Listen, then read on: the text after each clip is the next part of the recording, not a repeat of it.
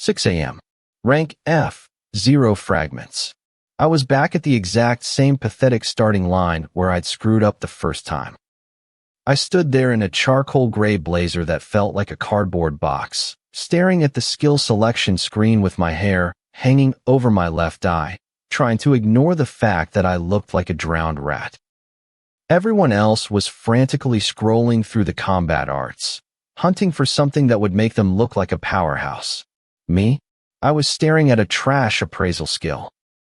To anyone else, it was a glorified magnifying glass. To me, it was the only way to stop being a rounding error in a world that eats losers for breakfast. If I could just see the blueprints, I wouldn't have to guess why I was dying.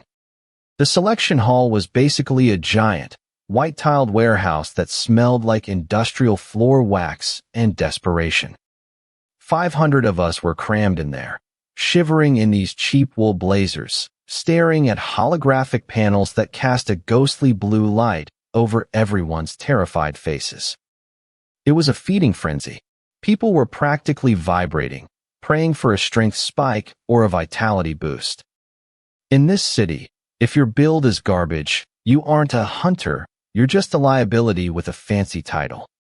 I'd spent years as that liability, clawing for mana scraps until the world finally decided I was a waste of space and killed me. I looked down at my wrist. The screen on my matte black digital watch was still cracked, a nice little souvenir from the moment my life ended in a shower of glass and screaming. I didn't want a combat buff. I didn't want to be strong. I just wanted to know where the traps were. True sight appraisal. The Academy Handbook described it as a utility-grade skill, which is professional speak for completely useless in a fight. It tells you a monster's name and its rank. Great. I can tell the thing eating my face that it's a rank C ogre. Thrilling. But for someone who has already lived through the game over screen, it was the only logical choice. You've got to be kidding me, a voice drawled. I didn't even have to look.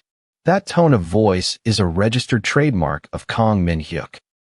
He was the golden boy of the intake, platinum blonde hair, electric blue eyes, and the kind of broad-shouldered confidence that only comes from never having failed at anything in your entire life. He was wearing the same charcoal blazer as me, but he had gold rank markers pinned to his lapels that probably cost more than my entire family's apartment. He was a walking advertisement for Born to Win genetics. He leaned over my shoulder, saw my selection, and didn't just laugh. He practically had a respiratory failure. He started announcing my choice to the rest of the group, telling everyone that I'd finally found a skill that matched my rank. He called me a professional spectator. I just stood there, blinking, letting him do his little victory lap while I stared at the prompt. Skill selection, true sight appraisal core fragments, 0. The numbers were a joke. I was a failure in a cheap suit. But while Min-hyuk was busy treating me like a punchline, I was realizing that he was the only one in the room who was actually blind. He thought he was mocking a loser. He didn't realize he was talking to the only guy who had already read the ending of the book. The lead instructor finally stepped onto the podium, looking like he'd been carved out of a piece of granite. His voice boomed through the hall, signaling that the selection phase was over. The holographic panels started to dissolve, the blue light fading back into the sterile white of the room. Suddenly, the atmosphere shifted. The mockery stopped, replaced by a sharp, jagged tension. Everyone started straightening their blazers and checking their gear, the air getting thick with the scent of anxiety and cheap cologne. I didn't feel the nerves. It's easy to be calm when you've already experienced the worst possible outcome and survived it.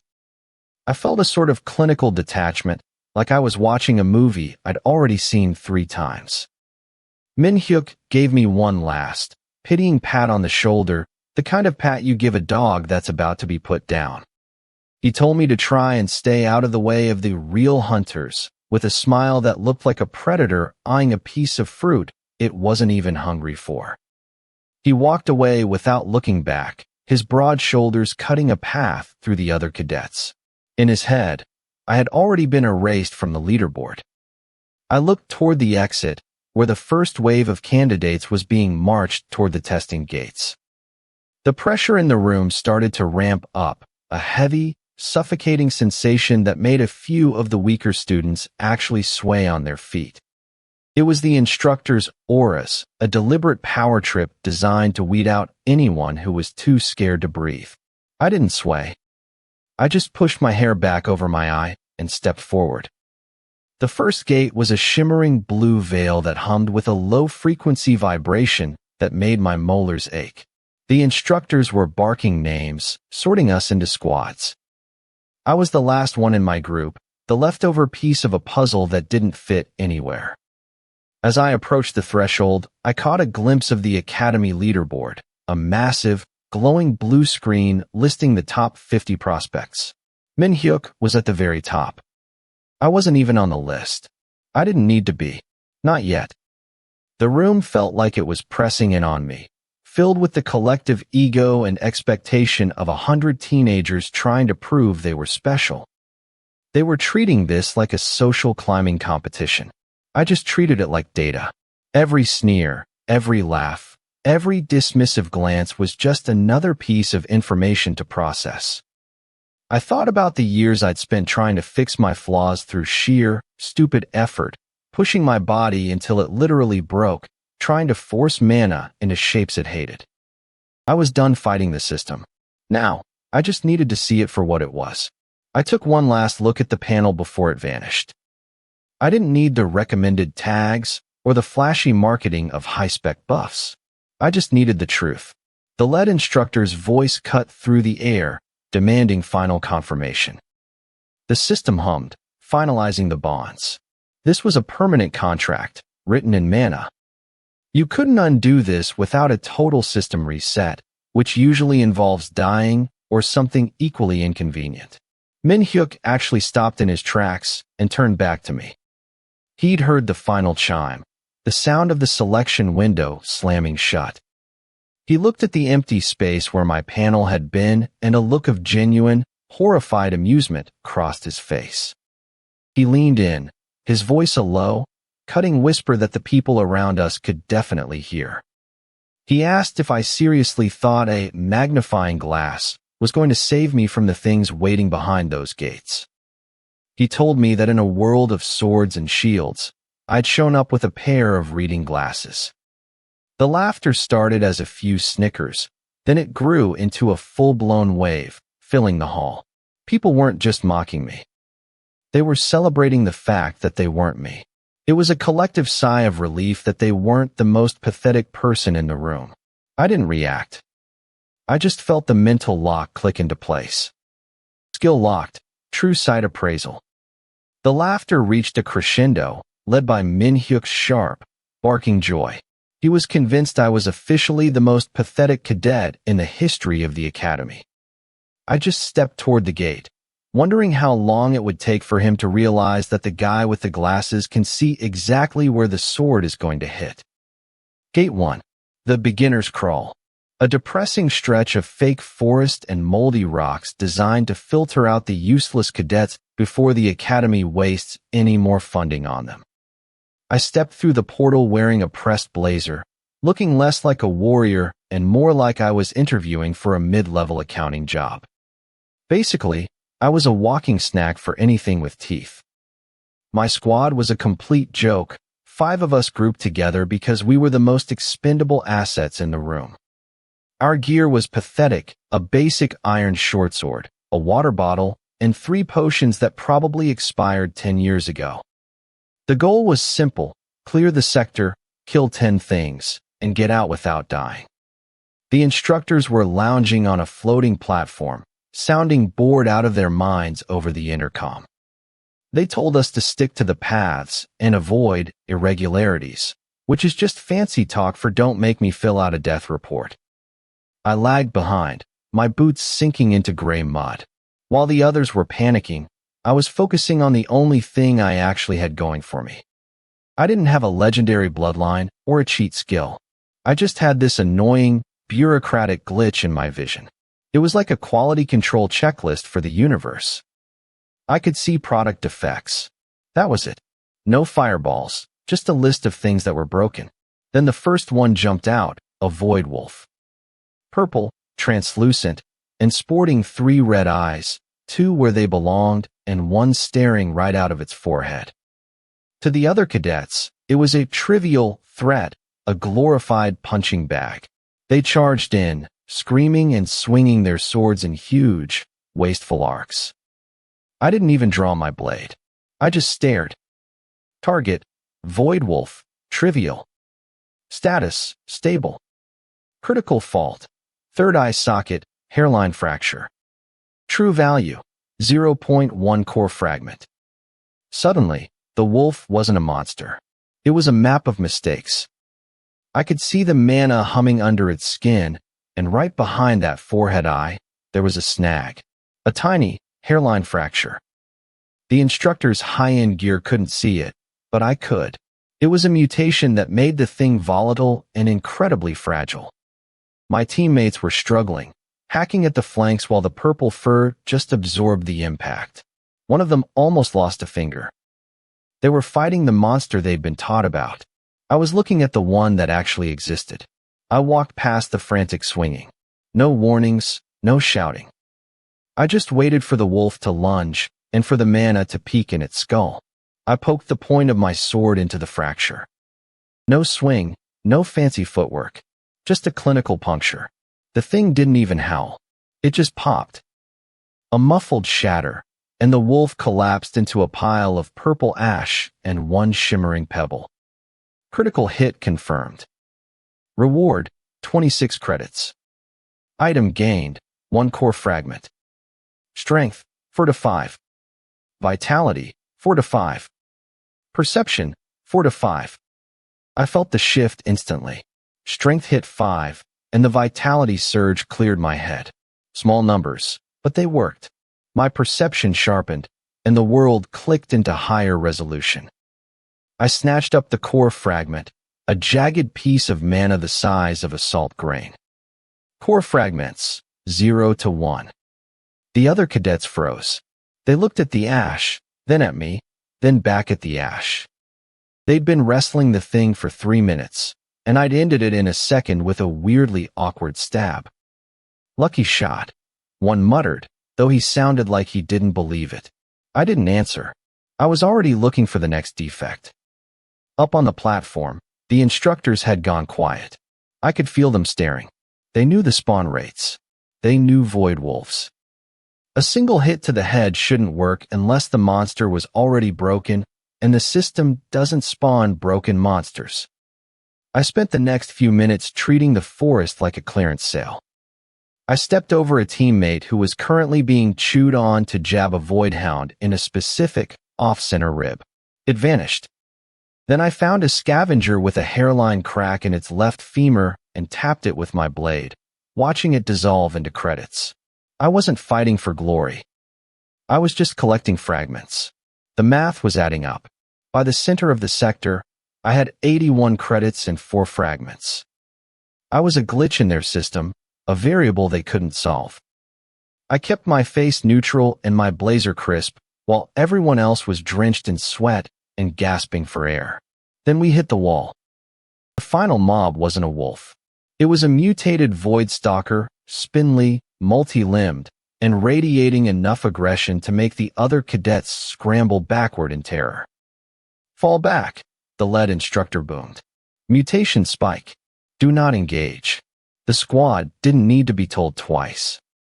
They retreated in a panicked heap, leaving a wide circle of empty space around the thing. The stalker screeched, vibrating my actual marrow, its claws digging into the stone. It was a jagged, unpredictable nightmare. The instructors were already calling for a reset. They were scrubbing the gate and marking the session a failure. In their eyes, this thing was way too strong for a bunch of rank FS. I saw a hairline fracture in its left ankle. I didn't fall back. I stepped right into the red zone. I could see the mana pulsing purple in its legs, but there was a blind spot, a tiny, brittle section of bone where the circulation failed. No flashy technique. I didn't even change my grip. I just waited for the stalker to shift its weight, waiting for the exact millisecond the pressure hit that fault line. I stepped in and drove the blade up. It was instant. The leg didn't just break. It exploded. The structural failure ripped upward, triggering a mana chain reaction that tore through its chest. It didn't even have time to scream before it folded in on itself, turning into a massive cloud of purple soot and a rain of fragments. Total silence. I stood there in the ash, my sword still humming. I didn't look at the monster. I looked up at the platform. The lead instructor was leaning over the railing, mouth open, looking like he'd just seen a ghost. I didn't stick around to watch the lead instructor have a stroke. I walked out, stripped my gear, and hit the showers. The hallway was a gauntlet of staring eyes. I'd actually done something, which in this academy is the fastest way to get bullied into a coma. The next morning, the dining hall felt like a different zip code.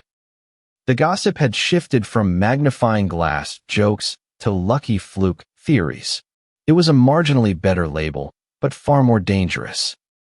People were looking at me with the kind of clinical curiosity usually reserved for a two-headed calf. I was halfway through a plate of synthetic protein that tasted like wet cardboard when the chatter died. The students parted in a synchronized wave of avoidance, and a D-rank senior stepped into my personal space.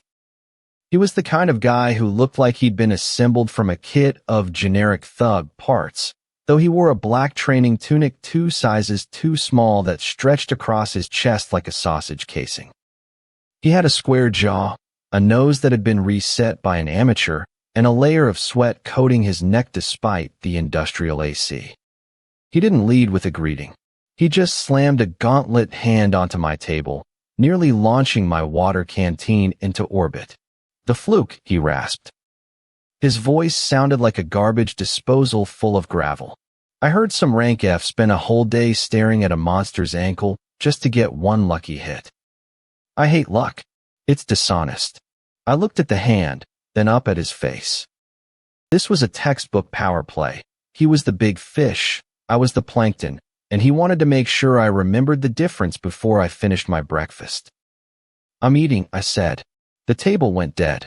A few students nearby actually winced. You don't tell a D-rank to hold on while you finish your cardboard protein. The senior's face turned a lovely shade of mottled purple. He didn't yell. He just grabbed the lapel of my charcoal gray blazer and hauled me out of my seat. He didn't even need a full grip. He just yanked me toward the training courtyard with the effortless motion of a man picking up a laundry bag. "Since you love analyzing things so much," he sneered, dragging me along, "you can analyze the feeling of your ribs cracking. Consider this a corrective lesson." The courtyard was a massive circle of white sand, ringed by a crowd of students and a few instructors who looked like they were contemplating early retirement. He threw me into the center of the ring and squared his shoulders, sliding into a heavy combat stance. He didn't even bother drawing a weapon. "Standard duel rules," he barked, glancing at the instructor for confirmation. "No weapons. First one to hit the dirt loses. I'll give the freshman 10 seconds to pray." I stood there, hair falling over my left eye, and let the cheat run. Target: senior student, rank D. Status: aggressive, overconfident. Critical fault: center of gravity, lower lumbar instability. True value low. He was a tank, but a clumsy one. His raw strength was high, but his mana circulation was a train wreck. He was shoving too much power into his upper body, leaving a structural gap in his lower back, a hidden stress point where his balance was held together by nothing but stubbornness and a bad habit. I checked my resources. 5 fragments. The system prompt flickered in the corner of my eye, reminding me that I was broke. Lock-on requires 10 core fragments. I had the map, but I didn't have the currency to buy the hit. If I swung now, I might hit the spot, but the guy's sheer physical mass would probably just absorb the impact. I needed the 100% crit. I needed the lock. I stepped back, circling him slowly. I wasn't looking for an opening. I was looking for a payout. "What's the matter?" he mocked, the sand crunching under his boots as he stepped forward. Too scared to use your magnifying glass? I didn't answer. I scanned the perimeter. The courtyard was littered with the debris of previous fights, shattered dummies, and discarded mana crystals. I spotted one, a jagged, low-grade core shard embedded in the sand near the edge of the ring. It was a piece of trash too small for anyone to care about, but to me, it was a lifeline. I didn't run for it. That would be an invitation to get punched in the face. I waited for the lunge. He charged, throwing a massive, sweeping right hook designed to end the fight in one go. I didn't dodge away. Instead, I stepped into the arc, sliding my foot just inches toward the shard. As I passed it, I didn't stop to pick it up. I just brushed my palm against it, triggering the system's absorption. Fragment gained, +2 core fragments. Core fragments, 5 to 7. Still not enough. I needed 3 more. I shifted my weight, pivoting on my heel to avoid the hook by a fraction of an inch. The wind from his fist whistled past my ear like a freight train. I didn't retreat. I stepped closer, diving straight into the danger zone. I drove my shoulder into his chest, not to do damage, but to force a reaction. He grunted, his massive arms wrapping around me to execute a throw. In that split second of contact, I felt the vibration of his mana. He wasn't just strong. He was leaking. Every time he exerted himself, tiny pulses of mana bled out of his skin. I focused the appraisal on the air around us, hunting for the same wrongness I'd found in the forest. There. A stray flicker of purple energy, a residue from some botched mutation spike experiment from earlier that morning. It was a floating mote of unstable mana, no larger than a dust mite. I inhaled, pulling the mote into my own circulation. Fragment gained, +3 core fragments. Core fragments, 7 to 10. The timing was perfect. The senior had just completed his throw. He had me mid-air, his grip tightening, his face twisted in a smug grin of victory. He thought he had me. He thought the fight was over. I didn't fight the momentum. I used it, twisting my body in mid-air to face him. Lock-on activated. Cost, 10 core fragments. Target, center of gravity. Crit probability, 100%. The world didn't slow down. It just became a transaction. The crowd and the senior's idiot expression vanished, replaced by a single, glowing red dot exactly 3 inches above the senior's belt line. I spent my last 10 fragments to buy a guaranteed hit. I didn't use a fist. I used the edge of my palm, slamming every ounce of my 5 points of strength into that single, microscopic coordinate. Crack. It wasn't a loud noise. It was a sharp, dry snap. The senior's expression didn't change at first. Then, physics decided to catch up. The lock-on bypassed muscle and bone to trigger a total structural collapse of his balance. He didn't just fall. He launched. The force of the 100% crit sent a shockwave through his frame. He flew backward, his boots leaving the sand, his body rotating in a clumsy, horizontal arc. He hit the ground 10 feet away with a heavy thud, skipping once across the white sand before coming to a dead stop. Silence returned to the courtyard. I landed on my feet, my charcoal gray blazer barely out of place. I glanced at my wrist. Core fragments, 10 to 0. The senior lay in the sand, staring up at the sky. He wasn't unconscious, but he wasn't moving. He looked completely blindsided. He tried to speak, but all that came out was a pathetic, wheezing sound. I turned and looked at the holographic leaderboard floating above the plaza. For a second, the white text flickered. My name didn't appear yet, but the system was recalculating the weight of the event. A rank F had just one shot a rank D. The crowd finally reacted. The laughter was gone, replaced by a heavy, suffocating tension. I could see the instructors leaning forward, their faces no longer bored. I walked toward the exit, not glancing back at the man in the sand. I had 84 credits, 0 fragments. and a very large number of people who now wanted to kill me. As I reached the edge of the ring, the silence of the crowd felt heavier than any noise. I looked back one last time at the senior, who was still sprawled in the dirt, his body trembling as he tried to process the impossibility of his defeat. He slowly lifted his head, his eyes wide and bloodshot, his expression a shattered mask of disbelief and horror as he stared up at me, the trash who had just broken him. The duel didn't give me a crown. It gave me a migraine. For 3 days, I was the Academy's favorite ghost. Everyone whispered about me. Everyone stared at their tablets to avoid looking at me. I spent my time avoiding the cafeteria, which is basically a Hunger Games simulation for social climbers, and staring at my inventory. It was a joke. 1 iron shortsword. A water canteen that was mostly air. 2 mana potions. 0 fragments. 0 fragments means I'm blind. No guaranteed hits. No edge. I was just a civilian in a fancy blazer until I could find something to scavenge. Next morning, I skipped the training grounds. Training is for people who think hard work actually pays off. I went to the archives instead. The library is a warehouse. Huge piles of old paper. Crystals that smell like dust. Crystals that smell like failure. I wasn't there to read. I'm not that delusional. I went because the mana density in the sector is a total disaster. If you know where to look, the corners of the old stacks are full of leaks. Stagnant puddles of energy. Leftovers from centuries of scholars who couldn't keep their circuits straight. I spent 2 hours scouring the 3rd floor. No strolling. Just hunting for that specific, jagged flicker of waste. I finally found a cluster of 3 motes. They were clinging to the underside of a mahogany table like glowing mold. Fragment gained, +1 core fragment. Core fragments, 0 to 1.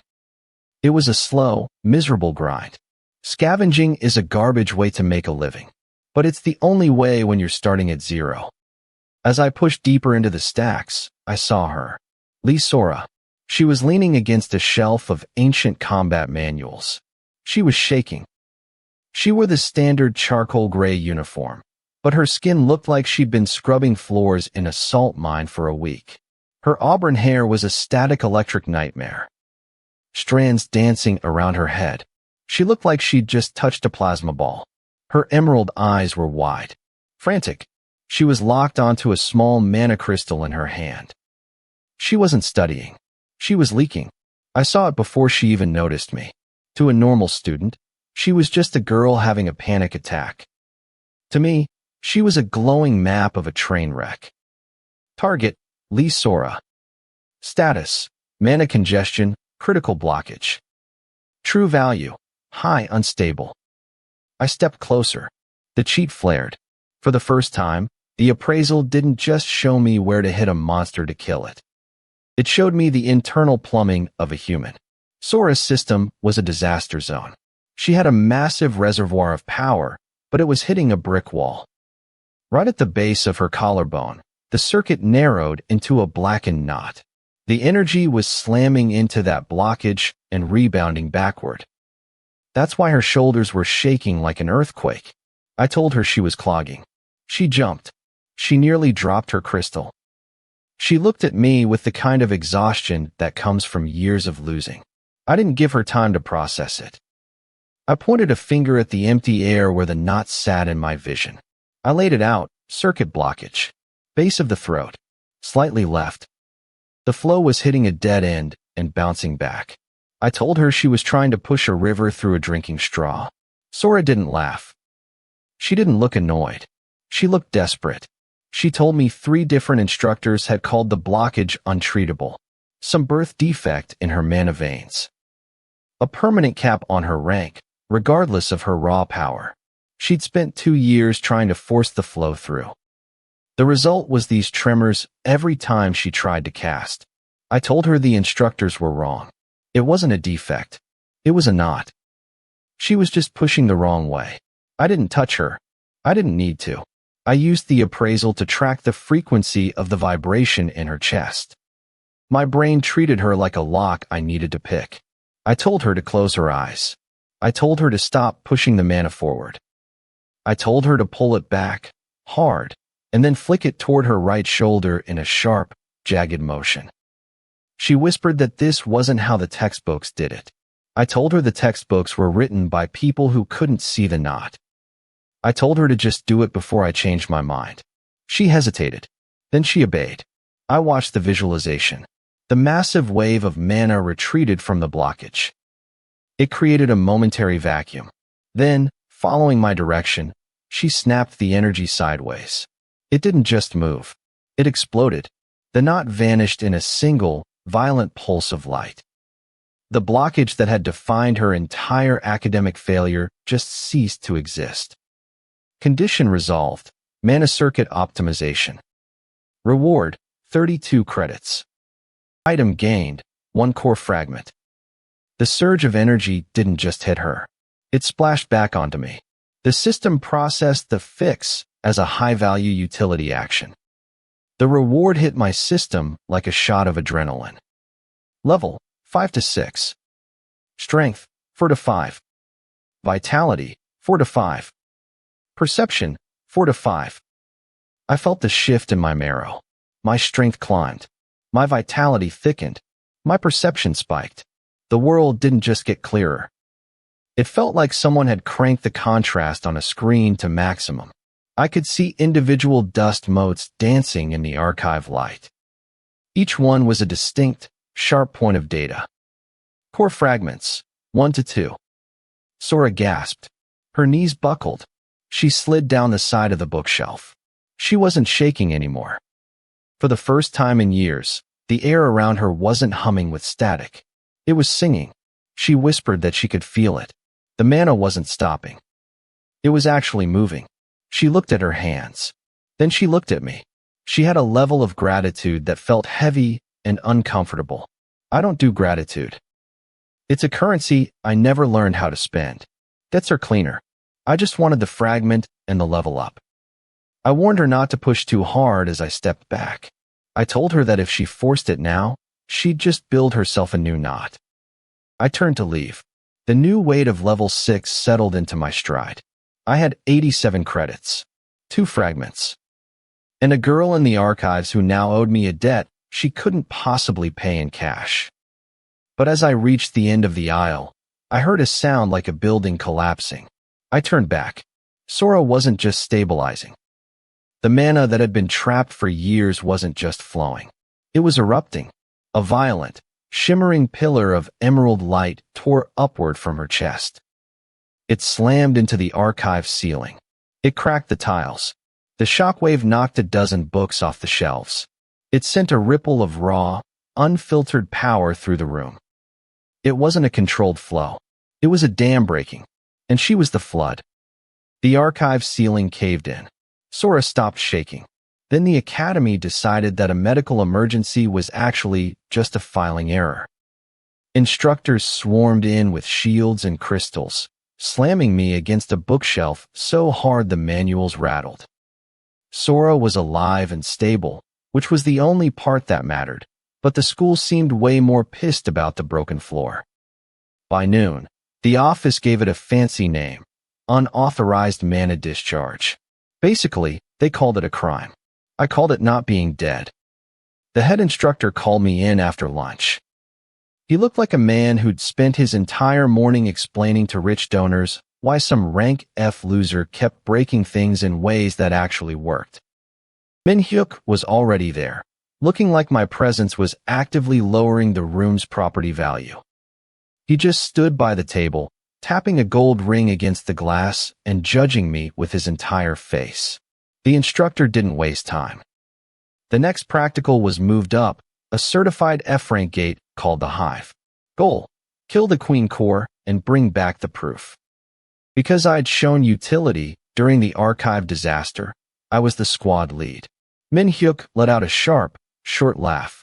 His ego was basically filing a formal protest. I ignored him and checked the tablet. Mud tunnels and resin walls. In my first life, the Hive was a joke. Cadets would clear the surface, miss the secret room, and walk away with a mediocre grade.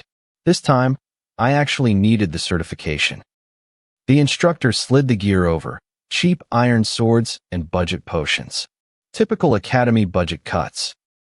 He mentioned that rank E required a full clear and that Min-hyuk would take over as combat lead if I messed up. Min-hyuk loved that part. I just signed the tablet. When the gate opened at the West Hall, half the freshman class was watching. Half were jealous that an F rank was getting a break, and the other half were looking at me like a stock they wanted to buy before the price jumped. Sora was in the back, pale but standing. She wasn't looking at me like a fan anymore. It was trust. Which meant I actually had to be useful on purpose now. Great. We stepped into the hive. It was narrow, damp, and smelled like a sulfur pit. Yellow-brown resin coated the walls, and the floor tried to eat my boots. Then came the chittering, like someone shaking a bucket of silverware. The first wave of insect workers rushed us. They were low-level trash, but enough of them could turn a school blazer into a rag. Min-hyuk jumped in first, his sword cutting a clean, bright arc through the lead bug. He was annoyingly fast. Even a brat has talent if he's rich enough. The rest of the squad relaxed. Huge mistake. I felt the pressure in the resin shift. The tunnel behind the bugs pulsed. These things weren't trying to kill us. They were just blocking the wrong path. I told the squad to stop burning stamina and let Min-hyuk hold the center. He snapped that he didn't take orders from a utility slot, and a worker immediately dropped from the ceiling, nearly slicing his shoulder open. I stepped in and jammed my blade into the shell seam at its neck. The thing dissolved into purple pixels. Min-hyuk stopped talking. Perfect. We pushed deeper. I ignored the obvious paths and tracked the fresh slime marks in the resin. The map pointed toward a main chamber, but my appraisal showed stress lines curving away toward a dead wall on the right. The main chamber was a trap. I told the squad to ignore it. Min-hyuk tried to argue. He just wanted to run forward and hit things, so I pointed to the goo by his boot. A thin line of secretion was being sucked sideways by a draft from a hidden space. He looked. His smirk twitched. The recording crystal above us rotated, broadcasting the whole thing to the instructors. Good. Let them watch the part where the trash skill saves them a cleaning fee. We hit the fake wall after another messy fight. The squad was sweating, blazers torn and hands shaking. Min-hyuk had a shallow cut on his arm and was pretending it didn't hurt. I noticed. Blood in a gate is basically an invitation for everything to eat you. To everyone else, the wall was solid resin. To me, it looked like a bad patch job. I didn't bother with lock-on. I just wedged the sword into a hardened knot at the bottom and leaned my weight into it. The wall folded in with a wet crack, letting out a wave of rotting air. The hidden room was a nightmare of egg sacs and frantic bugs. At the end sat the queen, a bloated ruin of chitin and milky eyes. A pulsing core was shoved under her throat. Min-hyuk whispered that the instructors said the queen's room was shallow. I told him the instructors were welcome to come down here and tell her that. The queen shrieked and the workers charged. I saw the disaster unfolding. The shields were too slow, Min-hyuk was charging blindly, and the casters were standing right next to the eggs. I screamed for the shields to plug the entrance and told the casters to get their asses away from the eggs before they hatched. I took the right wall, where the resin supports were thin. Target, Hive Queen. Status, guarding core chamber. True value, contract clear condition. The throat core was a fake, just a mana gland to bait attacks. The real core was buried under her stomach. Min-hyuk lunged for the throat. I yanked his sleeve back, just as a worker's hook sliced the air where his ribs had been. Then the fake gland spat acid, hissing inches from his boots. He looked at the acid, then at me. I pointed to the resin under the queen and told him to push her left. He didn't argue this time. Min-hyuk hit the queen with everything he had, forcing her to shift. I used the opening, sliding under a hooked limb and driving my blade into the resin pocket beneath her. I twisted until the hidden core snapped. The queen froze. The fake gland collapsed. The whole room dissolved into purple pixels. The hive cleared. Certification result, rank E breakthrough. Hunter rank, F to E. Level, 6 to 8. Strength, 5 to 7 vitality, 5 to 7 perception, 5 to 7. Reward, 35 credits, total, 90. Core fragment gained, 1, total, 4. The gate spat us back into the yard. The blue certification screen hovered over us. Rank E. The whispers started immediately, rich kids being jealous, experienced students getting worried, and the rest just calculating how to use me. Sora lowered her tablet slowly. The lead instructor stared at the panel like it had personally betrayed him. Min-hyuk didn't look at the crowd. He looked at the resin on my boots, the full potion on my belt, and the fact that I'd gotten a clean kill. He finally realized I wasn't just lucky. I was efficient. The academy didn't clap when my certification posted. They sent a bill. The next morning, a tuition warning hit my tablet. No fluff. No grace period. Just pay up or get out. It was a laundry list of administrative fees, equipment assessments, and unauthorized archive damage reviews. Basically, a professional way of telling me I was bankrupt. I checked my balance over breakfast. 87 credits, 2 core fragments, 1 iron shortsword with a nicked tip, 1 canteen, and 2 mana potions. My entire future fit in a locker that smelled like boot leather and industrial bleach. By lunch, the bursar's office flagged my account. Expulsion meant a blacklist. No guild license. No contracts.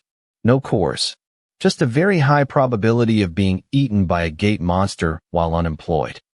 The paperwork used soft language, but the result was a one-way ticket to poverty. Naturally, I went shopping where the academy specifically told students not to shop. The legal market under the East Plaza was all bright signs and clerks with commission-hungry smiles. I ignored it. A legal academy blade cost more than my annual rent and came with a 30-minute lecture on responsible use. I needed something cheap, effective, and unlikely to trigger a disciplinary hearing before dinner. The black market entrance was tucked behind a steamed bun stall near the maintenance tram line. It required 3 alleys past the laundry vents, 1 staircase down, 2 turns through service tunnels, and a steel door painted the exact shade of "Don't Look at Me" gray. It was a practical route with low camera coverage and a smell that suggested the plumbing had given up in the 90s. It was the kind of place where you could buy illegal sharpening oil and a side of food poisoning in the same transaction. A guard with a flat nose and a split lip watched the door. He took one look at my academy blazer and decided I was either a moron or a payday. He asked what I wanted. I told him I had cores to appraise and gear to trade. He started laughing, which stopped abruptly when I showed him the small, cracked shard I'd scavenged from the hive's residue pile, the one the instructors let me keep because it looked like literal garbage. Useful. Inside, the market was a claustrophobic basement of folding tables and people pretending they weren't staring at each other's throats. The ceiling was low enough that the taller hunters had to duck under leaking pipes, and the fans just pushed the stale heat around in a circle. The whole place smelled like sweat, old metal, damp concrete, and desperation. I walked slowly, mostly because my boots kept sticking to the floor. Weapons sat under scratched glass, and cores were displayed in lead-lined trays. Potion bottles stood in rows with handwritten labels promising stamina and focus, though they probably just promised organ failure. One dealer tried to sell me a rare flame talisman that my true sight marked as a cracked hand warmer with some decorative red paint. Hard pass. The contact waited at the far table. He didn't have a name. Men like him only have names on police reports. He had pitted cheeks, nicotine-stained teeth, and knuckles that looked like they'd been used to hammer nails. His coat had too many pockets, and none of them were empty. He eyed my blazer, my boots, and then the shard in my hand. He told me academy kids usually came here to sell stolen potions, or buy fake courage. I told him fake courage had a terrible resale value. He gave me a smile that didn't reach his eyes and opened a velvet tray. Most of the cores inside were junk, dull, overused husks scraped hollow by greedy handlers. Official shops rejected them based on weight and resonance. The black market sold them to desperate people and called it opportunity. Then I saw the black core. It was ugly, thumb-sized, clouded, and uneven. The seller had marked it as defective training scrap.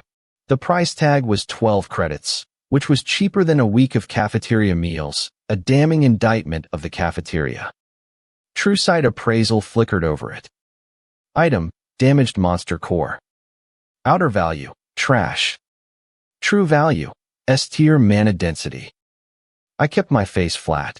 The dealer followed my gaze and snorted, calling it dead stock from a failed collection team. He offered to throw it in for free if I bought something real. The market's favorite mistake, judging the box because the contents looked poor. I didn't smile. I didn't even blink. I asked to see the blades. He produced 3, a warped iron cleaver, a narrow thrusting sword with a repaired tang, and a black steel blade wrapped in stained cloth. It was single-edged and jagged, with one blue rune set into the hilt.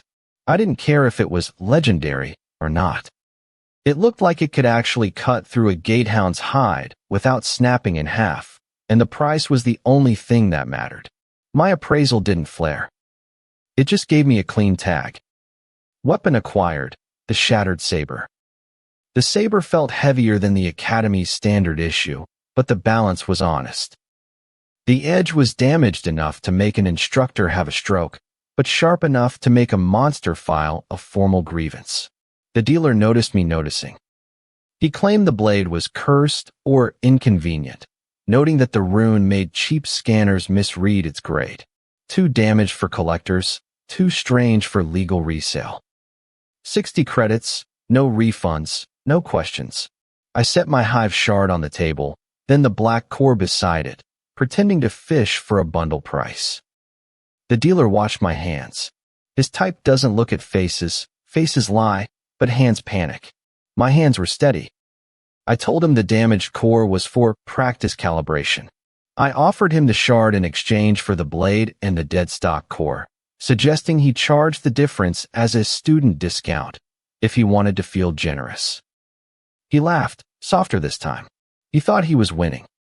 He weighed the shard on a brass scale and checked the resonance with a cheap crystal rod, pretending to be annoyed that the numbers were too high. He cheated me by a few credits just to feel superior. I let him. I needed him comfortable. He pushed the saber across the table. The moment my fingers closed around the grip, the system processed the exchange, the residue, and the core handling in one massive burst. Level, 8 to 10. Strength, 7 to 9, plus 2. Vitality, 7 to 9, plus 2. Perception, 7 to 9, plus 2. Reward, 38 credits. Credits, 125. Core fragments gained via True Sight Appraisal, 2. Core fragments, 6. Black market contact acquired. The sudden jump to level 10 didn't make me rich or exempt from the Bursar's wrath, but it did stop my arm from shaking. The saber felt a fraction less stolen and a lot more lethal. Progress. I wrapped the blade in the stained cloth and slid the black core into my inner blazer pocket. It pressed cold against my ribs. The dealer's eyes followed the movement, then flicked back to the empty space on the table. His smile thinned. The cheap resonance rod on his table flickered once, delayed, then flashed a blue so brilliant that every nearby stall went silent. The dealer looked at me and finally realized I'd known the core's value before he'd even woken up that morning. I didn't stay to watch him process the loss. I turned and walked back toward the surface, feeling the weight of the saber against my hip. I still owed the Academy a small fortune, and I was technically one bad day away from being a homeless fugitive, but I had a weapon that actually worked and a level up that felt like a punch to the gut. As I climbed the service stairs, I passed a group of freshmen in pristine white uniforms, talking about their strategic training seminars and the quality of the dorm tea. They looked soft. They looked like they had never seen a black market dealer's nicotine-stained teeth. I tightened my grip on the cloth-wrapped hilt and stepped out into the light, wondering how long it would take for the bursar to realize I wasn't planning on paying in credits. The black market didn't chase me. They just remembered my face. By morning, the dealer's scanner had leaked my identity to the academy and gossiped their moves faster than mail because being a jerk is a full-time hobby. I rolled back into class with a loadout consisting of the shattered saber, a core in my blazer, and a bank account that wasn't empty. That was apparently my survival plan. The academy's solution was a safe gate. In academy speak, safe means the records are old. The monsters are weak. The instructor is a coward. It's a label for, will probably kill you. It was a remedial stability survey, a quick look over, before freshmen used it for target practice. Min-hyuk was leaning against the briefing table. He was a walking advertisement for rich and annoying, complete with gold rank pins and a face that had never experienced a single stressful thought in its life. He looked at the tablet, then at my wrapped sword. He wanted to ask about it. He didn't. It was a truce. A thin, fragile truce. The instructor paired us anyway. Officially, Min-hyuk was my combat insurance. Unofficially, the administration wanted a witness they actually trusted to make sure I wasn't cheating. Sora hovered by the door with archived notes. She'd volunteered to help me cross-check the gate records after her own training. It wasn't romance. It was just unpaid labor with eye contact. Still expensive. She tried to warn the instructor that the survey file was a mess. He brushed her off as archive corruption and told her to get back to her drills. Great. Now she spends her free time worrying about my paperwork. The gate mouth was a standard blue shimmer in the lower yard. No crowds. Safe work doesn't sell tickets. A few cadets watched from the sidelines, hoping I'd fail in a small, embarrassing way. One joked that I'd upgraded from a trash skill to a trash blade. I looked at his regulation sword, which was still spotless because he'd never actually used it. Pass. The second I stepped inside, the place looked wrong. It was a shallow mining pocket, old stone, timber frames, and academy stabilizer stakes. The air was warm, stale, and felt like chewing on a rag. Min-hyuk drew his sword. I unwrapped the saber. The black steel didn't shine. It just absorbed the light. Jagged edge, one blue rune, and a grip worn smooth by people who probably owed a lot of money. A trivial class stone grub popped out of the wall, a pale, segmented drill with teeth. Min-hyuk sliced it in half before it reached the middle of the hall. Purple pixels sprayed his boots, and he gave me a look that said, "See? This is how actual swords work." Very educational. The tablet told us to check 2 stabilizers, confirm there wasn't a nest, and leave. It was a job so simple the academy probably priced it below the cost of a sandwich. Then true sight appraisal hit the timber frames. Thin red lines appeared over the beams. The stabilizer stakes were pumping mana, but the flow was stuttering. Bad anchors. Old repairs. There was a massive amount of weight shifting above us in a pocket that had been cleared but never sealed. Structural analysis activated. Gate stability, failing. Collapse timer detected. Great. Now I could see exactly how many seconds I had before I became a pancake. I stopped dead. Min-hyuk took 2 more steps before he realized I'd quit. He looked back, annoyed, until the tunnel gave a low, wooden groan. Then he shut up. Useful. I scanned the area. The red collapse pattern was overlaid across the stone. The kill zone was sitting right where Min-hyuk was, wide, open, and exactly where a confident lead would stand. I told him to move back. He asked if I saw a monster. I told him I saw the bill for standing there. He didn't like the answer, but he moved his boots. A little. Then the grubs arrived in a wave. They burst from the walls, pale, twisting bodies. They aren't a threat one-on-one, but they're a nightmare in a tunnel that is currently preparing to bury you. Min-hyuk reacted first, all clean cuts and professional footwork. He was good enough to make bad decisions look like a choreographed dance. I worked beside him. The shattered saber bit into the first grub with a rough crack. Not elegant, but it worked. The jagged edge tore through the shell. Purple pixels hit my sleeve, and the blue rune flickered. The timer pulsed. I didn't tell him the countdown. If I gave Min-hyuk a number, he'd spend 10 minutes arguing with it. I grabbed the back of his blazer and yanked. He nearly elbowed me in the face, until a timber beam snapped exactly where his head had been, showering his hair in stone chips. His expression changed. Finally. We ran, and we ran it the ugly way. I didn't care about form. I just wanted to stop being in a place that was actively trying to delete us. This was the Academy's idea of beginner content. I kept the saber low and followed the red lines. The official route wanted us to go left. The building wanted us dead. I chose the right.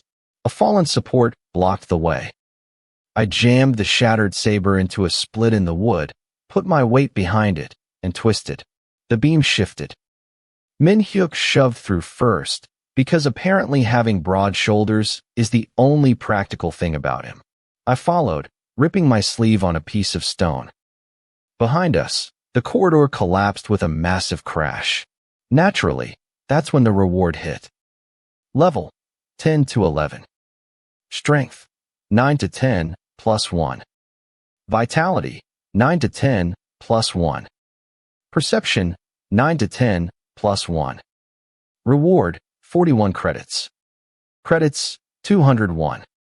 Core fragment gained, 1. Core fragments, 8. Level 11. A few stat bumps and some pocket change. The extra strength hit my legs while I was still sprinting. Terrible timing, but I'll take payment in any currency. My lungs were burning, and I had a mouthful of stone dust. Min-hyuk looked back once. This time, he wasn't checking if I was keeping up. He was checking the ceiling to see where I was looking. Progress. We hit the last bend. The blue light of the portal was visible through the dust. The monitoring crystal near the frame was flickering, half buried in a crack. The staff outside were probably seeing a fragmented mess, just enough for them to deny any responsibility. Behind us, the survey corridor folded in on itself. A wave of dust chased us out. The floor jumped so hard I slammed my knee into the wall. Min-hyuk caught my sleeve before I went down, and for once, he didn't make a speech about it. The red overlay pulsed one last time over the entrance arch. I looked up, and the ceiling cracked exactly where the system said it would. The ceiling cracked over the gate entrance, so I hurried through before it collapsed. Min-hyuk shoved through the blue shimmer first. I followed with dust in my mouth, and the mining pocket folded behind us hard enough to knock both of us across the practice yard. The academy staff ran over with stretchers. I stayed on my knees and checked that my legs still belonged to me. They did. Annoying, but useful. The lead instructor wanted a clean report. He got Min-hyuk coughing stone dust into his sleeve and me handing over a survey tablet with red stability marks burned across the file. That made the paperwork louder than my opinion, which was good, because my opinion was mostly that their safe gate needed a refund label. Next morning, the academy tried to keep us on campus for debriefing. Meanwhile, the city alarm started screaming from the south wall. A breach had opened into the slums. Not a training pocket, not a controlled drill. Real street, real families, real rent, due even if a monster ate the landlord. The alert map showed a mess of service roads and market alleys, the kind of place where you buy counterfeit potions and hope they don't dissolve your stomach lining. My kit was not impressive. The shattered saber on my hip. One canteen. Mana potions clinking in a side pouch. Cracked watch on my left wrist. Blazer torn at the sleeve. Boots still full of grit from the collapsed gate. That's it. That is my entire professional loadout for a citywide emergency. I was basically a glorified errand boy with a piece of broken metal. I went anyway. The breach trail was easy to follow once I left the academy road. Burn marks on concrete. Purple residue in the gutter. A delivery cart split open. Cabbages rolling through dirty water. People were running uphill with bags of rice and bundled blankets while the city guard shouted instructions nobody had time to respect. The slums sat below the licensed districts, packed tight against the old drainage channels. Corrugated roofs, patched windows, laundry lines, narrow stairs slick with cooking grease and rainwater. A place built by people who had learned that official help arrived after the damage report. A void wolf landed on a noodle stall. Large canine body. Translucent purple fur. 3 red eyes. Obsidian claws through sheet metal. The vendor screamed and threw broth at it, which was not in any academy manual, but honestly had better timing than some cadets. The wolf twisted toward him. A massive man hit it with a riot shield. Not blocked. Hit. The impact drove the monster sideways through a stack of plastic crates.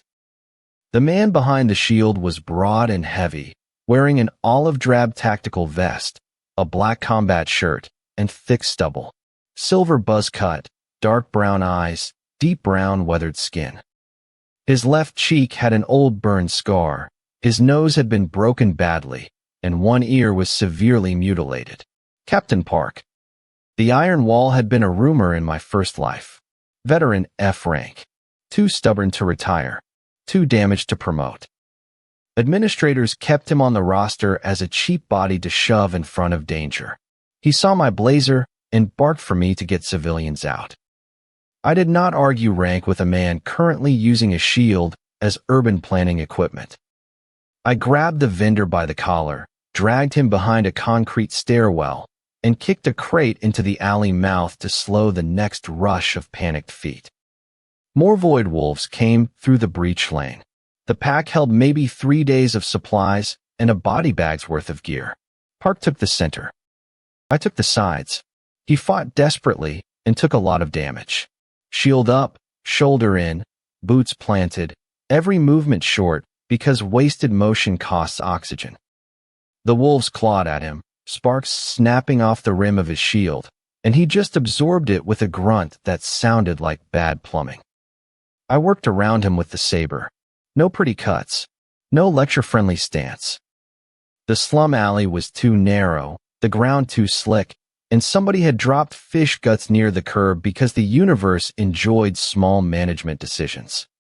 I used walls, carts, hanging wires, anything that forced the wolves to turn badly before they launched. True sight appraisal opened in flashes as they moved. I did not spend lock-on. I did not have the core fragments to waste, and the cooldown would leave me looking very educational on a death certificate. Instead, I used what the skill gave for free. Shoulder joint under the translucent fur. Rear leg slipping where claws scraped wet concrete. Third eye blinking slower after shield impact. The first wolf lunged over a fallen scooter. I stepped inside, let its claws rip through my already ruined sleeve, and drove the shattered saber under its jaw. The jagged edge caught, dragged, and tore. Purple pixels burst over my shirt. Park glanced at the dissolving monster, then at my sword. He did not compliment me. Good man. A second wolf went for a child trapped under a fruit cart. Park slammed his shield down, caught its claws on the rim, and shoved it back with raw strength that should not have belonged to a veteran stuck at F rank. His knee buckled for half a breath. Old injury. Bad one. He adjusted before most people would have noticed. I noticed. The child crawled free. I hooked the fruit cart with my foot and yanked it sideways to open the route. A woman pulled the child into a doorway and slammed it shut hard enough to crack the frame. Practical parenting. The breach pulsed at the end of the lane, a dirty tear between 2 apartment blocks. Not stable. Not large. Enough to keep bleeding monsters if nobody cut the flow.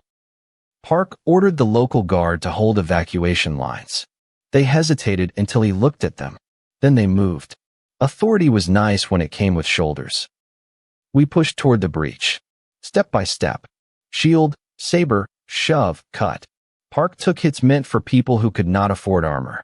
I cut the wolves when they overcommit.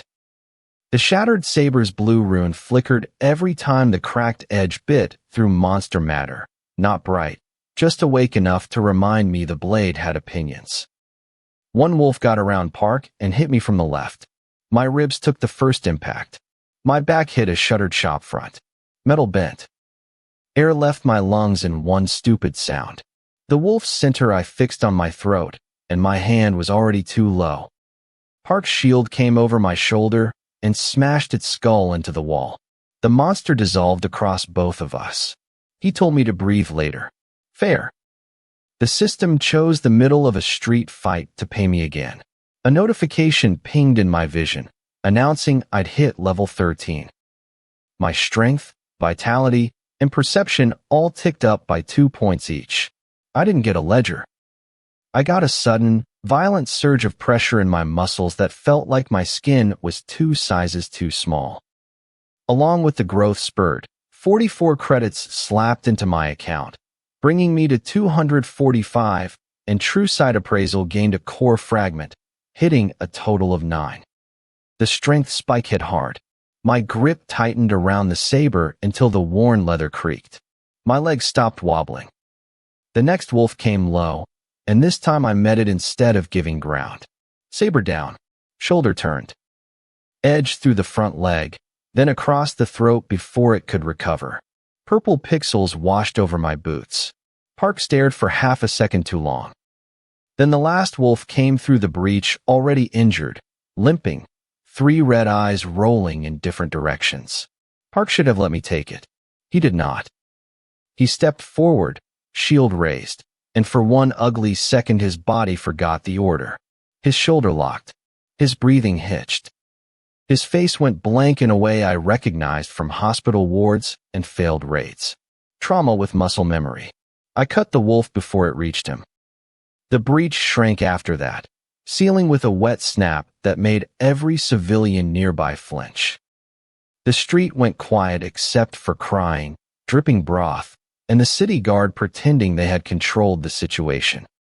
Park sat on an overturned crate and pressed 2 fingers under his ribs. Blood soaked through his black combat shirt beneath the vest. Not fatal yet. Expensive soon. True Sight Appraisal flickered over him before I could stop it. His mana circuits were wrong. His circuits weren't weak. They were scarred and rebuilt, forced through channels never meant to carry that much pressure and left to degrade when the process failed. F rank on paper, but the damage pattern was not natural training wear. Someone had pushed him higher once, then buried the invoice in his body. Park saw my face change. He laughed once, dry and mean, and asked if my trash skill had finally noticed the stitching. I said nothing, because sometimes silence gets better answers than manners. He wiped blood from his mouth and told me S ranks were crafted, not born. Park's line stayed in my head for one night. Then the academy handed me the contract paperwork. Turns out trauma doesn't stop the billing cycle. By morning, my blazer was a mess of bad stitching, my ribs screamed every time I inhaled, and the certification office was demanding proof that my recent results weren't just a clerical error. Fine. They slid 3 contract tablets across the desk before lunch. High difficulty cadet work. The kind of meat grinder jobs usually reserved for leaderboard pets. Donor children. Trust fund brats with lawyers on speed dial for when the gate ate them. I took all 3 because my bank account was screaming. The clerk looked at my F-rank file, then at the tablets, then at me. Patchy beard, red nose, sweat dark collar. He asked if I had misunderstood the assignment. I told him the handwriting was clear. Contract 1, resin storage sweep. Old hive residue, no live queen. Contract 2, a flooded maintenance pocket with shell-backed crawlers nesting under collapsed walkways. Contract 3, a kennel gate with void wolf strays. None of them were dramatic enough for a speech. All of them paid if you cleared them fast. The leaderboard crowd laughed when I entered the first gate. They stopped laughing when I came out before the inspection team had even finished arguing over which camera angles looked best for the recording. True Sight Appraisal didn't make me stronger for free. It just made wasted effort look expensive. In the resin sweep, I ignored the obvious tunnels and sliced straight through a storage membrane that had already begun separating from the wall. The insects came single file after that, angry, sticky, and stupid. The shattered saber tore through their joints while purple pixels splashed across old amber resin. A cadet outside claimed I'd just gotten lucky. Then he stepped in the resin I dragged back on my boot and fell flat on his face. The impact made the contract clerk spill tea all over his own tablet. Good. The second contract smelled like drain water and rusted brackets. Shell-backed crawlers clung to the undersides of broken walkway plates, waiting for anyone heavy enough to trigger the collapse. I wasn't heavy. I was just tired, armed, and very interested in keeping my boots dry. True sight marked the weak plates. I used them as bait. One kick, one crack, one crawler dropping into the water with its legs flailing. The others shifted toward the sound, and I cut them as they climbed. Efficient work. Ugly work. Academy-approved work, which meant some administrator had found a way to charge a service fee for it. Repair resin, canteen refills, and rented cleaning brushes all came with Academy markups. Every single payout mattered. By the third contract, the crowd had shifted. Less laughing, more whispering. Min-hyuk stood near the gate frame with his arms folded, gold pins clean, expression not. He didn't try to stop me. He just watched the tablet timers with a look of profound annoyance. The kennel gate opened into cracked concrete yards and low chain fencing. Void wolf strays paced between broken posts, translucent purple for twitching, 3 red eyes tracking heat. Not a full pack, just enough to punish sloppy footwork. I didn't bother with lock-on. The saber stayed low. The first wolf lunged over the fence and clipped its own shoulder on a bent support post. True sight gave me the angle. I stepped in, cut under the front leg, then across the throat before it even landed. Purple pixels scattered over the concrete. The second wolf circled wide. I let it. The kennel yard had old feeding troughs bolted to the floor, and the left trough had a loose bracket. I kicked it loose as the wolf moved, metal shrieking across the concrete. It stumbled for half a breath. Half a breath was all I needed. The third wolf tried the direct approach. Respectable. Dead. When the gate exit opened, the inspection team was still on the safe side of the frame, pretending their silence was a sign of professionalism. The contract tablets confirmed all 3 clears in sequence. No missed objectives. No unverified kills. No party assist. The system paid me in the middle of the practice yard. Level, 13 to 15. Strength, 12 to 14, plus 2. Vitality, 12 to 14, plus 2. Perception, 12 to 14, plus 2. Reward, 47 credits. Credits, 292. Core fragments gained via True Sight Appraisal, 2. Core fragments, 11. 2 levels. A decent bump to my base stats. I could actually feel the vitality knitting the last of the soreness in my chest, and the perception made the edges of the world snap into a sharper, colder focus.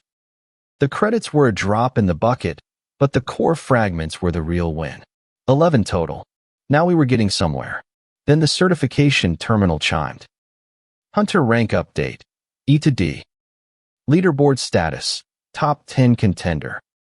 The certification tracked the average difficulty of the contracts I'd cleared. E to D.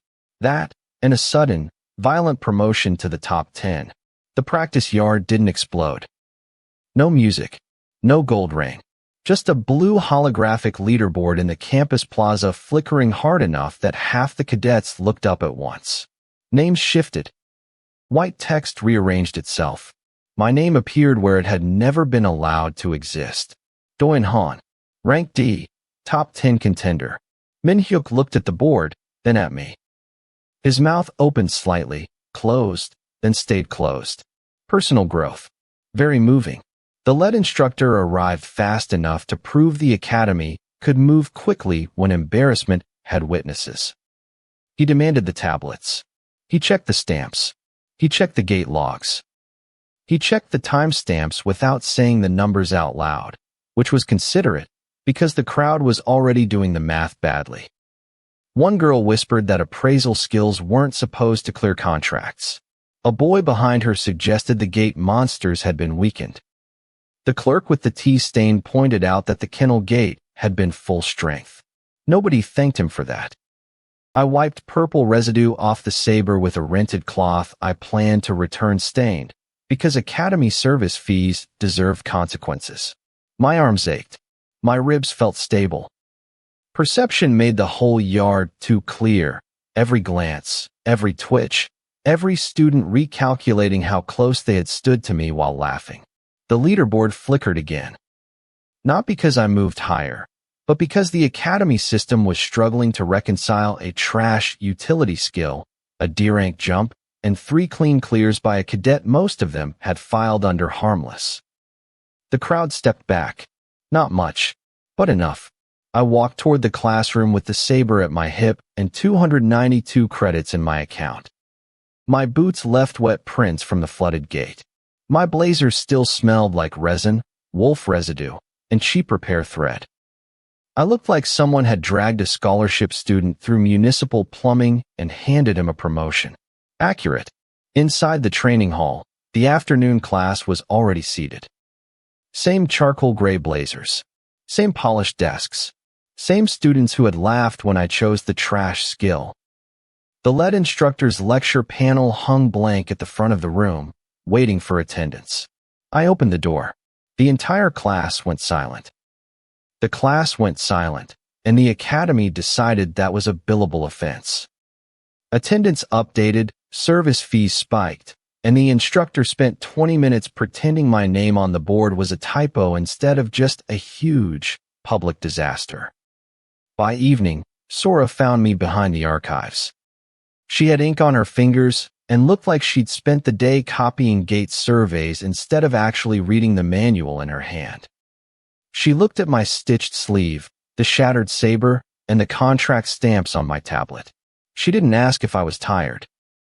My face was doing the talking for me. She told me about a sealed pocket listed as inactive. A dead gate. No monsters, no loot, and 0 instructor patrols because inactive gates don't pay overtime.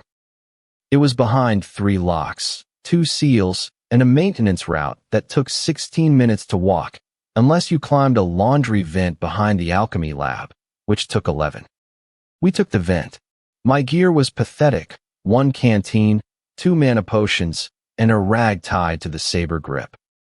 I tossed my spare workbook to make room for cores because the Academy had already stolen enough of my education. Sora brought chalk, wire, a light rod, and a lockpick set she claimed was for academic access disputes. Right. We took the service tunnel because it was the only way to move without getting caught, even if it smelled like old fryer grease, and was so cramped Min Hyuk would have had to crawl. Sora trailed behind me, leaning against the walls every time her mana flickered. It wasn't collapsing anymore. It was just moody. Progress. At the first seal, True Sight showed the locking bracket was basically cheap tin and a lot of Academy ego. I jammed the saber in and twisted. It popped with a sound that made us both jump. No alarm. Great. Sora handled the second seal. She drew 3 chalk marks, took a breath, and pushed a thin pulse through the lock. A month ago, she would have had a seizure. Now she just bit her lip and glared at the door. The third seal was a keypad, so I used a stolen maintenance tablet. High-level infiltration, sponsored by the janitors. The dead gate was in a sub-basement under the west wing, just a clouded oval of black glass in a concrete frame. The warning labels were peeling. Inactive. Unstable. Report anomalies to staff. Nobody reports anomalies when there's no paycheck attached. Sora whispered that this was illegal. I told her it was unpaid research. She didn't laugh. Sensible woman. The gate sucked us in with a cold pull. Inside was a stripped training pocket, flat stone, resin ribs, and dead growths. It felt like a crappy apartment the landlord forgot to visit, trashy, but probably with something useful under the floorboards. Sora dropped markers every 10 steps while I tried to keep time on a watch with a cracked screen. We found the first core shard under a collapsed shelf. To anyone else, it was a piece of cloudy garbage. TrueSight disagreed. The skill unlocked a new branch, resource optimization. Effect, 2 times drop. 1 shard became 2. Actual fragments clinked onto the stone. Sora stared until her eyes went dry and asked what else my trash skill had been hiding. I told her enough to make the handbook look like a joke. She didn't scream or worship me. She just recalculated how far away she needed to stand from me once the academy started asking questions. We pushed deeper. First chamber, cracked shards. Second chamber, dead husks. In the third, Sora actually earned her keep, holding a resin door open with her mana while I slid under it, my bag scraping the floor. Beyond that was a dry basin of broken core dust. I ignored my ribs and started sorting. TrueSight marked the good pieces with thin lines. Sora passed me empty vials, and I filled them up. Carry weight became a math problem. 1 vial was fine. 5 made the bag heavy. 7 meant anything else we found had to be better than what I already had, because greed is only a good idea until you're too slow to run away. Then the gate started ticking. Not a roar, just resin settling in the walls. Sora looked panicked, but she held the line until I crawled back through, my bag now heavier than my common sense. Then the first husk moved. A half-dissolved worker insect, powered by a leftover grudge. Trivial class garbage, but sharp enough to cut. Sora stepped back too fast and smacked into the wall. I cut the first leg. TrueSight showed no clean core, just residue in the joints. Annoying. I drove the saber through the center and twisted until it burst into purple pixels. 2 more crawled out of the basin. I didn't waste lock-on. I kicked a pile of dust under the first one to make it slip, then split its head. The second one scratched my boot before Sora snapped a chalk line across its path, freezing it for 1 breath. 1 breath was all I needed. The saber came down. The system paid late, sticking to the usual bureaucracy of hidden gates. Level, 15 to 17. Strength, 14 to 16. Vitality, 14 to 16. Perception, 14 to 16. Reward, 50 credits. Total, 342. Core fragments, 11 to 12. A 2-level jump and a flat boost to my stats. Sora read the panel and went still. She knew enough now. The kind of enough that turns a classmate into an accomplice, because keeping a secret is worth more than honesty. I told her the academy would bury the record if we turned it in clean. She told me her family had buried way worse things than a school report. We made the pact beside 3 piles of monster dust. No vows, just a split of the samples and a fake trail leading toward a collapsed tunnel. Not romance. Just mutual blackmail. We headed for the exit, the bag heavy and my watch running out. The gate ticked again, louder this time. Structural analysis flickered and refused to give me a timer, which was just rude. At the threshold, TrueSight caught one last thing under a resin rib. A core fragment. Small, black-centered, and pulsing. The appraisal tag said it was dated after I died. I had a cycle-marked fragment in my pocket for 1 night, and by morning, the academy decided to solve my problem by sending a professional idiot to punch me in the face. Some residue on my sleeve triggered a disciplinary hearing, and a senior who'd enjoyed bullying me in my first life managed to secure a sanctioned match in the practice yard. Convenient. He was the kind of guy who spent more on his wardrobe than his training, a charcoal gray blazer left open to show off rank pins that were polished to a mirror finish. He had expensive gear and rented footwork, but he was mostly just loud. The notice called it a sanctioned correction match, which is academy speak for this cadet is climbing the ranks too fast and making the rich kids look bad. The punishment was legal. The intent was to see me bleed. I signed the waiver before the clerk, a man with a patchy beard and a tea stain on his sleeve, could even finish the liability clause. He asked if I understood that refusing only cost a conduct mark, while accepting meant full contact rules until surrender or incapacity. I did. A conduct mark costs privileges, but a public beating that fails costs the other guy everything. The practice yard filled fast. Being top 10 makes you a spectacle, even if nobody likes you. Cadets crowded the railings, some hoping for a lesson in humility, and others just wanting free violence before lunch. Min-hyuk stood at the front, platinum hair perfect and gold pins bright, looking like he was calculating my funeral costs. Sora stayed in the back, auburn hair tucked away, her emerald eyes fixed on my hands. She was smart. Faces lie, but hands tell you if someone is ready to get hit. The lead instructor stepped up with a voice flat enough to kill a mood. He laid out the rules: no lethal strikes, no outside help, and practice blades only if both parties agreed. The senior looked at the shattered saber at my hip and smiled. He declined weapons. Of course he did.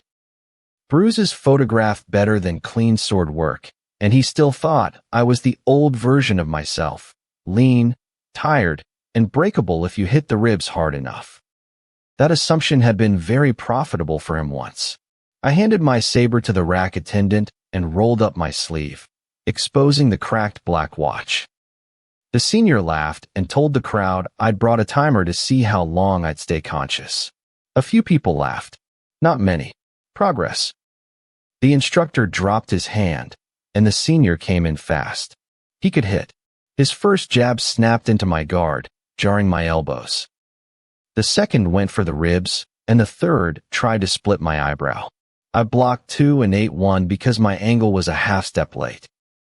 The impact thudded through my skull with the clean stupidity of a full-contact drill. My vision stayed level. That was new. Before the stat gains, a hit like that would have sent me to my knees. Now, my body just processed the impact and moved on. It was unpleasant, but survivable. He hit me hard enough to drop the old me, and the current me didn't even blink.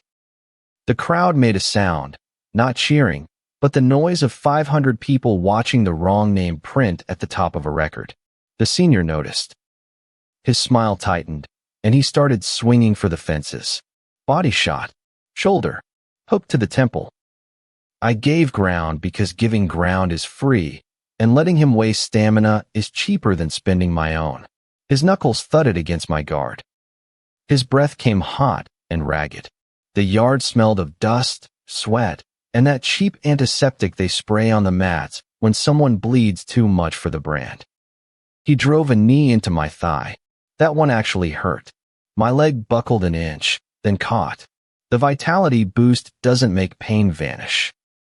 It just moves the pain from an emergency to an invoice. I could pay for it later. The senior cursed, telling the crowd I was hiding and the instructor I was stalling. He was trying to convince himself that one more clean hit would fix the narrative. I decided to let him have one. His right cross landed flush on my cheek. My head snapped, my teeth clicked, and I tasted blood. The crowd surged against the railings. For one ugly second, the senior looked relieved. The old script was back. The weak cadet gets hit, the crowd laughs, and the social order is restored. Then I looked back at him. His relief died first. The laughter followed. My cheek burned and my ribs ached, but none of that mattered compared to the data my eyes were stacking. His breathing had slipped. His right shoulder dragged after every heavy cross. His jaw stayed loose because he was used to opponents covering up instead of watching him. I spent the cost. Lock-on activated, jaw alignment instability. I burned the fragments to lock onto his jaw. Crit guaranteed. The senior saw my weight shift and mistook it for a stumble. He stepped in with another right cross, wide and hungry. I moved inside the arc. No flashy spins, no brochure nonsense, just my left foot outside his, shoulder tucked, and a short, rising fist. My knuckles hit his jaw. The sound was small, which made it worse. His head snapped sideways. His mouthguard flew out and bounced once on the mat, wet and pathetic. His knees folded, but not cleanly. He tried to stay up because pride is expensive and seniors hate refunds. He grabbed at empty air, his polished rank pins flashing as his blazer twisted around him. Then he fell. Flat. The yard went silent. The ventilation fans became the loudest thing in the building. The instructor didn't call the match immediately. He had to process the legal shape of the disaster. The senior wasn't dead, but his jaw hung wrong, his eyes were unfocused, and his body was trying to stand without approval from the head office. That counts as incapacity in any handbook not written by a donor's lawyer. The system panel flickered into view. Level, 17 to 18. Strength, 16 to 17, plus 1. Vitality, 16 to 17, plus 1. Perception, 16 to 17, plus 1. Reward, 53 credits. Credits, 360. Core fragments gained, 1. Core fragments, 12. The level jump felt like a sudden tightening of my skin. I didn't feel like a god. I just felt like I'd finally upgraded from a punching bag to the guy who breaks the bag. It was an inconvenient amount of math for a Tuesday, but 53 credits hit my account, bringing me to 360, and the appraisal added a fragment, bringing my total to 12. The crowd split exactly down the middle. The jealous ones looked sick. The practical ones looked interested. The frightened ones took a full step back from the railing, which was rude, considering I hadn't even moved toward them. Min Hyuk stared at the senior, then at my bruised cheek, his jaw tightening in a reluctant recalculation. Sora covered her mouth with one hand. Not shock, she was hiding a smile. The senior made a wet noise and tried to push himself up. His arm slipped, and his forehead hit the mat. A laugh popped out from the second row, then another, starting a chain reaction. Someone whispered that his mouthguard had traveled farther than his last punch. The rack attendant picked it up with 2 fingers, holding it away from himself like it owed him rent. Very dignified. The lead instructor finally raised his hand. Match over. The announcement was too late to save him. His body had lost, then his rank pins lost, and finally, the crowd finished the job. The same students who had laughed with him were now watching him drool onto the matting while an F-grade user stood over him, bruised but unhurried. His friends didn't rush in. That was the actual result. One looked toward the infirmary and looked away. Another pretended to check his tablet. A third started to help, saw the slack jaw, and straightened up as if he'd never moved at all. Social courage has a very short battery life. The instructor called for medics.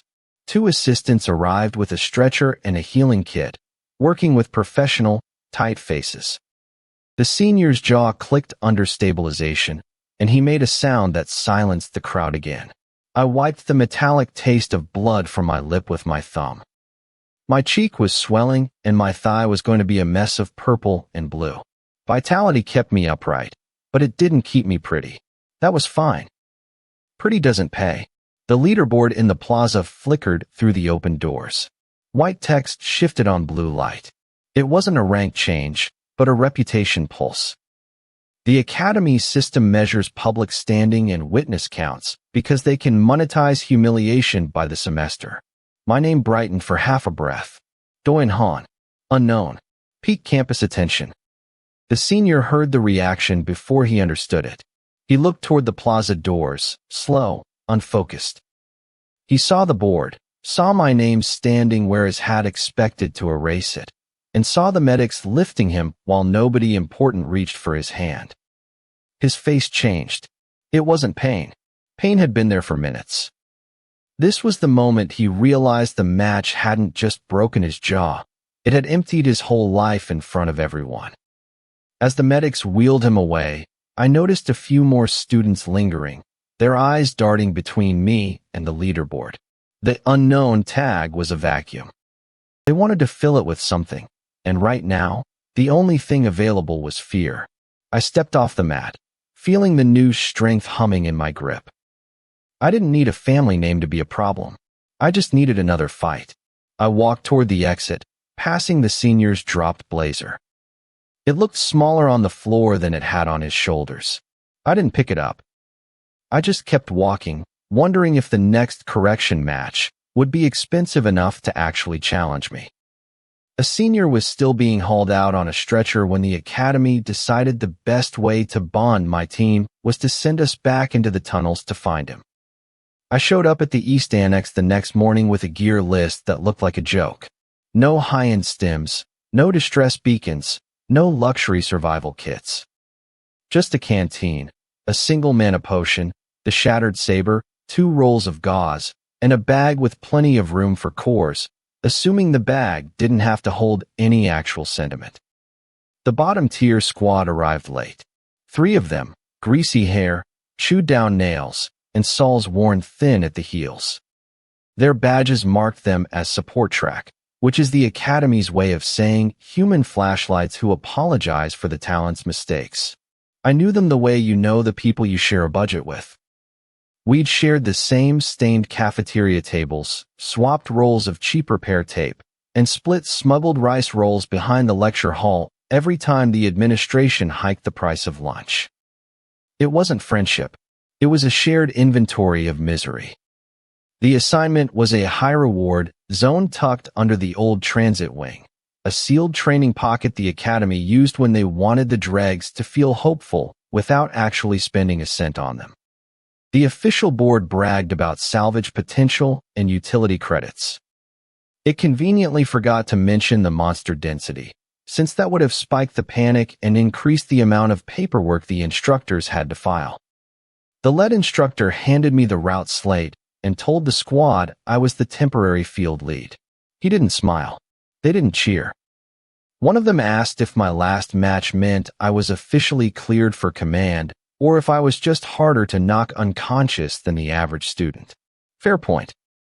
We entered through a service lift that smelled of industrial dust, metal shavings, and the kind of stale rain that gets trapped in concrete for a decade.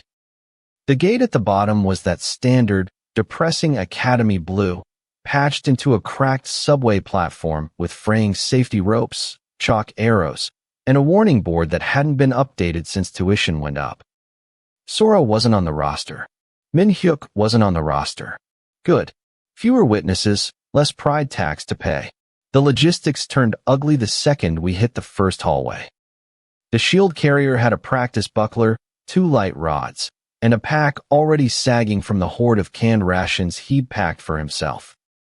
The scout had chalk, wire, and a cheap signal charm hidden under his sleeve. The healer had 3 low-grade wrap seals and hands that shook every time the floor clicked under our boots. I made them redistribute the weight before we hit the first marker. Light rods went to the scout. Rations were dumped at the gate cache. Wrap seals stayed in the front pouch, not buried under a mountain of processed meat. They complained until the first trap snapped shut behind us and sheared the cache rope in half. Then they stopped talking. The high-reward zone was a carcass of a station buried in a training pocket. Tiled walls, rusted rails, and ticket machines fused into resin. Every surface had a thin purple film where mana had dried in ugly, iridescent layers. The official path went straight down the platform, so I took us through the maintenance booth instead. Official paths are where instructors put the things they want students to encounter. I preferred the things they'd forgotten. Behind the booth, TrueSight flagged 3 salvage nodes inside a cracked vending machine. Not cores, better. Dense utility metal still carrying a charge. The kind of trash the Academy forgets is expensive because procurement bought it in bulk with other people's money. I had the shield carrier pry the panel while I kept watch. He bent the crowbar twice and nearly took off his own thumb in the process. We got the node out on the 3rd try. The system paid nothing for the effort. Of course it didn't. We pushed deeper. First contact happened under the north stairwell. They weren't void wolves, and they weren't on any clean monster list. 3 transit husks crawled through the resin along the wall, spindly things built from old shell plating and leftover electrical surges. They were trivial class, but fast enough to make the scout let out a pathetic squeak into his sleeve. I didn't waste anything fancy. The first husk lunged low. I kicked a broken tile into its leg joint, pinned it against the stair base, and cut straight down through the shell. Purple pixels scattered over my boots. The healer threw a wrap seal too early, missed me by a full step, and spent 10 seconds sealing a structural support column. Very useful column. The second husk went for the scout. He froze, playing statue. I shoved him by the collar, took a scratch across my blazer sleeve, and drove the shattered saber through the husk's side plate. The third tried to climb over the ticket rail. The shield carrier finally earned his oxygen and slammed it flat with the buckler. I finished it before it could regain momentum. The squad stared at the drops, 2 core chips, 1 charged transit plate, and 1 cracked mana lens. It wasn't a fortune, but it was better than cafeteria wages by an insulting margin. The scout swallowed hard and asked if the system always paid this much when I was around. I told him to pick up the lens before I started charging him storage fees. That got a laugh. Thin, nervous, and practical. The kind of laugh people use when money appears on the floor and everyone remembers they have debts. We cleared 2 more chambers. I marked the routes with the slate, had them chalk return arrows at knee height, and kept the pace ugly but stable. No sprinting, no heroic leaps. Every turn was counted. Every salvage item was weighed. When the satchel reached the point where the strap started biting into my shoulder, we started leaving low-value scrap behind. The squad noticed. That mattered more than any speech. They watched me abandon sellable metal because it would slow the exit. They watched me drink water before thirst became a problem. They watched me check the cracked watch on my left wrist every few minutes and call brakes before anyone actually collapsed. By the third platform, they were following orders before I finished giving them. It's annoying how fast competence can be mistaken for trust. The reward chamber sat behind a ticket gate welded shut by resin. True Sight found the weak point. The hinge pin had rusted through under the mana film, so I drove the saber tip in, twisted, and had the shield carrier hit the rail on my count. The gate dropped with a flat metal bang that echoed through the entire station. Everything woke up. Husks peeled from the ceiling. 5, then 6, then more movement in the dark above the old track. The healer made a small noise and reached for the wrong pouch again. I grabbed his wrist, moved his hand to the wrap seals, and pushed him behind the ticket machine. The fight was a mess. The scout's wire caught one husk by the ankle and dragged it into another. The shield carrier took a claw across the forearm and screamed until he realized the arm was still attached. I cut joints, not bodies. Cheap targets, fast work. The shattered saber's cracked edge caught in the shell twice, and both times I had to kick the corpse off before another husk climbed over it. Then a larger one dropped onto the platform roof of an abandoned train car. Its plating was thicker, and its head twitched in uneven, erratic cycles. The squad backed up without being told. True Sight appraisal sharpened. Entity blueprint unlocked. Action cooldowns visible. Suddenly, the world was full of timers. The large husk's leap reset sat at 6 seconds. Its armor clamp reset sat at 4. Its charge pulse had already fired and wouldn't return before I crossed the rail. That was all the math I needed. I moved on the 5th second, not the 6th. The husk jumped early and landed short. Its clamp failed open. I stepped inside its guard, drove the saber under the throat plate, and lifted until the body folded backward over the rail. The shield carrier hit it from the side because panic had finally become timing. The shell split. Purple pixels burst across the track. This time, the system paid properly. Level, 18 to 20. Strength, 17 to 19, plus 2. Vitality, 17 to 19, plus 2. Perception, 17 to 19, plus 2. Reward, 56 credits. Credits, 416. Core fragments gained via True Sight appraisal, 2. Core fragments, 14. Great. Now everyone knew exactly how much I was worth robbing. The squad saw the panel. All of it. The healer stopped wrapping the shield carrier's arm. The scout's eyes locked onto my core fragment count. The shield carrier looked at the drops, then at me, then at the route slate in my hand. 3 hungry calculations, all of them bad at hiding themselves. Meanwhile, a signal charm under the scout's sleeve pulsed once.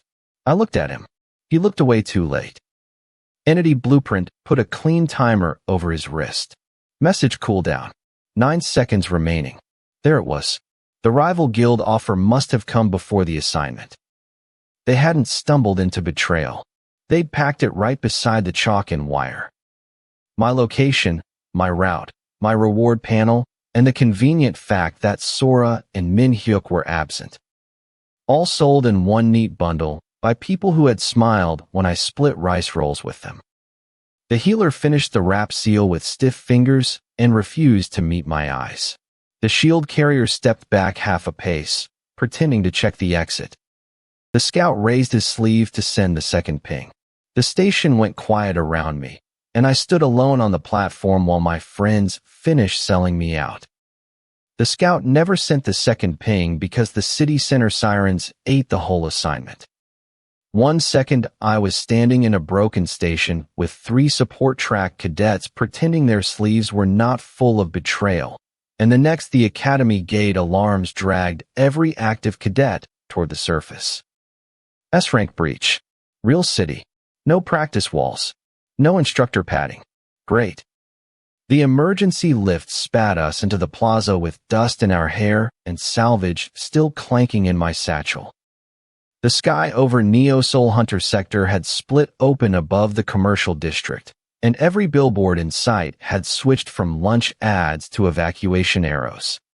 People ran with shopping bags, office tablets, half-paid food trays. A man in a suit tried to carry a printer out of a lobby while a monster shadow crushed the building behind him. Priorities. The academy deployed anyone with a pulse and a license tag. Min Hyuk found me near the transport line, platinum hair messy for once, gold pins crooked, electric blue eyes narrowed at the breech feed. Sora was beside him with her auburn hair tied back and both hands shaking around a support wand she had clearly not been issued. Captain Park stood farther ahead with the emergency crews, massive shoulders blocking half the street, silver buzzcut bright under the red warning lights. Nobody asked why I was coming. That was progress too. The city center breach was not one monster. It was a main body dragging smaller failures behind it, all purple shell and black glass growths, too large for the street grid and too fast for something that size. Calling it anything worse would make investors move money before evacuation buses finished loading. The elite vanguard arrived before the second barricade fell. They looked expensive. Polished armor, clean boots, fresh capes no sane person would wear near claws. Their commander had a waxed mustache, damp collar, narrow hands. He took one look at my charcoal gray blazer, my cracked watch, and my F-rank file still lagging in the public system, then told the staff to keep academy debris behind the medics. Min Hyuk stepped forward. I caught his sleeve. The commander kept talking, mostly about chain of command and certified clearance, while the monster slammed a bus into a glass office tower. The tower did not care about certification. It came down in sheets, and the commander had to hop backward over his own cape to avoid a rolling tire. One boot slid in suppressant foam. He windmilled, grabbed a barricade, and still landed sitting in the white spray with his mustache intact and his dignity filed missing. The nearest medic pretended not to laugh and failed. Useful morale event. The vanguard charged anyway. They hit hard. I will give them that. S-rank hunters did not need speeches to make concrete break. Blades flashed. Shields locked. Mana blasts punched holes through the smaller shells and turned 3 lanes of asphalt into hot rubble. The problem was timing. The main body kept baiting their strikes, shedding damaged plating, then snapping back during their recovery windows. Every expensive skill landed half a beat late. Entity blueprint overlaid the monster in pieces. Shoulder slam reset. Tail sweep reset. Jaw clamp reset. Core pulse charging under the throat plating. The kill point was not on the head, not the chest, not the obvious crystal ridge every elite kept trying to break, because shiny targets make idiots feel productive. It was under the left throat seam, exposed only after the jaw clamp missed and before the shoulder plates reset. Small window. Ugly angle. Bad street. I told the field marshal to route the vanguard left, pin the smaller mobs against the bank steps, and stop wasting burst skills on the chest. He asked who authorized me. Captain Park answered by shoving a broken parking meter into a crawling shell and telling him my advice had better survival value than his paperwork. That ended the meeting. I moved to the command barricade and started calling resets. Not beautifully, not heroically. Mostly while choking on concrete dust and stepping around spilled noodles from a crushed delivery cart. I sent shielders in when the tail sweep was down. I pulled them back before the shoulder slam. I had Min Hyuk bait the jaw clamp because his pride was large enough to register as targetable mass. He did not appreciate the phrasing, but he did it. The first pass failed. The vanguard blade hit too high and skidded off black plating. The monster answered with a pulse that flattened storefront shutters and threw two elites through a pharmacy wall. Medicine boxes burst everywhere. Someone's healing potion rolled to my boot, cracked, and leaked across the asphalt at a price I did not want to calculate. Sora stabilized one of the fallen elites before his mana circuit tore itself sideways. Her control held. Barely. She looked at me once, face pale, then went back to work because panic could wait until after tree-off. The commander staggered up from the foam with one side of his armor white and sticky. He demanded a direct assault. I ignored him and watched the cooldowns. Second pass. Min Hyuk cut across the main body's front, gold pins flashing under ash, and dragged the jaw clamp early. It snapped shut on empty air and tore a chunk out of the street instead. The shoulder plates began to shift. The throat seam opened. I pointed with the shattered saber and shouted the mark to the vanguard. 3 elites moved. Only 2 made it. The third ate a tail backswing and folded through a noodle shop sign hard enough to turn the menu board into confetti. Comic timing did not make it less expensive. It just made the noodles land on his helmet while the rest of us kept fighting. The first elite drove a spear into the seam. The second poured mana through it. The monster screamed, and the smaller shells attached to its back started dissolving into purple pixels. Good damage. Not enough. The core pulse kept charging. True Sight sharpened the throat seam again. Not a new weakness. A deeper one. The seam had widened, but the actual kill point sat behind a layer of moving cartilage and black glass that opened only when the monster inhaled before firing. Of course it breathed before shooting. Even monsters had bad habits. I called for a forced inhale. The vanguard stared at me. Captain Park understood first. He grabbed a ruptured fuel line hose, jammed it toward the monster's front, and had the crew's flood suppressant into the street. Min Hyuk sparked the vapor cloud with a clean mana burst. Not enough to explode. Enough to choke the monster's intake and make its body convulse. The throat opened. I spent the fragments and locked on. The shattered saber left my hand because the angle was wrong for running and perfect for throwing, which I hated on principle because weapons cost money. The black steel blade spun once, jagged edge catching red emergency light, then punched into the exposed seam beneath the throat. The vanguard hit the same point a breath later. The core cracked. The main body sagged into the avenue, not dead yet, but finally paying attention to gravity. Purple pixels bled from its mouth. The smaller shells collapsed around it in uneven chunks. The elite commander stopped shouting.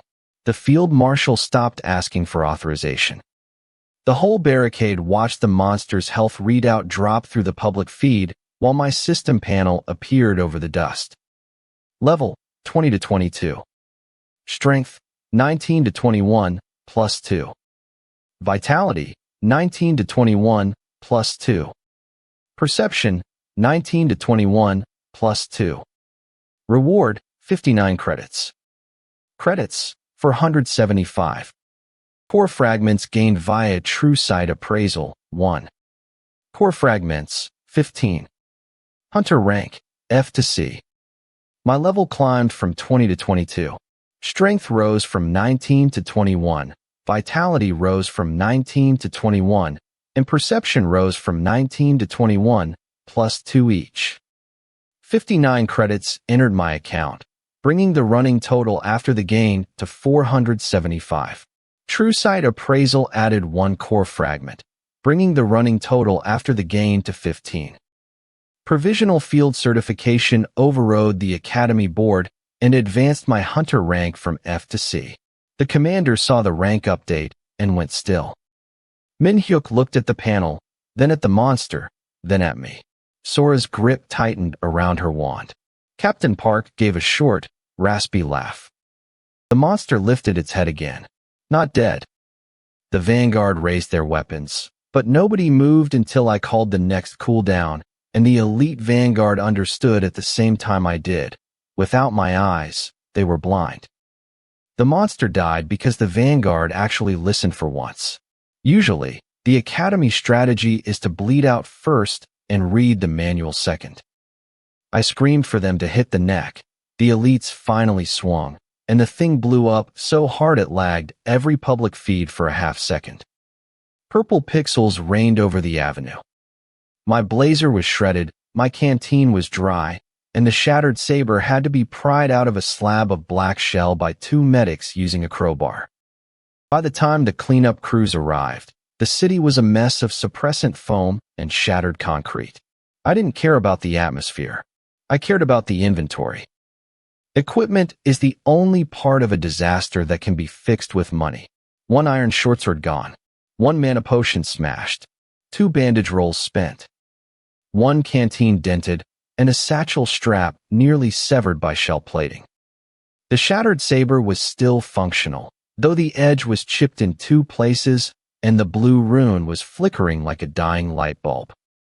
Repair would cost more than a week's worth of dinners. Of course it would. The Academy sent a summons before breakfast.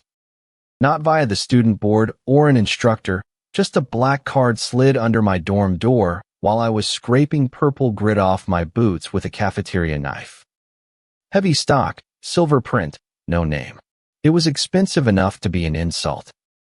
The message, report to the director's private office after the first bell and bring all recovered materials from the breach.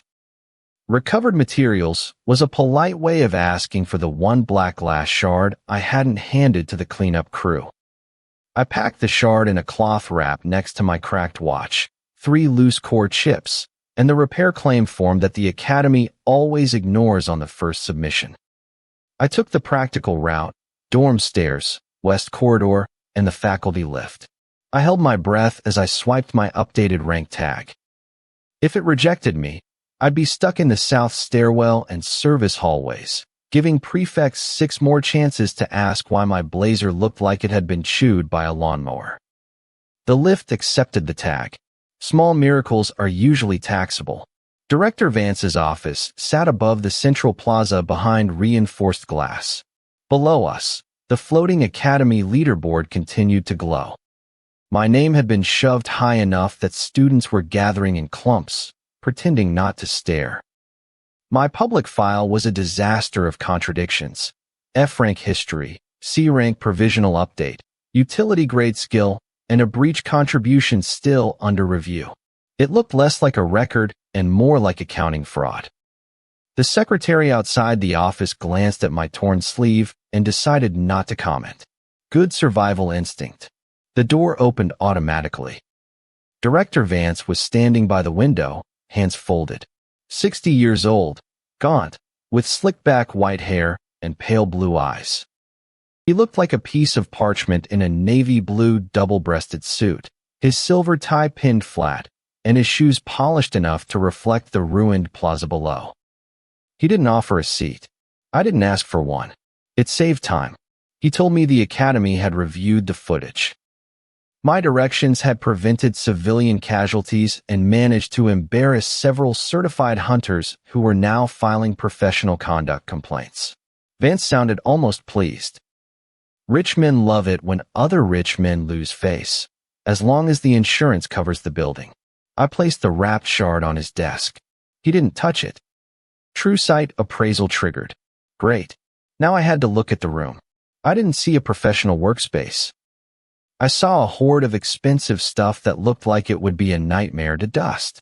The desk had hidden weight compartments for weapons. The window glass had 3 stress channels from old impact tests. The silver tie clip carried a faint mana seal. Vance himself was a blank space in the places that mattered. Not invisible, just curated. His public rank was too high for me to read, so the interface gave me polished surfaces and nothing behind them. A locked cabinet still tells you someone owns a cabinet. Vance asked how I'd identified the throat seam. I gave him the official answer, pattern recognition and field observation. He smiled without using his eyes and asked how a cadet with an F-grade utility skill had outperformed an elite Vanguard's tactical staff. I gave him the second official answer. The Vanguard had been too busy being hit by a building. Fair. He let the silence hang. I didn't fill it. Silence is free, and I wasn't donating any extra testimony. Then he lifted a hand, and a system panel snapped into existence above the desk. Private evaluation initiated. Candidate, Doyen Han. Skill grade F. Observed anomaly, pending. Pending. Not denied, not confirmed. Pending is where administrators put knives before they call them tools. Vance finally touched the shard. The moment his finger brushed the glass, the shard pulsed, and my true sight panel sharpened around the core chips in my satchel. The fragments vibrated in uneven beats, humming with leftover breach charge. A new prompt appeared, core synthesis available. Core synthesis allowed multiple compatible fragments to be compressed into a single stabilized output. That was the entirety of the system's help before Vance leaned back and watched my face. No explanation, no safety circle, no instructor warning. Just a man with too many seals in his furniture and a new branch of the system appearing exactly when he wanted it to. The test wasn't whether I could use it. The test was whether I would pretend I couldn't. I pulled the chips from my satchel and set them beside the shard. I was terrified, but the alternative was probably getting expelled or dissected, so I just hoped my hands wouldn't shake too much. The fragments clicked against the desktop, cheap, unheroic sounds. I activated the prompt. The chips dissolved into purple light, folding inward until the black glass shards swallowed them one by one. Heat pushed against my palm, not enough to burn, but enough to make the old scratch on my wrist sting under the watch strap. The desk seal under the wood woke up to measure the reaction before Vance moved a muscle. He had prepared for this. The output formed as a dense bead of compressed core matter, smaller than a fingernail and heavy enough to dent the cloth beneath it. The system paid out with the blunt satisfaction of a vending machine finally accepting a wrinkled bill. Level, 22 to 24. Strength, 21 to 23, plus 2. Vitality, 21 to 23, plus 2. Perception, 21 to 23, plus 2. Reward, 62 credits. Credits, 537. Core fragments gained via true sight appraisal, 1. Core fragments, 16. 2 levels, a jump in core stats, and a handful of credits. It was a massive spike for a single sitting, the kind of growth that usually triggers a red flag in any administrative office. Vance read every line. He didn't look surprised. That was the problem. Most people react to my panels with envy, anger, or the look of a student receiving an early tuition invoice. Vance just watched the numbers settle into a fixed schedule. He stepped around the desk, stopping close enough that I could see the pale blue of his eyes catch the system light. He asked if the synthesis hurt. I told him it was cheaper than the saber repair. His mouth twitched. The panel over his desk changed without me touching it. Observed anomaly, confirmed. My shoulders stayed loose. My hand stayed away from the shattered saber. Fighting the director isn't a plan. It's just a fast way to get my organs harvested while someone else files the paperwork. Vance dismissed the secretary through the door seal without turning around. The office lock clicked. Outside, the leaderboard kept shining through the glass, my name hanging in public where everyone could see the result and nobody could see the trap. Then Director Vance lowered his voice. "You're a glitch, aren't you?" I didn't give Vance an answer. Silence is the only thing that doesn't get you fired or arrested, and since my record currently looked like a disaster zone, I figured playing dumb was the cheapest option. He liked that, or at least he didn't stop me. Vance didn't push, which was actually worse. Guys who want answers just ask again. Guys who already have a plan just let you sweat and watch where you put your hands. He kicked me out with a "stay available for review," which is director speak for "I'm putting a tracker on your soul and hiring a lawyer to read your emails." I grabbed the shattered saber, shoved it back into its beat-up sheath, and walked out with the repair bill still crumpled in my pocket. The lift dumped me onto the admin bridge. Min-hyuk and Sora were waiting. Min-hyuk had tried to clean up after the breach and failed miserably, hair combed back way too hard, gold pinned straight, and a bruise on his cheek that he clearly thought was invisible. Sora looked like she'd given up on life. Hair tied low, wand strapped to her arm, and bags under her eyes deep enough to store luggage. Neither of them had eaten breakfast. Academy eggs are garbage, so if they skipped those, it meant they were actually worried about me. Annoying, but useful. Min-hyuk asked what Vance wanted. I told him the director had discovered that paperwork can actually bite you. Sora took the hint and stopped asking. We headed for the west stairs because the main hall was a zoo. My name was currently a campus sport, and the crowd of cadets staring at the public board was split between impressed and feeling cheated. The support track kids from the transit wing were avoiding eye contact fast enough to qualify for a track meet. Then the lights died. Not all of them, just the main ones. The emergency strips stayed on, turning the glass bridge into a budget nightclub for people about to have a very bad day. The doors slammed shut. A bunch of cadets stepped out of the stairwell in black tactical gear that definitely was an academy issue. Silver pins with red gems. Sovereign Guild Juniors. The leader had shaved eyebrows and a crooked nose. The girl next to him looked like she'd spent her morning punching a brick wall. Another guy had a neck tattoo sticking out of his collar because the guild apparently recruits based on who looks most like a delinquent. Great. Matching uniforms. My favorite. The leader told Min-hyuk he was wasting his bloodline by hanging out with a utility trash user. He told Sora her family must be desperate if she was following a failed appraisal build. Then he looked at me and said the Sovereign Guild wanted proof of what I'd done during the breach. Proof, not revenge. They were just collecting data. Min-hyuk stiffened. Sora's wand clicked. I looked at the glass floor, the shutters, and the black uniforms blocking the exits. No cameras, no open space, and no way out. A decent ambush, but way too expensive for the result they were going to get. I pulled the shattered saber. The blade looked like a piece of scrap metal, jagged edge, flickering blue rune, generally depressing. Looking at the repair bill in my pocket, I decided that if the guild wanted to test the sword for free, that was almost thoughtful of them. Almost. They attacked fast. Not elite, fast, but junior, fast, which means they had way too much confidence and zero concern for who was paying for the broken glass. True sight kicked in, marking targets across the bridge. I didn't explain the math. I just started calling shots. Min-hyuk went left and slammed into the shaved eyebrow kid before his armor could even cycle. The impact spiderwebbed the glass. Sora snapped a mana line into the girl with the swollen knuckles, short-circuiting her spell into a neat black burn mark on the floor. Expensive, but effective. The juniors tried to adjust.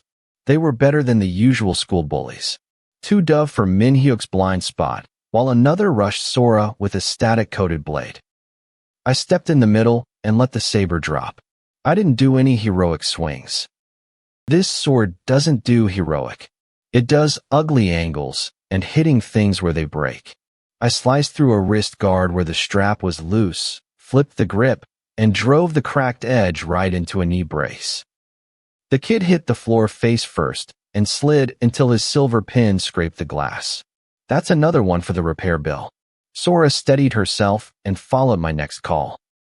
She didn't blast him. She just clipped his mana channel at the elbow, making his reinforcement stutter.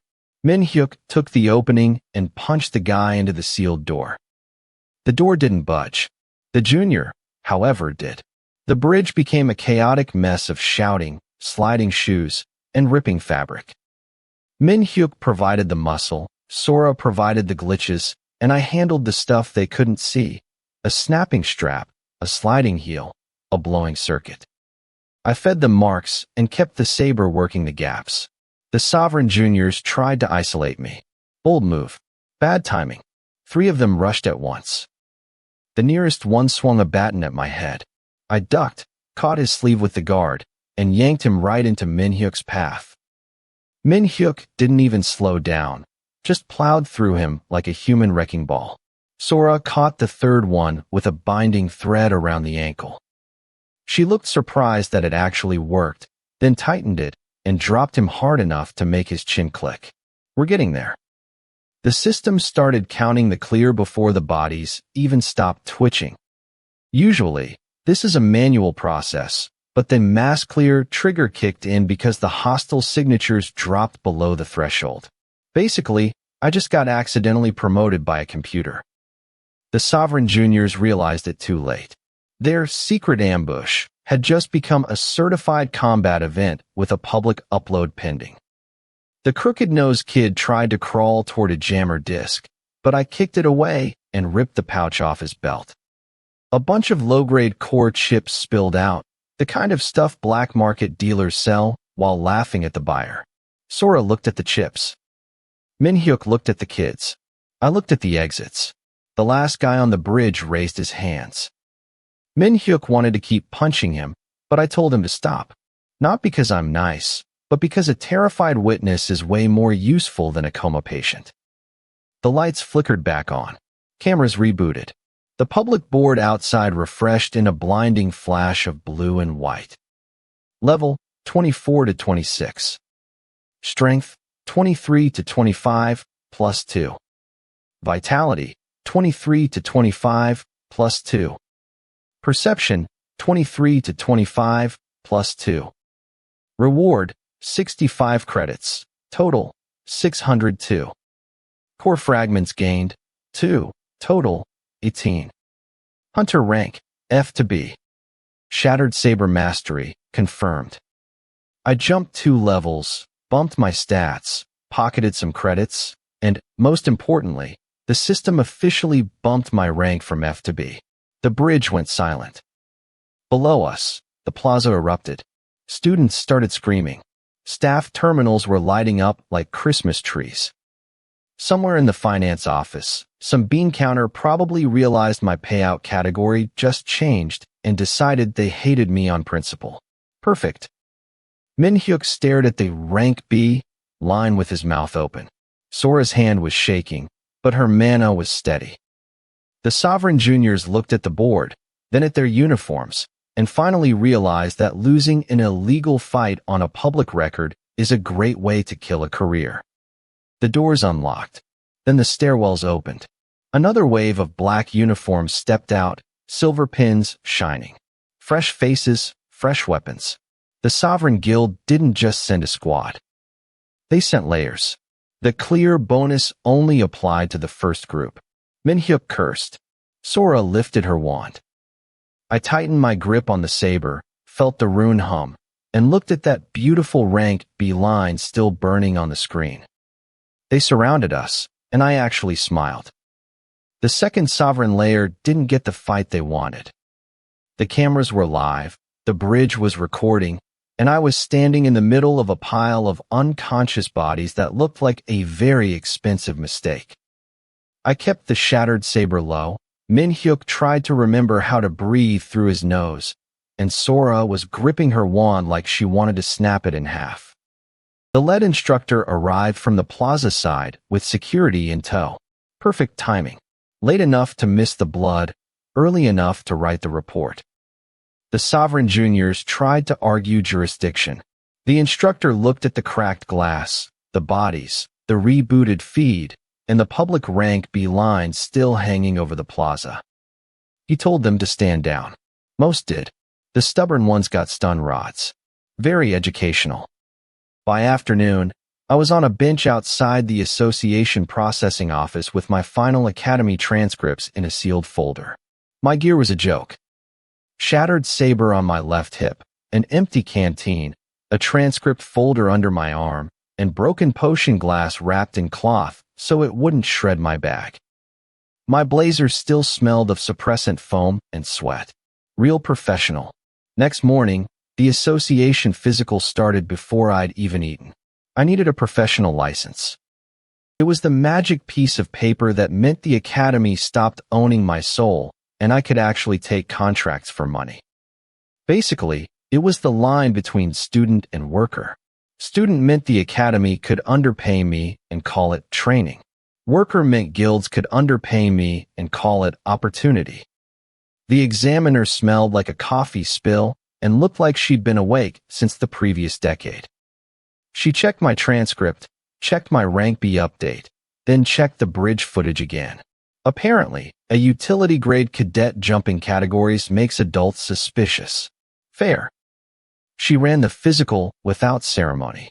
Grip test, endurance mat, reflex panel, mana stability scan. The machines hummed and clicked while I stood there in socks on cold tile, trying not to bleed through the bandage on my ribs. Min-hyuk waited outside and pretended he wasn't worried. Sora actually was worried, so she didn't waste energy pretending. The grip bar cracked at the handle seam. The examiner stared at it. I told her the repair claim could join mine. She didn't laugh, but she wrote something down.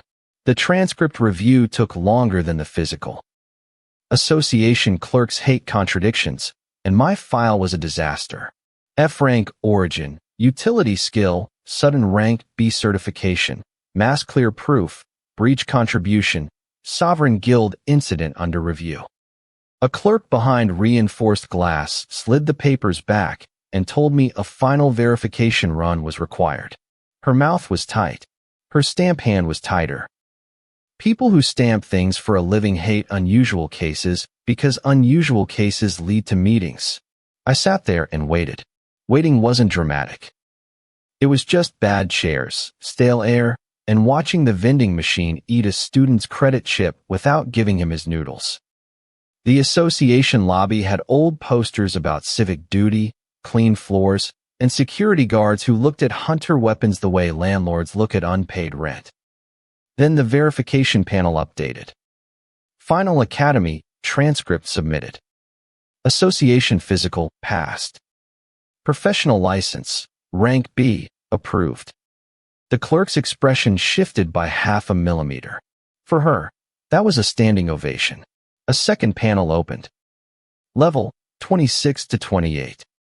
Strength, 25 to 27, plus 2. Vitality, 25 to 27, plus 2. Perception, 25 to 27, plus 2. Reward, 68 credits. Credits, 670. Core fragments gained via True Sight Appraisal, 1. Core fragments, 19. Status, Licensed Hunter. I jumped 2 levels and got a flat boost to my physicals. 68 credits hit the account, and True Sight Appraisal snagged another fragment. That reward hit harder than the bridge payout. Not because of the money. 68 credits would vanish into repairs, food, and whatever fee the Academy invented for breathing near broken glass. The real win was the license. The system had stopped treating me as Academy property and started treating me as someone who could walk into high-tier gates with a contract. The clerk slid a black license card through the slot. It had my name, rank B approval, and a clean association seal. No academy crest. No instructor's signature. No permission note from Vance's office. Better. Min-hyuk saw it when I stepped into the hall. His electric blue eyes dropped to the card, then to my face, then back to the card. He tried to joke about me finally being employable, but it sounded stiff. His family probably expected him to be the first one through this door, and instead he was standing next to the former dead-last failure with a record that made recruiters sweat. Sora smiled quietly. Her mana stayed even. That mattered more than the smile. We took the south exit because the front steps were crawling with guild scouts, camera crews, and opportunists in expensive coats. Practical route. South exit, service curb, tram stop, then back through the market road where nobody cared about hunter politics unless it raised the price of food. My satchel strap finally tore halfway down the stairs. Of course, the transcript folder nearly hit the floor. Sora caught it before the seal bent. Min-hyuk caught the saber sheath and complained that my equipment budget looked criminal. I told him criminal budgets were usually larger. Outside, the city was already adjusting. Public feeds had my license update running under the breach footage. Street vendors watched it between orders. A noodle seller charged a man extra because he was too busy staring at my rank B line to notice the price board. Good business model. The association building behind us kept spitting out notifications and compliance flags into every licensed terminal in range. My cracked watch buzzed. I expected an academy summons. Maybe a sovereign threat. Maybe another repair denial written in language designed to make violence feel reasonable. Instead, the contract interface opened. The sender field was clean. No silver star. No red gem. No sovereign guild tag.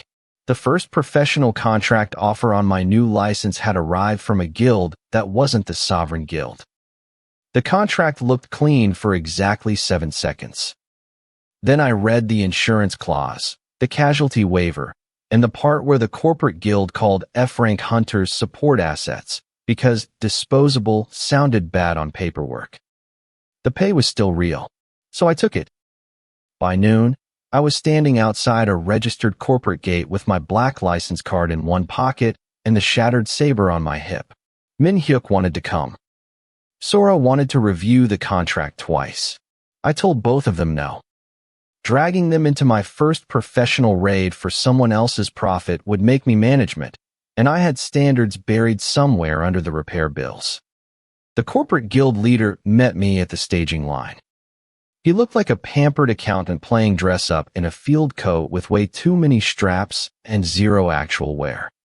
Around him, hired hunters checked weapons and adjusted cheap armor, pretending the Orange Company logo on their sleeves meant family.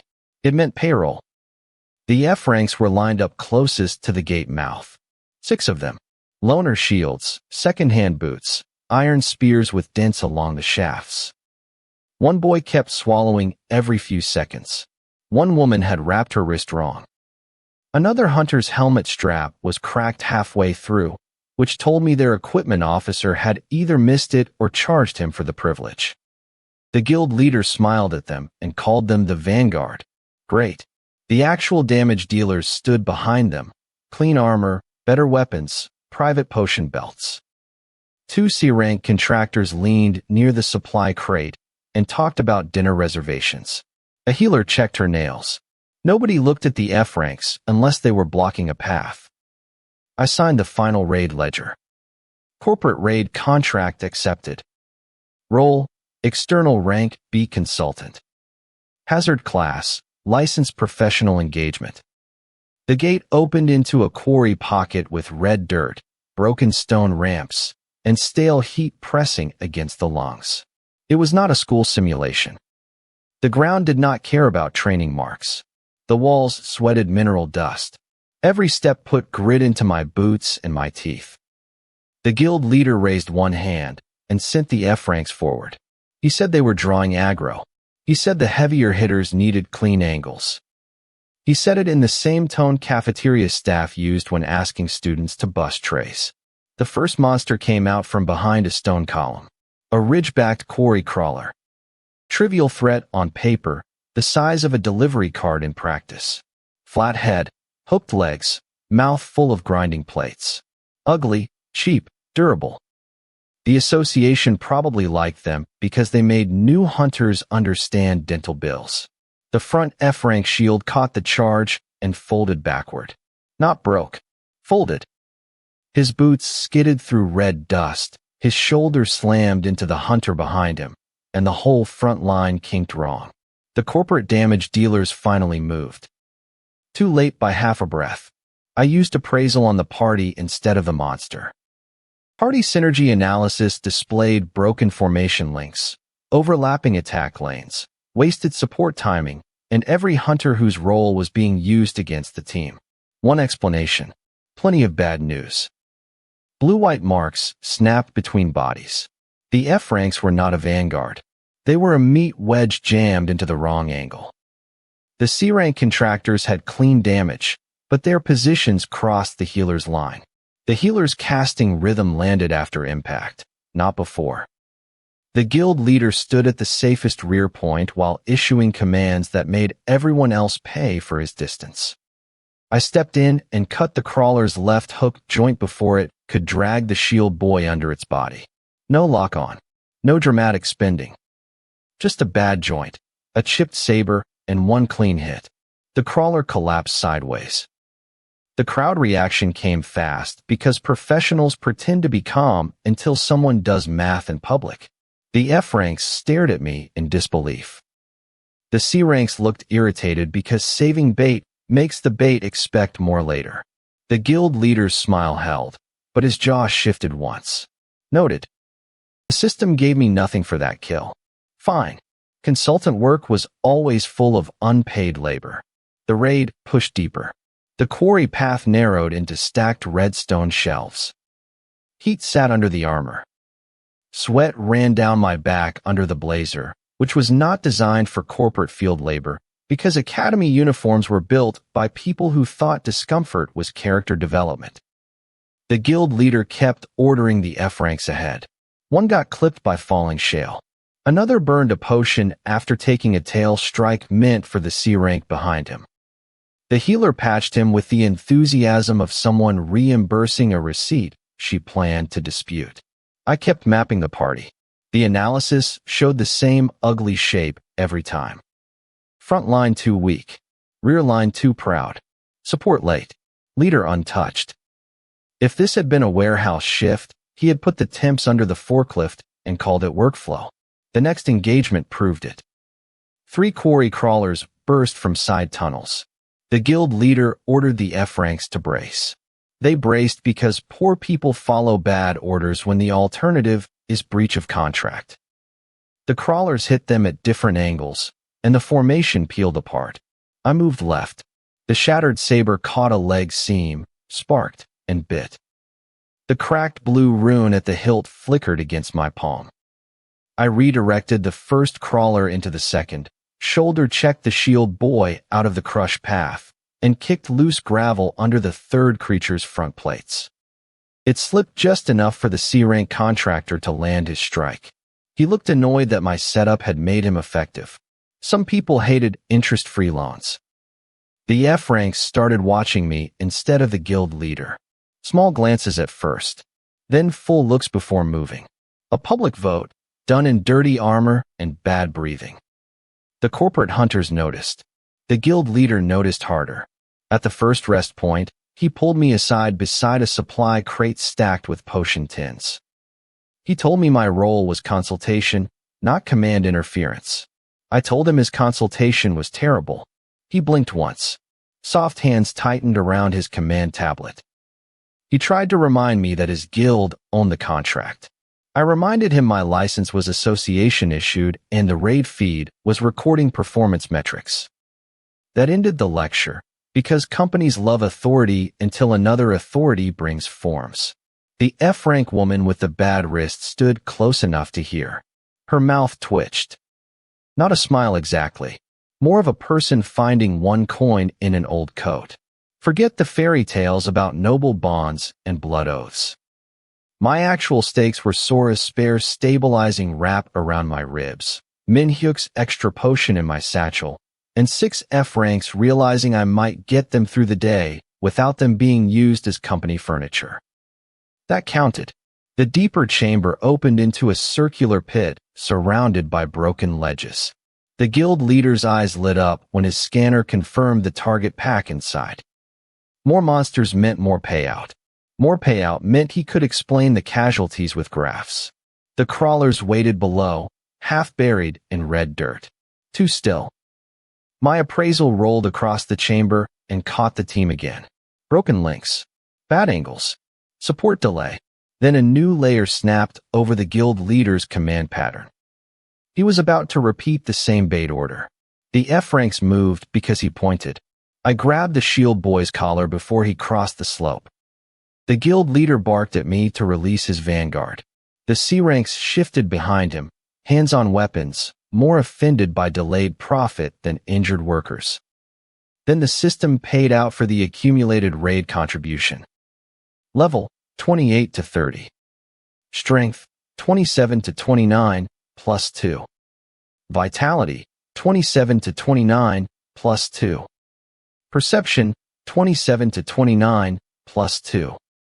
Reward 71 credits. Credits 741. Core fragments gained via True Sight Appraisal 1. Core fragments 20. Nice. A double level up and enough credits to actually pay for a decent meal. The chamber went quiet for the wrong reason. The buried crawlers were not waiting. They were positioned. Their bodies formed a crescent under the dirt, angled toward the slope where the F ranks would have been trapped first, then the C ranks, then the healer, then everyone pretending this was a normal raid. I looked at the guild leader's formation marks, the delayed healer line, the crossed attack lanes, and the safe rear position that was only safe until the side tunnels opened. The guild leader's whole strategy had one critical fault, and the ambush was already closing around it. I was hired as a consultant, which is corporate speak for the guy we blame when things go wrong. My current problem was that the guild leader's schedule didn't account for 6 monsters bursting through the red dirt at once. I shoved the shield boy out of the way, sliced a crawler's joint, and watched the guild leader realize that being in this safe back row was a lie. It was a mess. The F ranks finally started running, luckily in the direction away from the cliff, while the C ranks stopped complaining the moment a side tunnel opened behind them. I didn't use any fragments.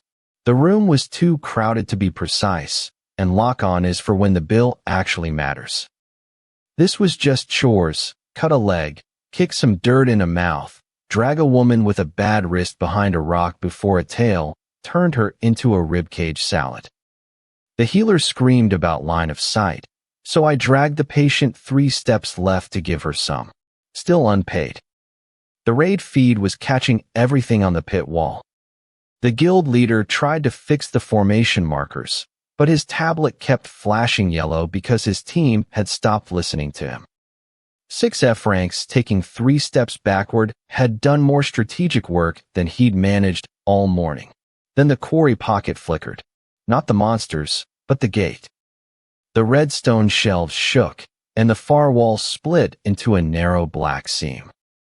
Normal pocket gates stay put, and licensed raids use map anchors so that dead hunters don't become a paperwork nightmare. This seam wasn't on the map. My appraisal caught a flickering mana signature leaking out, pale, broken, and pulsing. True Sight branch, spectral tracking.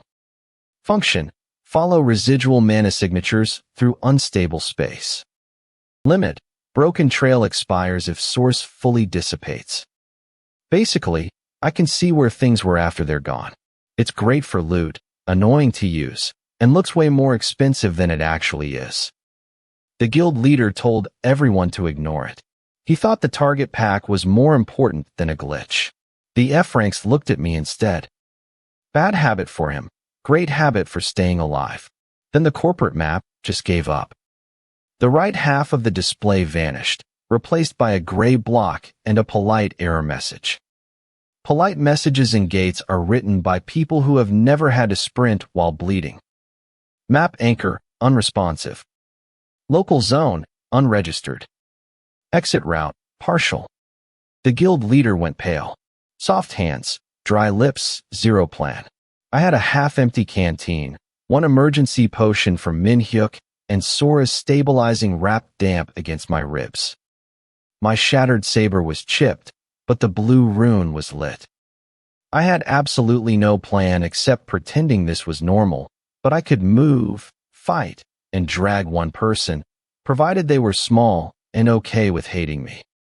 The shield boy was too heavy. The crawlers dove back into the dirt, which is what animals do when the ground knows something they don't. The humans did the human version, they argued. I told the F ranks to hold the shelf, told the healer to stop waiting for permission and start casting, and told the C ranks that if they wanted dinner reservations, they should stand where the monsters wouldn't eat the waiter. The guild leader threatened me with contract penalties. I pointed at the missing map and asked which office he planned to file them from. He shut up. I went into the seam alone. Sending F ranks into an unregistered dead zone is probably how this guild hits its quarterly numbers. The passage squeezed my shoulders and scraped my blazer. The heat vanished, replaced by the cold, dry pressure of a place the system had forgotten. Dead zones aren't active gates. They have no rewards, no monster lists, and bad physics. Just leftover space and whatever the last failure left behind. The trail pulsed ahead in thin blue ticks. I followed it because the official plan was now a decorative rectangle. I kept my shoulder to the wall and my saber low, counting steps so my breathing wouldn't become a metronome. I listened for the raid behind me, not because I trusted them, but because screaming is useful data. The dead zone opened into a storage hollow. No monsters, just broken academy crates, old ration tins, and a training dummy with a burned-out chest. Whoever lost this place had been here long enough to unpack, but not long enough to leave. I found the source under a collapsed crate, a fist-sized shard of black mineral. It was so dense the floor was spider-cracked beneath it. Appraisal tagged it as a rare stabilizing component, not a monster core. No kill credit, just high-grade material in a room the map refused to admit existed. Naturally, the best loot is always where insurance doesn't apply. I wrapped it in torn cloth. It was heavy enough to pull my satchel strap into my shoulder, killing my carry weight instantly.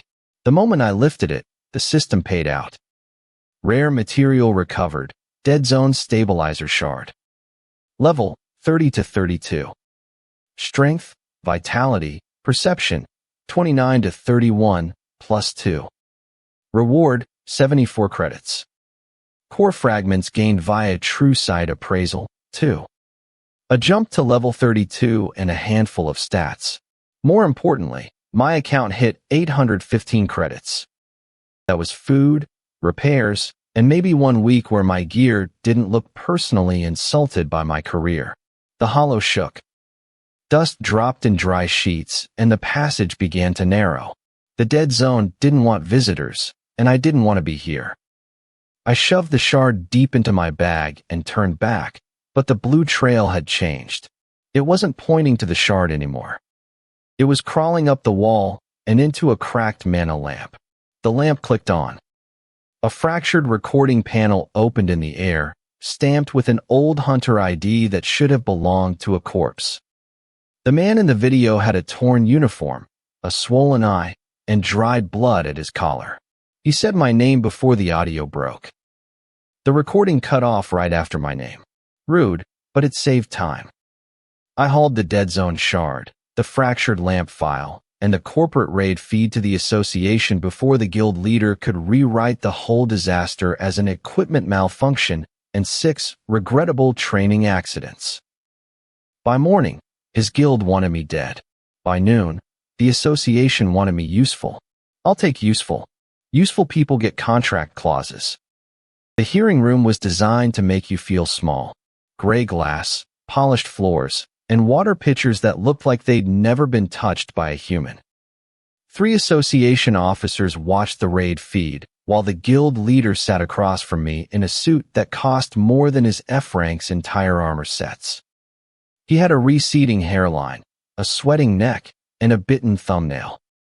He kept his soft hands folded on the table, probably because the video showed those hands doing absolutely nothing.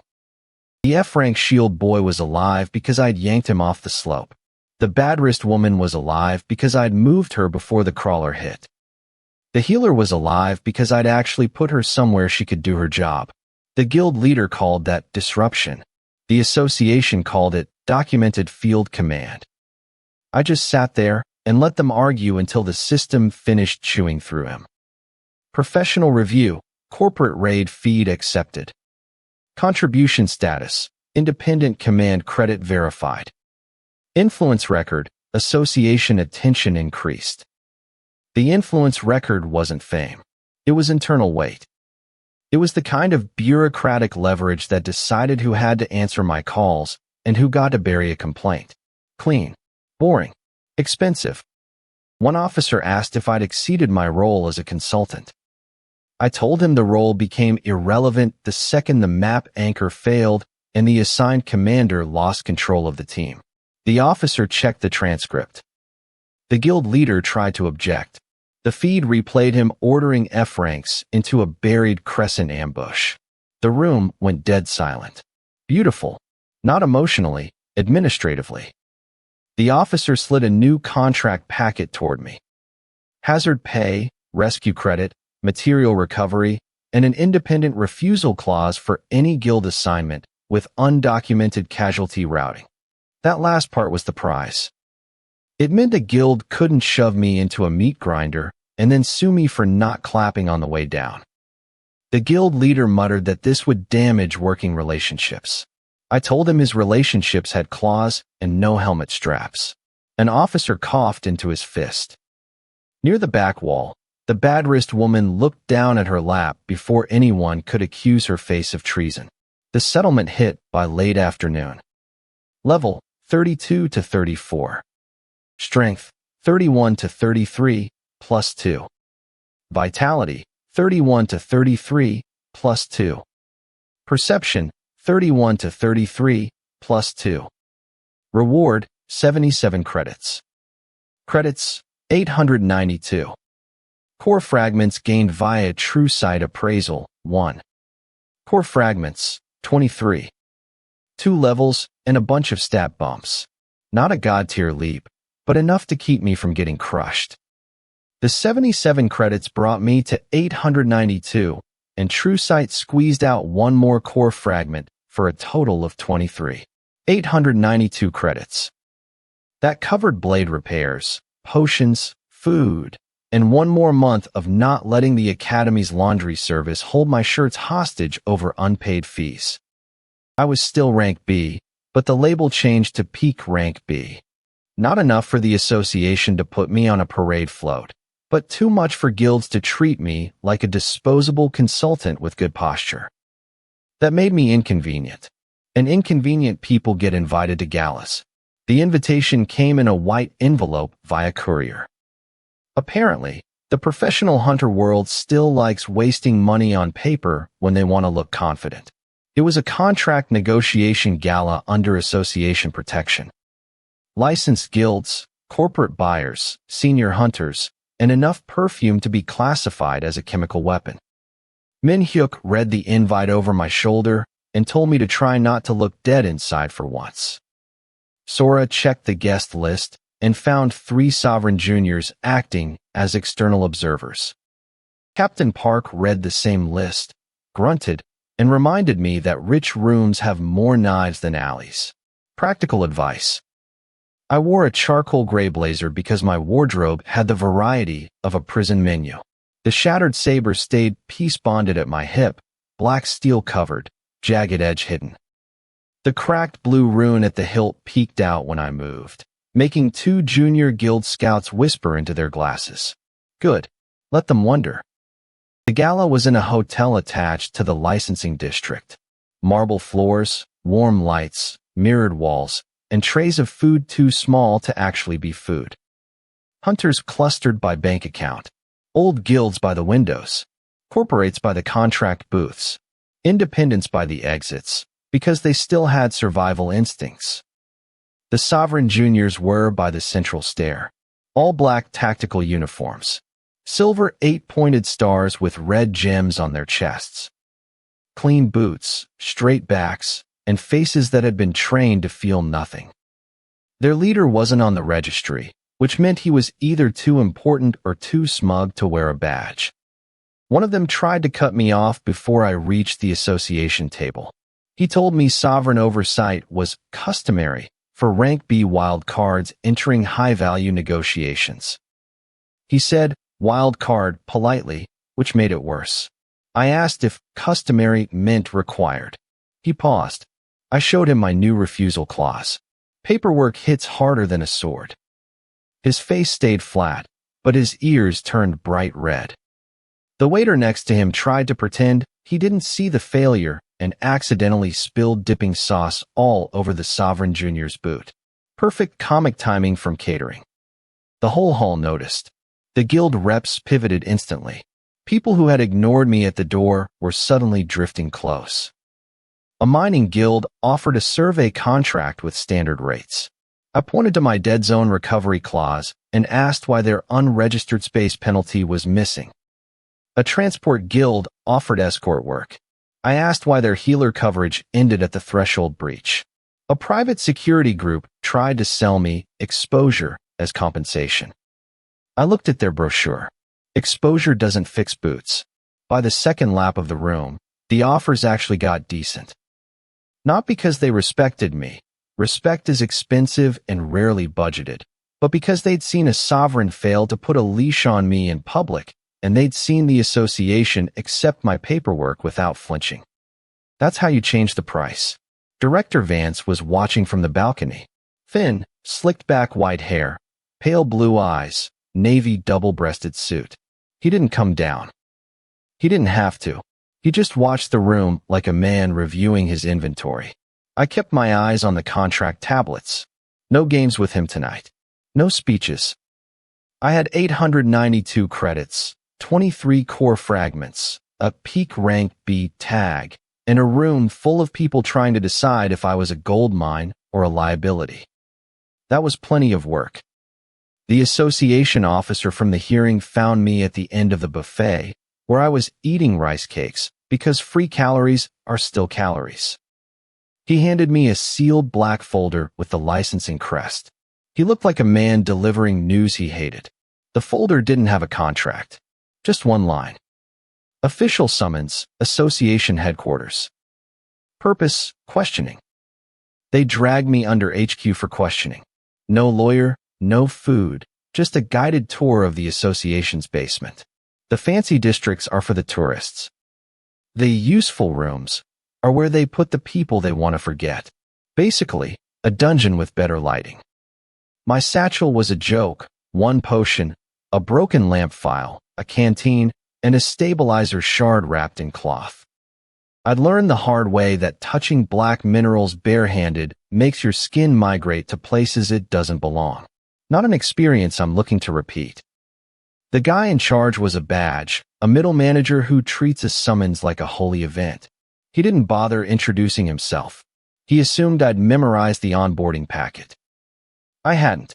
He marched me through 2 security gates and 3 badge checks, then an elevator ride that lasted long enough to make my sinuses bleed. He called it routine. Routine usually has windows. This had concrete. We hit a storage corridor behind the old gate archive. It was a graveyard of failed raids, sealed containers of dead anchors, burned locator rods, and busted academy gear. The association calls it evidence storage. I call it a room full of invoices for dead men. I kept my shattered saber piece bonded and clipped. The blue rune was dim, but the jagged black edge was ready in the sheath. I was running lean, no spare armor, no second blade, and exactly 23 core fragments. I could afford to spend once and still pay the rent on my own stupidity. The badge asked about the recording. I gave him the basics. Dead zone. Black mineral. A dead hunter, shouting my name before the audio cut. I didn't offer theories. Theories are expensive in rooms with recorders. When he asked why a file would know me, I told him the recording was older than my license, so either the association had a filing error or Time had started sending complaints. He didn't laugh. Very professional. Very sterile. Very boring. Then True Sight twitched. Not at the badge, but at the back wall behind some safe for disposal gate anchors. No monster listing, no reward table, no hum. Just something cold and far too neat to be wreckage.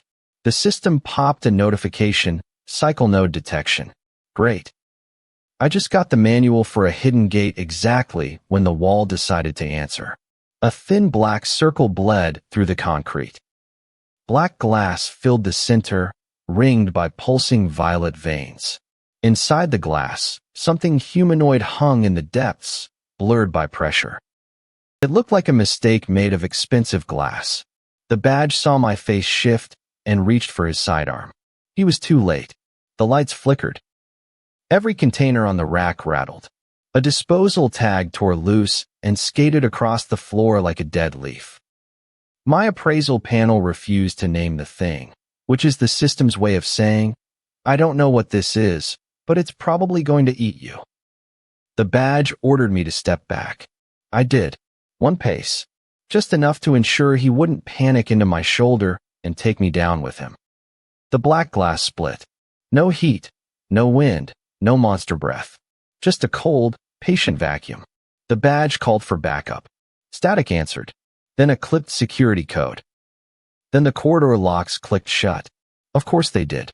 Because why would a horror movie start with the doors staying open? I scanned the room. Elevator sealed. Emergency stairs probably dead.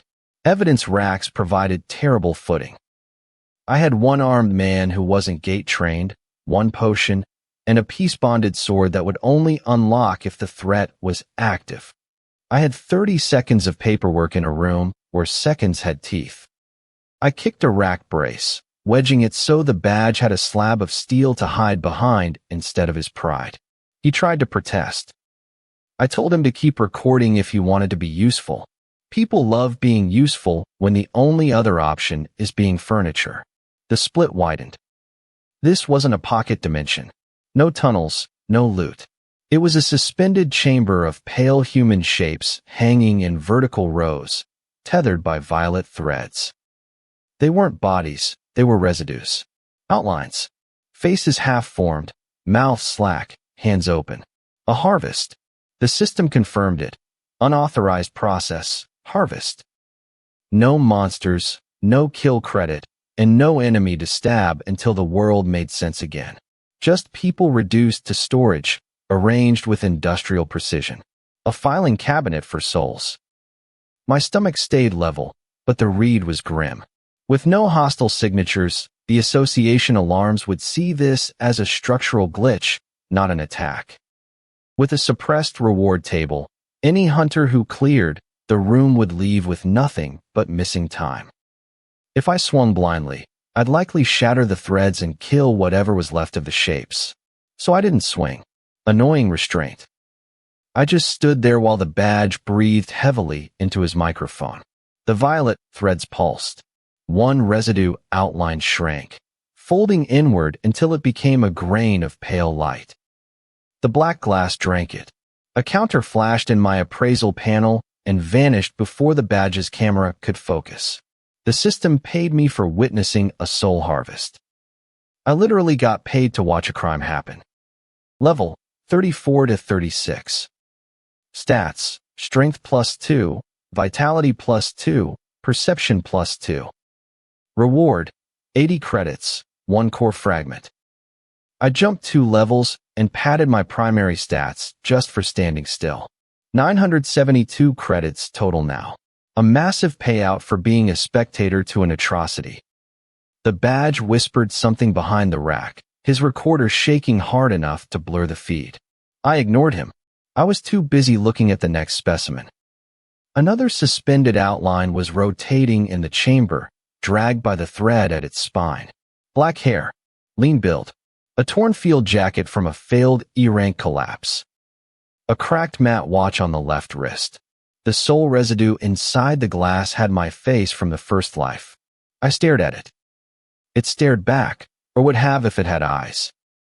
I wondered if the system would pay me again if it watched me get sucked into the glass, or if that would be considered a service fee.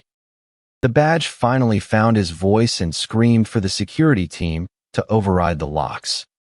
I just leaned against the evidence rack, checked my credit balance, and wondered how much the association would pay to keep this specific room a secret. Probably more than 80 credits. The soul residue with my face did not get to finish being my problem before the association made a worse one. The corridor locks opened, 6 guards rushed in, the unnamed officer dropped his recorder, and Director Vance sent one message through the wall speaker. Bring Han to Evaluation Room 3. Of course, Evaluation Room 3 was not a room. It was a dueling floor under a licensing office, with drain grooves in the tiles and medical staff waiting behind reinforced glass. Vance liked expensive honesty. The hunter waiting there had shaved eyebrows, split lips, needle scars at the neck, charcoal black combat suit, bare hands, no guild emblem, no name on the registry. True Sight clicked once. True Sight branch, crafted hunter traits. Function, identifies artificial stat optimization and forced balance patterns in human bodies. His body read wrong immediately. Not strong in a natural way. Tuned. Strength, vitality, perception, reaction timing, tendon output, mana pressure, all trimmed until no number stuck out too far. A person should have ugly inefficiencies, bad knees, overloaded shoulders, a dominant side. This man had been sanded down by someone with money and poor hobbies. Vance stood behind the glass, thin gaunt build, slicked back white hair, pale blue eyes, navy blue suit, silver tie. He did not explain the match. He only gave the med team permission to intervene after loss of consciousness. Generous. The buzzer sounded. The crafted hunter moved first and copied my opening step before I finished making it. Same angle, same shoulder drop, same cheap academy footwork I used because it saved stamina. He had not learned me. He had been loaded with a version of me, cleaned up and priced higher. Annoying. I drew the shattered saber. The peace bond snapped with a dull click, and the single blue rune at the hilt pulsed once. He came in barehanded anyway. I cut for the forearm, shallow and practical. He shifted half a palm wider than a normal dodge and took the cut across reinforced sleeve instead of skin. No panic. No wasted breath. I hated him already. The first minute was rent math. Every exchange had a price. A missed/cost shoulder heat. A blocked palm strike cost rib pressure. A retreat cost floor position. He kept matching the cheapest possible answer, which meant whoever built him had not built a warrior. They had built a budget spreadsheet with fists. I angled left and made him chase. He did. I tested his lower balance with a fake knee, then turned the saber flat and hit his hip. He absorbed it without stumbling. Vitality too even. Strength too even. Perception too even. Mirror match. Bad version. He caught my wrist on the next pass. His grip closed around the cracked watch strap, and for half a second I saw the first life residue in the black glass again. The same wrist, the same cheap mistake of being in the wrong room without enough leverage. I headbutted him. Not elegant. His nose broke. Mine probably filed a complaint. Blood hit the tile between us, bright and immediate, and the med staff behind the glass shifted forward. Vance did not. The crafted hunter wiped his mouth with the back of his hand and smiled without warmth. I checked my panel through the pane. Opponent pattern mirrored engagement. Estimated physical spread equalized. Detected artificial stat optimization. There it was. Equalized. Not stronger enough to crush me. Not weaker enough to farm. A manufactured stalemate designed to see what I did when my usual gap finding stopped paying rent. Fine. I spent the next 3 exchanges being boring. Low cuts. Short steps. No lock-on. No clean trick. I made him defend his ankles, elbows, wrists, and throat in ugly order until his copied rhythm started arriving half a beat early. He expected efficiency. I gave him chores. He punched me in the ribs for it. The hit lifted me off balance and drove the breath out of my chest. Vitality 35 kept the bones from folding. Barely. I slid 3 steps, boots scraping hard enough to leave black marks on the tile, and the saber tip dropped for 1 ugly second. The crafted hunter came forward to finish. I threw the empty water canteen from my satchel into his face. The association med team stared. The canteen bounced off his forehead with a hollow metal clank and spilled the last mouthful of water down his combat suit. 3 guards behind the glass looked away because laughing during a private evaluation probably affected pension eligibility.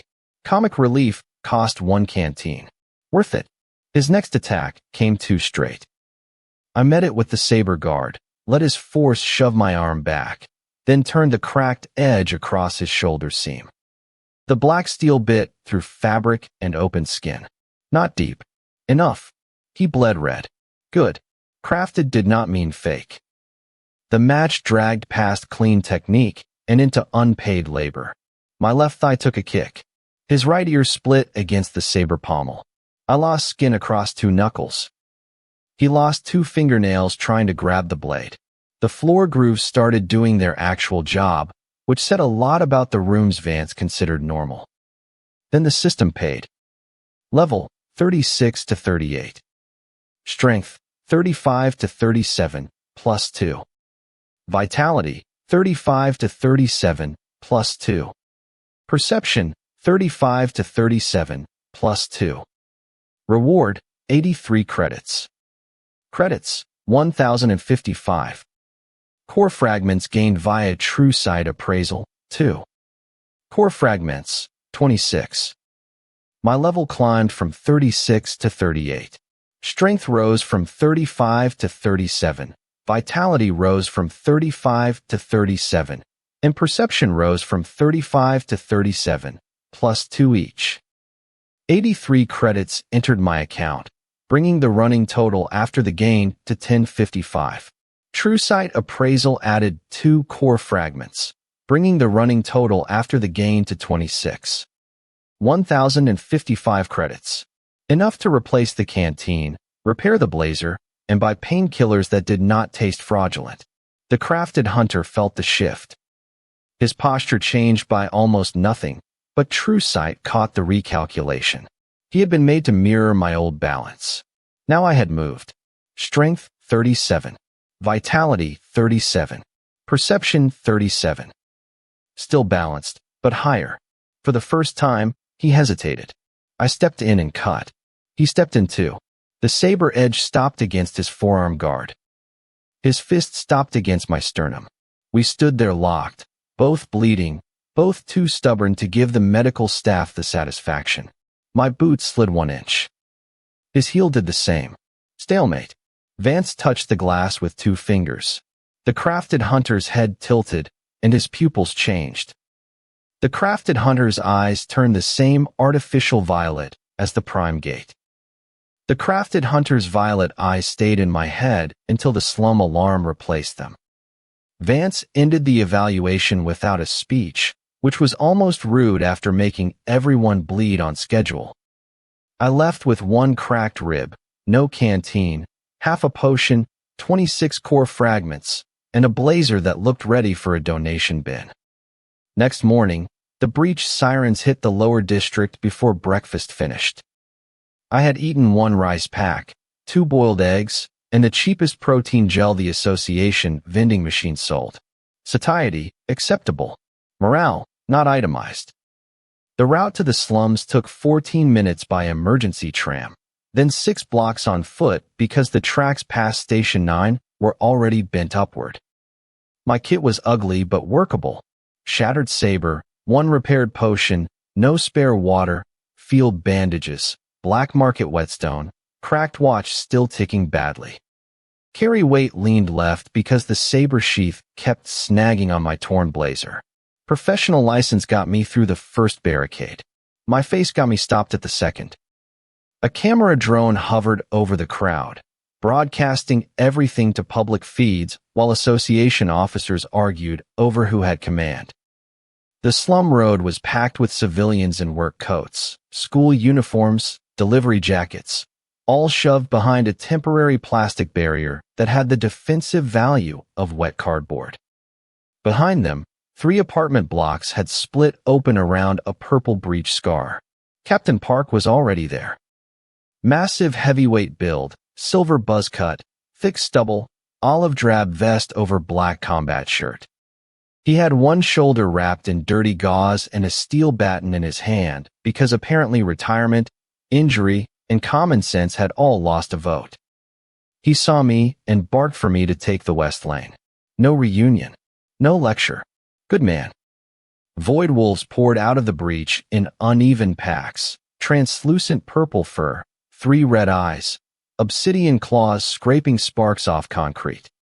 Trivial threat on paper, but paper did not have to stand between them and a daycare with blown-out windows. The first one jumped the barrier and landed on a parked delivery scooter, crushing the box rack flat. Public feed drones dipped lower. Great. Witnesses. I drew the shattered saber and cut the wolf through the shoulder joint before it cleared the scooter. Purple pixels scattered over the pavement. The crowd screamed anyway because civilians did not grade technique. They graded teeth. Park took the center line and made himself the wall. He shoved 2 civilians behind him, knocked a wolf sideways with his baton, then took a claw across the vest hard enough to spin him into a fruit stall. Apples rolled everywhere. Someone's dinner budget died for city safety. I checked the breech mouth. No boss signature. No reward table worth mentioning. Too many exit lanes. 3 packs inside. 2 already loose. 1 circling through the drainage alley toward the evacuation route. If that 3rd pack reached the rear crowd, the casualty count would climb before the officers finished their command argument. I told the nearest officer to move the civilians through the laundromat basement. He asked who authorized me. I pointed at the wolves eating his barricade. That solved the paperwork. The west lane was a narrow service road between old brick shops, laundry steam, broken neon, trash bags split under boots. I cut the first wolf low, kicked the second into a shutter, and spent no fragments because I needed the reserve more than I needed a pretty kill. My ribs complained every time I turned. I gave them no committee seat. Park's voice cracked through the calm, rough and too close to static. He reported civilians trapped under Block C, stairwell collapsed, 6 confirmed breathing, more inside. 6 confirmed breathing meant 6 invoices the city had not paid yet. I pushed through the service road and hit the courtyard behind Block C. Smoke hung low from an electrical fire. A mother with blood down her temple held 2 children under a collapsed awning while a void wolf paced 10 feet away, head twitching between them and the breach. I threw the whetstone at its 3rd eye. Bad throw. Still hit. The wolf flinched, which was all I needed. Saber in, cracked edge across the neck, core spark cut out, body gone into purple pixels. The smaller child started crying harder. Fair. I also disliked my customer service. More wolves landed from the 2nd floor breach scar. Too many. I had strength 37, vitality 37, perception 37. That was good for a licensed hunter with a bad background and worse enemies. It was not good for holding a courtyard, a stairwell, and an evacuation route while bleeding through a white shirt. The system finally noticed the math. Emergency condition met. Overclocking, temporary stat boost. Overclocking was a temporary stat boost. Heat slammed through my limbs hard enough to make my hands lock around the saber grip. The cracked watch vibrated against my wrist. My breathing shortened. The numbers did not appear as a clean upgrade, just pressure, speed, and the immediate sense that the bill would arrive later. Fine. Later had better credit terms.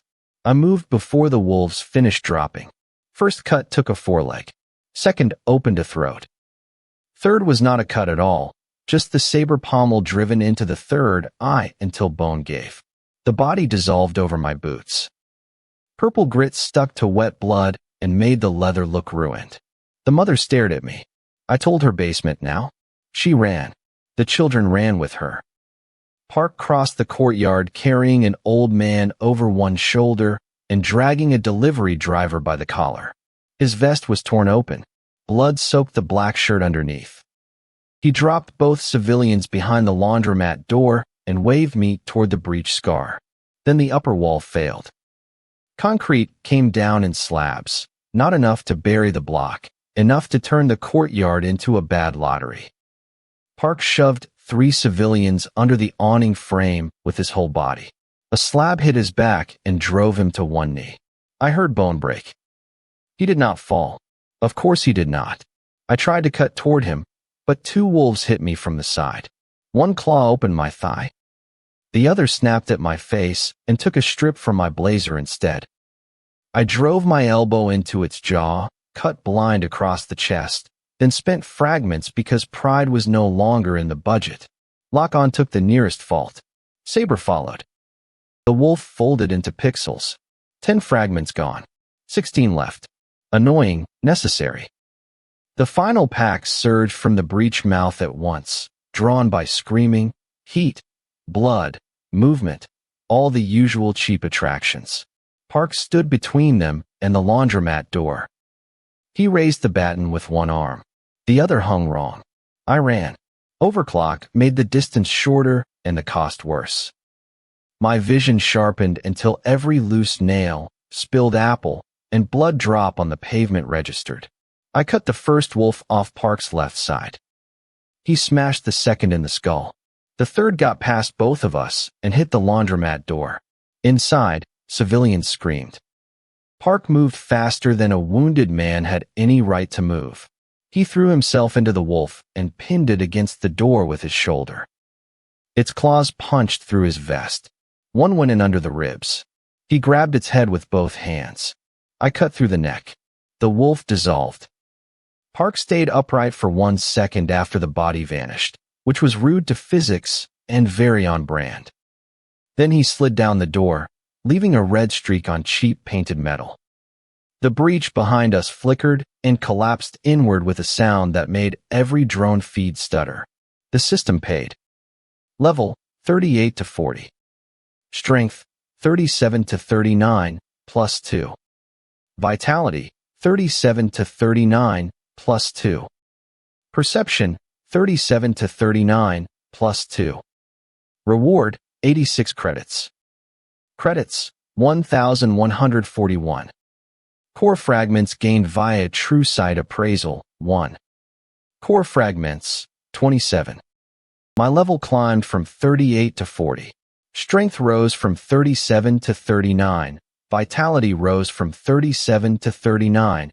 And perception rose from 37 to 39, plus 2 each. 86 credits entered my account, bringing the running total after the gain to 1141. True Sight Appraisal added 1 core fragment, bringing the running total after the gain to 27. 1,141 credits. Enough to pay for gear, not enough to buy back the man bleeding against a laundromat door. Another panel forced itself open over the public feed. Emergency contribution verified. Hunter rank review. F to E to D to C to B to A. Status. Rank a provisional. The registry walked my hunter rank through F, E, D, C, B, and finally A. Rank a provisional. Public, recorded, and arriving at the worst possible time. Park laughed once. It came out wet.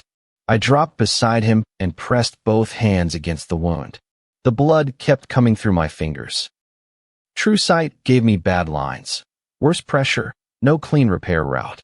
My half potion would not fix this. Bandages would not fix this. Cheating would not fix this. He knew. He grabbed my wrist, right over the cracked watch, and pulled me close enough that the drones could not steal the words cleanly. His eyes tracked the dead breach scar, then the empty sky above the slum blocks. The architect is feeding every hidden node into one prime gate. Park's hand went slack before the medics arrived. Drones were circling, and civilians were huddled by the laundromat. The breach had closed, but the street was still a circus. I didn't care about the optics. I just kept pressure on the wound. Useless. The medic shoved me aside. Another checked Park's pulse and gave the association officer a look that basically said, "He's dead. You do the talking." Captain Park was gone. The iron wall had finally hit his expiration date. My gloves were red to the wrist. A drone dipped too close, so I threw an empty potion vial at it. Still can't aim. It backed off anyway.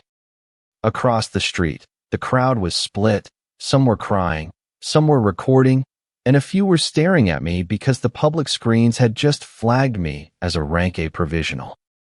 Great. Now I'm famous and unemployed. Min-hyuk and Sora arrived through the barricades.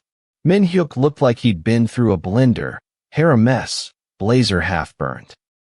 Sora was shaking, staring at the body. She asked if there was any way to stabilize him. I shook my head. That was the medical report. Min-hyuk told the officers to stop filming the corpse. They argued for a second, then Sora leaked a thin line of blue mana across the pavement. Every drone jumped 10 feet higher. Useful, but expensive. Sora's mana control is a financial disaster. Pushing that hard means I have to pay her in cores and training hours just to keep her from snapping. Min-hyuk isn't any cheaper. Between the pride and the gear repairs, keeping a team alive costs more than just working solo. Still cheaper than a funeral. A second alarm hit Block D. Not a wolf pack. The officer's tablet went crazy. Something bigger had slipped into the maintenance canal under the slums and was heading for the evacuation tunnel. Of course it was.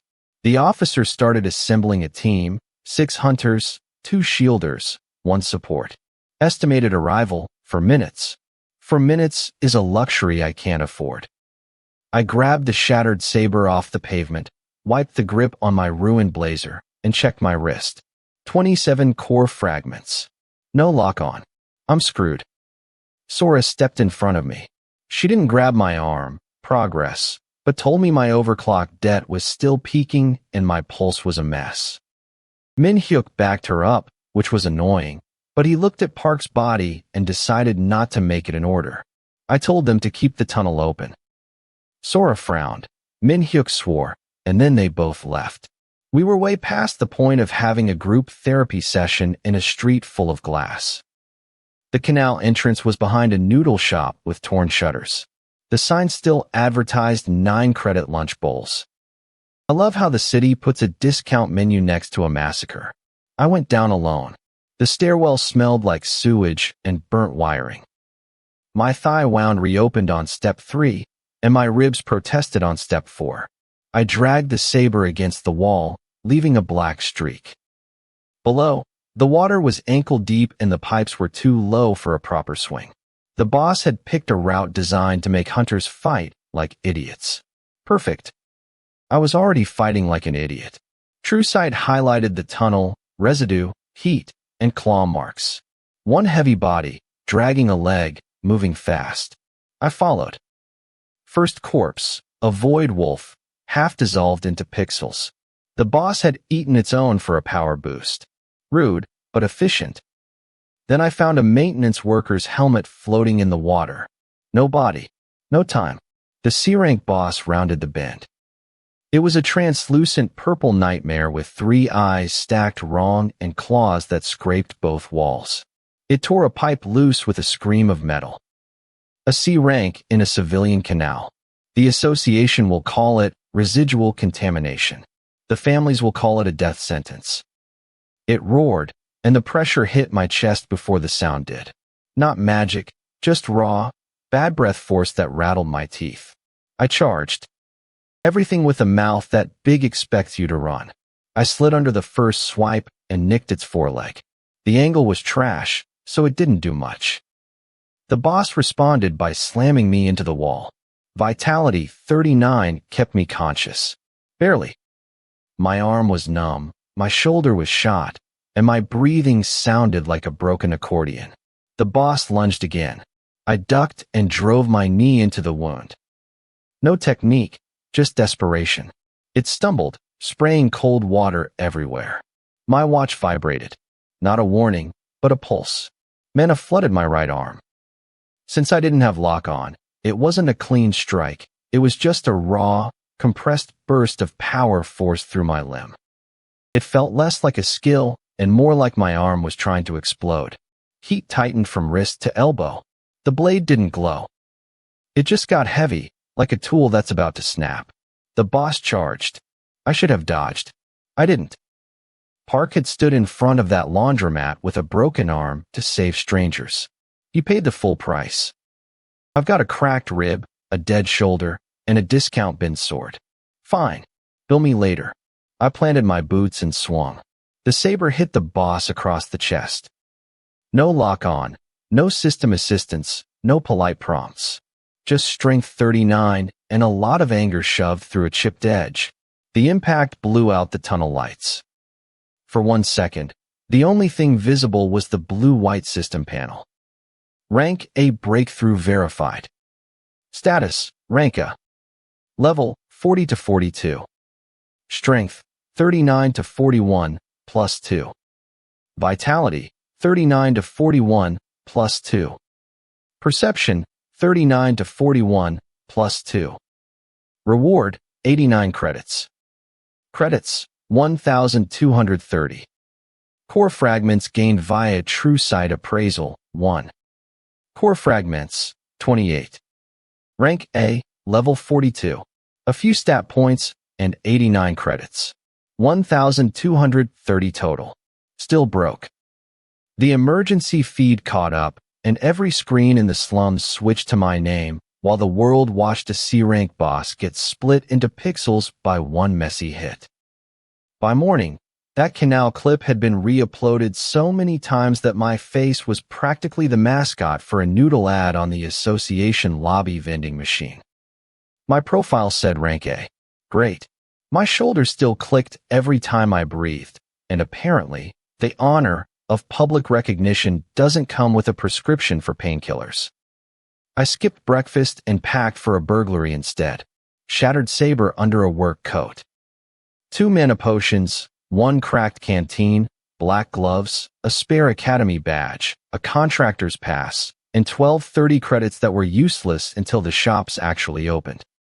My left side was still screaming from that old rib injury, so I shoved the saber sheath higher up my torso and accepted that I looked like a complete idiot. Sora met me under the tram station. She was a total disaster, blazer buttoned too tight, bloodshot eyes, and enough unstable mana leaking from her hands to make the security cameras glitch out just by looking at them. Min-hyuk stayed 2 blocks away with the getaway route. He spent the whole time complaining over the comms that I was using a golden boy as a glorified parking attendant. I told him expensive assets belong outside the blast radius. The Sovereign Guild branch office was basically a giant monument to people who charge for bottled water. 2 guards with shaved jaws and earpieces were guarding the front. We ignored them. Sora killed the first camera loop from the alley panel. Not for good. 30 seconds on the exterior, 90 on the elevator. Her mana control was getting better, which in this case meant the lights only flickered twice, and 1 random vending machine gave a stranger a free refund. Good enough. We broke in through waste processing. It smelled like a mix of industrial bleach and soggy corporate lunches. Every 5 steps, a sensor node blinked blue. Sora spread her mana in a thin sheet to fold over the sensors. The alarm stayed quiet. My pulse stayed annoying. The vault was 3 levels down, hiding behind a sign that said, Records Compliance. The door was a nightmare of palm readers, retinal cameras, and a mana pressure plate. 3 IDs. A blood sample. I'm pretty sure it also required a signed confession of every embarrassing thing I did in middle school. Luckily, I had Sora.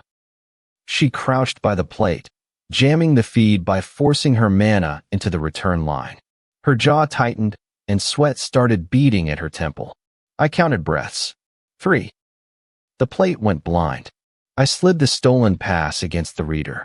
Yellow, green, then yellow again. Even the stolen access had trust issues. The door finally creaked open 6 inches. Inside, the vault was slate gray and freezing. TrueSight highlighted the lockers, guild contracts, debt schedules, casualty forecasts. All useful, but not what I was here for. I moved cabinet by cabinet while Sora held the door blind. The cooldowns were brutal. 12 seconds on the exterior. Under a minute on the elevator. The whole plan depended entirely on Sora not coughing, fainting, or remembering she was 18 and robbing a guild that literally owns private prisons. The hidden ledger was tucked behind a false power conduit, a black data slate sealed into the wall with a dead man cipher. TrueSight picked up the seam, the wrong weight, and that violet-black residue, the same sickness as the Harvest Gate. The same signature Park had named with his last breath. 60 seconds, Sora whispered. Stealth appraisal, let me inspect the records without triggering the wards. TrueSight branch, stealth appraisal. Target, concealed ledger. Owner tag, the architect. Security state, dormant. Extraction risk, moderate. Owner, the architect. Great. This just upgraded the job from burglary to federal evidence. I worked the strip loose with a utility knife. My shoulder protested loudly. The camera twitched, then froze as Sora shoved more mana into the feed. I grabbed the slate. Possession updated. Item acquired, the architect's ledger. Rank A or not. Stealing from Sovereign felt less like a hero move and more like shoplifting a very expensive receipt. A lock clicked. 2 sets of footsteps passed the door. Fighting guards in a basement turns evidence into a corpse audit, so we froze. Sora held the jam until her nose started bleeding. I tucked the ledger in my coat and slipped out just as the palm reader flashed red. Sora dumped one last surge through the panel and the red died. We bolted through the waste corridor. Sora was unsteady and my shoulder was sending me an itemized list of complaints. 1 camera reactivated. I yanked her into a blind corner and the lens swept past empty tile. Barely. Minhyuk had the van waiting. He saw Sora's nosebleed and the bulge in my coat and decided not to ask questions. Growth. 6 blocks later, the system decided that grand larceny counted as field work. Level 42 to 44. Strength 41 to 43 plus 2. Vitality 41 to 43 plus 2. Perception 41 to 43 plus 2. Reward 92 credits. Credits 1,322. Core fragments gained via TrueSight appraisal 2. Core fragments 30. 2 levels and a handful of stats. Not a powerhouse gain, but 30 fragments was finally enough to feel rich for about 3 bad decisions. Sora leaned against the van and breathed through a cloth. I opened the ledger on my knees, brightness low. The first page was coordinates, locations, timestamps, transfer weights, and harvest yields. Neosol was there. The slum node was there. The dead gate residue was there. Park hadn't been guessing when he died. I scrolled down. The ledger wasn't just listing our sector. It was listing harvest coordinates in other nations, too. We had the ledger. Someone had our channel. That meant breakfast was canceled. We were stuck in an association evidence room, which is basically a freezer with blue glass and coffee that tastes like battery acid. The architect's ledger was sitting in a black case between us. Sora was clutching the jammer, and Minhyuk was standing by the door, looking so smug with those polished gold pins that I actually wanted to hit him. The relay officer in charge of our comms was a walking disaster. Swollen eyelids, coffee stains on his collar, and a habit of calling me Hunter Han, with that kind of fake respect that usually means he wants to see you trip down a flight of stairs. He told us the channel was clean. I checked the panel. He was lying. TrueSight turns comms into cyan lines. There were 3 official signatures, and one weird fourth hook piggybacking on the emergency band. Every time the officer tapped his tablet, the hook pulsed. We weren't just being watched. We were being eavesdropped on by someone with a badge. Sora saw my wrist angle and froze. Min-hyuk saw Sora seeing me. This is why geniuses are expensive, and why they're occasionally useful when you're about to get stabbed. I told them we were moving the ledger through Central Plaza for an emergency handoff. I repeated the route, the time, and a fake transfer code, speaking slowly enough for a corrupt idiot to keep up. The officer nodded too fast. His tablet pinged under his sleeve. Perfect. 10 minutes later, we hit Central Plaza with a decoy case and an escort that looked official from a distance, but underpaid up close. The Academy leaderboard was floating above us in blue light, and public screens were looping my canal clip on silent. The city loves a survivor right up until that survivor makes the paperwork a nightmare. A few hunters recognized us. Some looked annoyed that Min-hyuk was standing beside me instead of above me.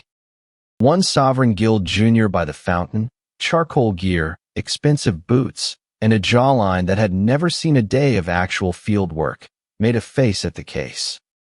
He told his friends I was dragging real hunters into my trash skill theater. Min-hyuk just smiled at him. It was way more threatening than arguing. The relay officer followed 20 steps behind, hugging his tablet. Sora kept the jammer quiet. I wanted the leak to stay live. Dead wires don't testify. We hit the marker at 7:31 a.m. The trap was a cheap trick that only works because arrogant people are easy. The decoy case held a blank slate, 2 broken mana cores, and a tracker Sora had swiped off a Sovereign Vault door. If someone grabbed it, it would look like Sovereign was moving fake evidence against itself. It was ugly, but it worked. The officer's tablet pinged again. A black service van pulled up without clearance. 4 Sovereign juniors stepped out with badges that looked like they'd been printed at home. Then came the enforcer, tall, broad, crooked nose, wearing a crimson and gold crest under a gray coat. He didn't look at the guards. He looked at the case. Noted. The crowd shifted. Phones went up. The enforcer announced the case was stolen guild property and demanded it under emergency recovery rights. The association guards hesitated. That hesitation cost them their dignity, but not their lives, so they were still winning. I set the case on the ground. The junior by the fountain laughed and called me cooperative. I opened TrueSight. TrueSight branch, loyalty analysis, limited. Target group, active shared channel. Result, 1 hostile relay. Loyalty analysis doesn't give you a life story. It just tells you if someone wants to kill you. It was enough. The relay officer's line turned red. 1 clean receipt. I didn't look at him yet.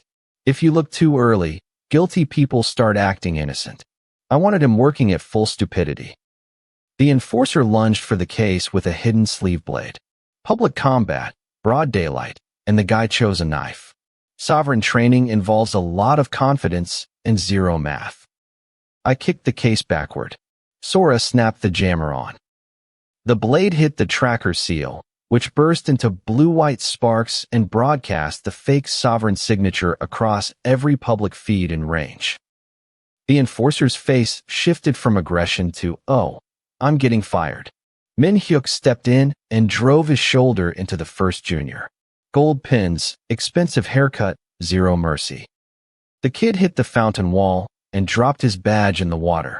The crowd made that sound people make when violence becomes entertainment. The enforcer recovered and slashed low at my thigh. I gave him half a step, let the saber clear its sheath, and caught his wrist with the flat of the chipped edge. Bone cracked. He dropped the blade. No lock-on. No flashy moves. I just noticed the channel while he was busy being a thug, and then I worried about how much this was going to mess up my morning. The relay officer tried to back away. Sora widened the jammer's range, and his tablet went black. He tapped it twice, then stopped when he realized his panic had an audience. The enforcer tried to grab the case with his good hand. I put my boot on the latch and pressed. The case opened, Sora had rigged it to fail under pressure, and the blank slate projected the contents over the plaza. Empty. 2 broken cores. And a tracker screaming a sovereign signature. The public screens caught all of it. The junior by the fountain opened his mouth, found no useful words, and closed it again. Good. Silence was the first sensible thing he'd contributed. The relay officer tried to slip away. Min-hyuk blocked the lane with his shoulders. The officer tried to claim he was securing the perimeter, and Min-hyuk let the drones record the lie. I picked up the blade and tossed it onto the case. Level 44 to 46. Strength 43 to 45 plus 2. Vitality 43 to 45 plus 2. Perception 43 to 45 plus 2. Reward 95 credits. Credits 1,417. Core fragments gained via True Sight Appraisal 1. Core fragments 31. A 2-level jump and a stat boost. 31 fragments. Still not enough to actually feel safe. The association guards finally remembered they had jobs and moved in. The Sovereign Juniors started shouting about illegal entrapment, which is rich for guys with fake badges and sleeve knives. Sora kept the jammer running until the officer's tablet started smoking. He stared at the dead device, then at me. I held up my cracked watch. The timer read 7:21 a.m., marked with the first unauthorized ping. He'd just realized I'd seen the betrayal coming 10 minutes before it happened. No powers, no system, and a gear set that looked like a garage sale. I had 1,417 credits, enough for a decent dinner, but barely enough to pay the entry fee for a hunter. I had 43 minutes before the sovereign lawyers arrived to ruin my life. The logistics were a disaster. Sora had the real ledger, the fake one was in an evidence locker, and Min-hyuk was currently losing an argument with a clerk at the association. We didn't wait for breakfast. We moved immediately because coordinates don't care if you're tired. I packed the essentials: shattered saber, 2 overpriced mana potions, a blood clot patch, a cracked canteen, spare gloves, 3 compression bands, a cheap respirator, and 31 core fragments. The saber poked my ribs. Typical Neo-Soul medicine, tiny vials, huge price tags. The spot was a transit depot under the East Industrial Line. No contract, no reward, no paperwork. Just a service tunnel with cracked blue glass and a gate leaking freezing air.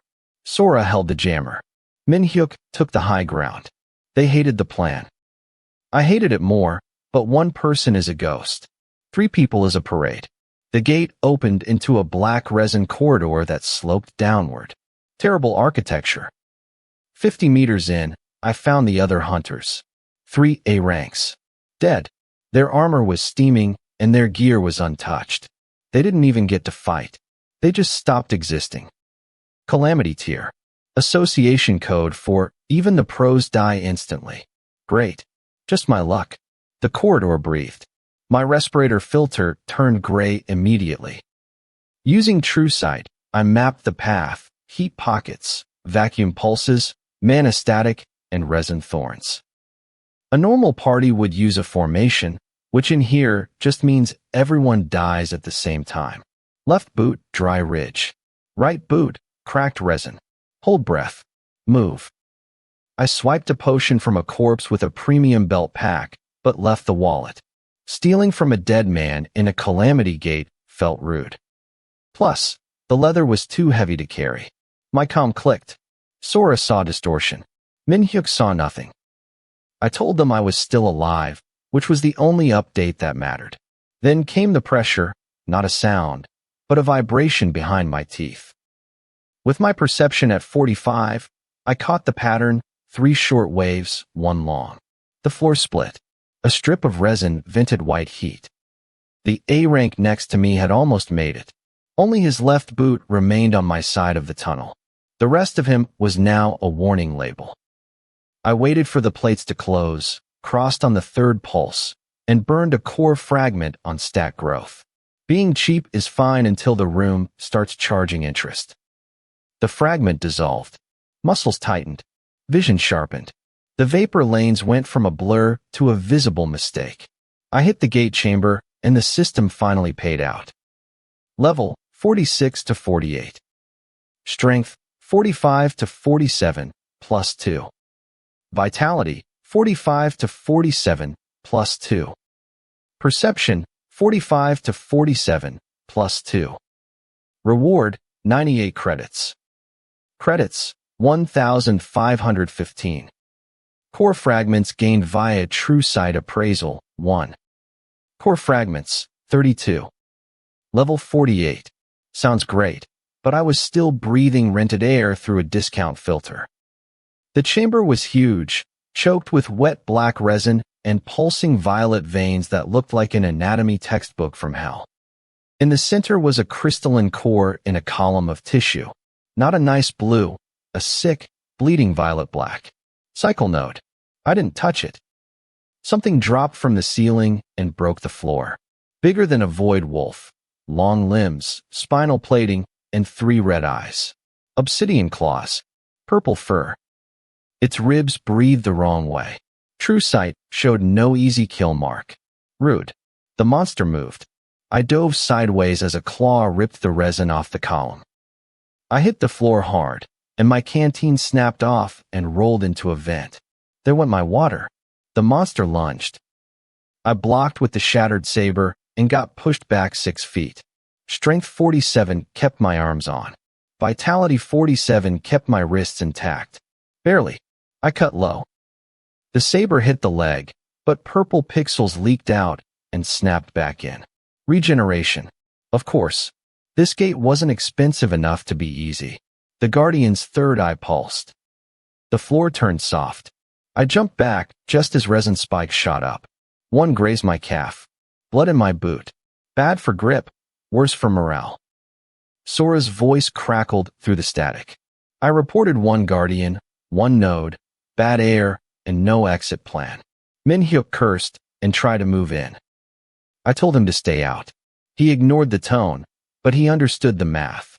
The Guardian circled, blocking the node every time I moved. It wasn't hunting. It was guarding. I had to make it choose between the core and its life.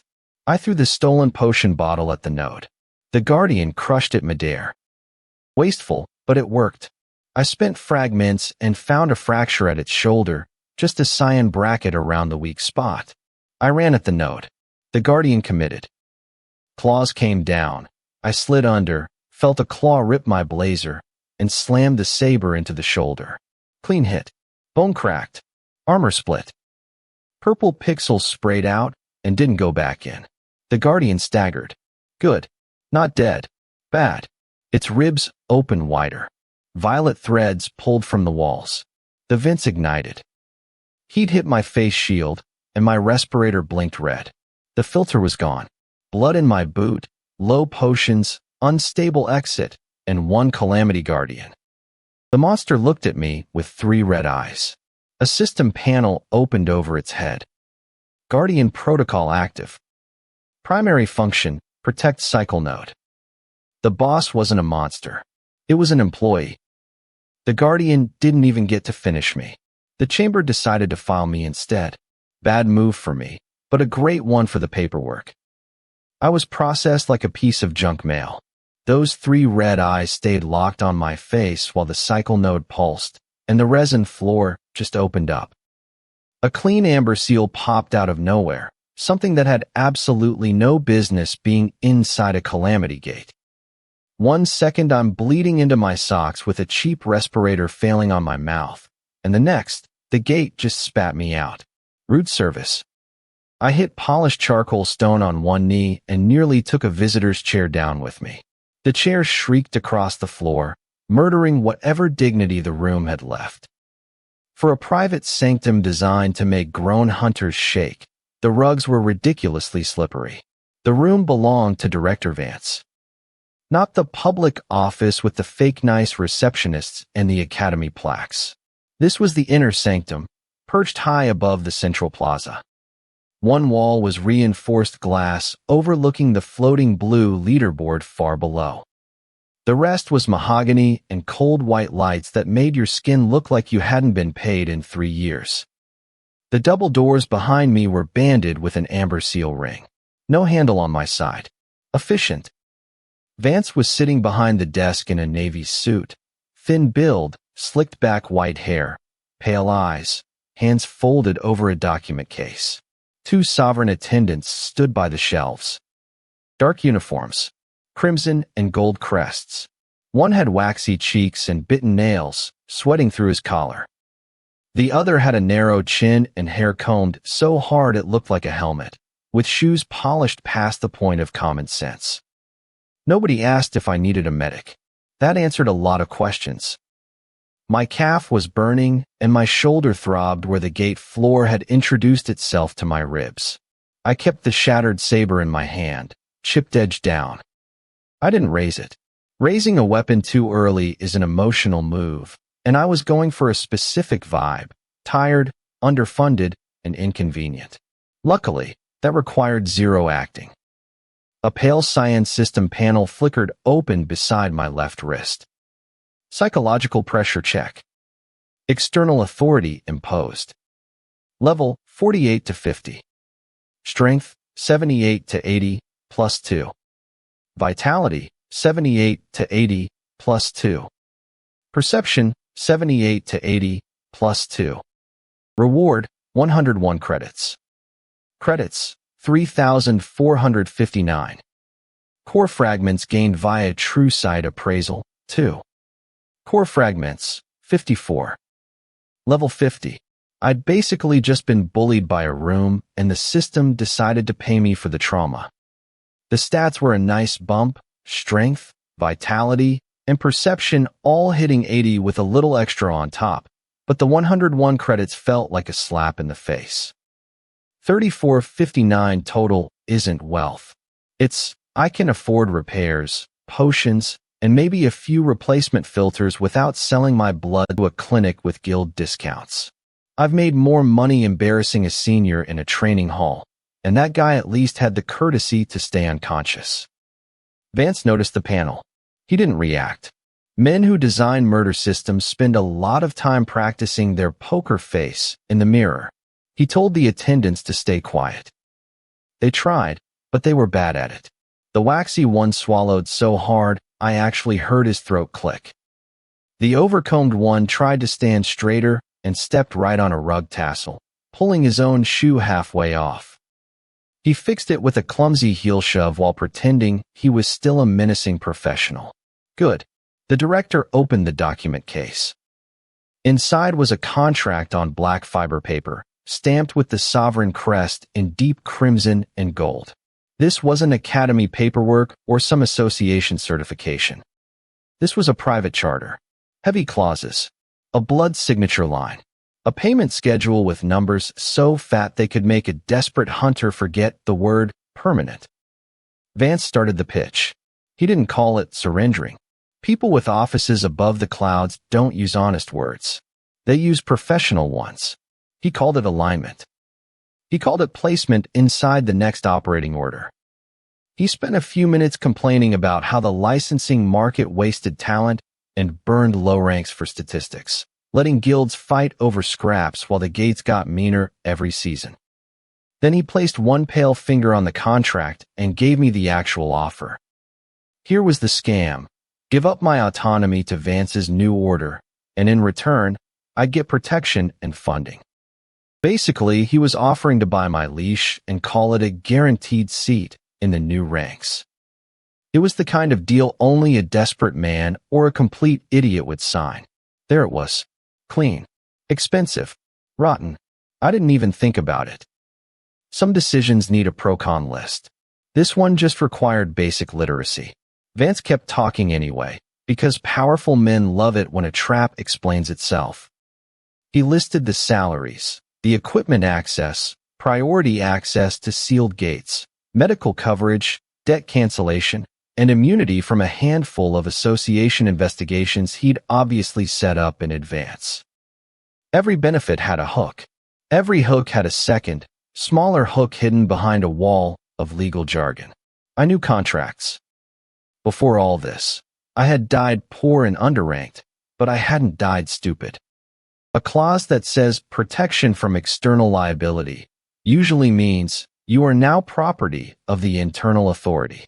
A clause about strategic deployment rights means someone else picks the room where you bleed out.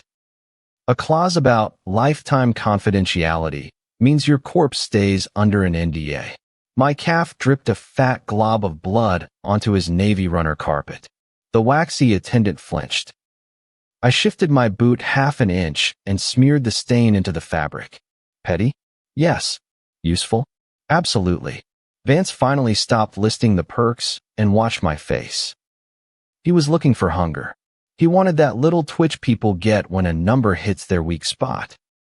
This offer probably worked on hunters with mountain-high hospital bills, dead families, or guild debts. It bought exhaustion and then renamed it Purpose. Then he mentioned Captain Park. He said the captain had been brave. The room went dead silent. My grip tightened once on the saber and then loosened. Vitality 80 kept my hand from shaking. Perception 80 kept the office mapped in my head. The door seal, the two idiots by the wall, the rune in the desk drawer, the stress channels in the glass wall, the lock on the artifact cabinet, and the flat black charm stitched into Vance's right sleeve. No immediate way to kill him instantly, but plenty of ways to die. I asked him if the condolence package was included in the salary table. The waxy attendant made a small coughing sound and immediately looked like he wanted to vanish. Vance didn't blink. He had just learned that the dead mentor button produced sarcasm instead of compliance. Awkward for his file. He slid the contract forward. The paper stopped at the far end of the desk, perfectly centered. The blood signature line was waiting below my name, Doyen Han. Rank A on the public records, anomaly in the private records, future asset in Vance's handwriting. The contract even had my estimated market value appended in a sealed side column. I flicked TrueSight on for half a second. Not to check the offer. I already knew it was garbage. I checked the ink. The crest contained compressed mana, heat-sensitive, and keyed to a refusal trigger with a remote archive copy. Cute. The document wasn't actually paper. It was a leash with fancy stationery manners. Vance told me not to mistake pride for leverage. I almost respected the line. Almost. It was exactly the kind of thing a man says when he's never had to price-check discount canteen rice at midnight. I set the shattered saber on the desk. Both attendants tensed up. The battered blade looked hideous against the mahogany. Worn grip, low balance point, chipped edge, with dried gate resin caked along the fuller. Vance's contract sat beneath it with all its crimson ceremony and expensive ink. The saber had cost me a black market gamble and several sleepless nights. The contract probably cost more than my entire dorm block. I liked my purchase better. Vance's pale eyes narrowed. He told me the world coming next had no room for unaffiliated hunters. I put my left hand on the contract and felt the mana in the crest wake up. It tried to climb my skin, feeding off the blood from my calf. The psychological pressure pressed down again, colder, heavier, the room basically asking my body to remember who owned the building. My panel flickered. My core fragment count stayed at 54. That was enough for several very bad choices. I didn't spend a single one. The offer didn't deserve the resources. I laughed right in Vance's face, and as I did, I slammed the shattered saber down onto the contract, letting the first burst of white fire eat through the sovereign seal. I burned the contract. Vance didn't even blink. That was my first hint that things were going south, because usually, people with private sanctums get very loud when you set their legal paperwork on fire. He just watched the ash drift across the table like blue snow while I stood there with a boot filling with blood and a respirator hanging uselessly around my neck. The room was too perfect. No smoke, no smell of charcoal, no scorch marks on the polished steel. My sleeve was a rag and my calf was open to the air, but the architecture had decided to ignore the mess. It was a very polite way of telling me I was no longer in a physical space. Noted. Sora's comm signal hit static.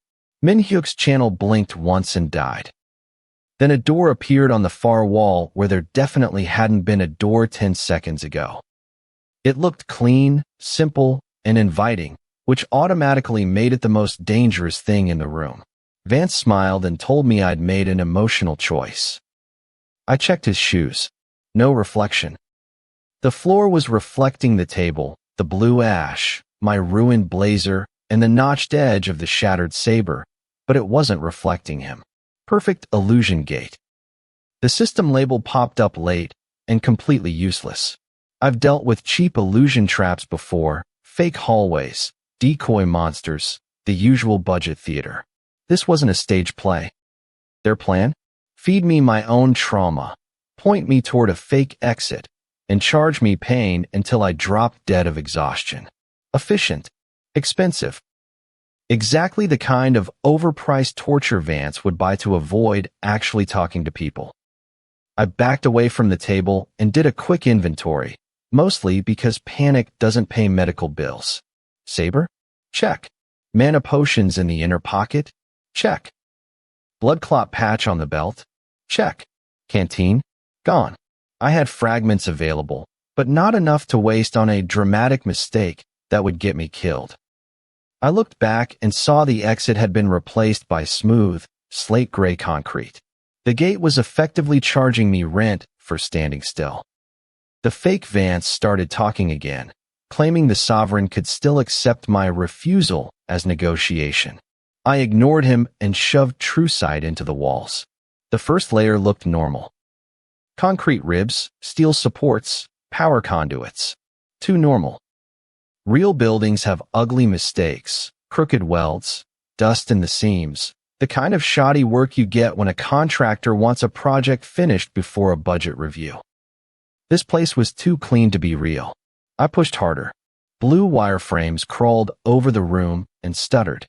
The walls stretched a fraction of an inch and snapped back. The door slid closer without actually moving. Fake Vance just stood there with his hands folded, looking like a rich man waiting for a poor man to run out of options. Then my left eye started to burn. Then it started to bleed. A warm line of blood slid under my fringe and down my cheek. The interface flickered as my perception strained past the breaking point. My vision split between the room and the raw data underneath, just a mess of misaligned layers and glitching geometry. The system tried to throw a warning at me, but I dismissed it. Warnings are free. Surgery is not. The illusion shifted tactics. The door opened, and Sora was there. Auburn hair loose, charcoal blazer torn, emerald eyes wide. She told me Min-hyuk was down, and we had to get out now. Perfect voice, perfect posture, perfect emotional trigger. Wrong timing.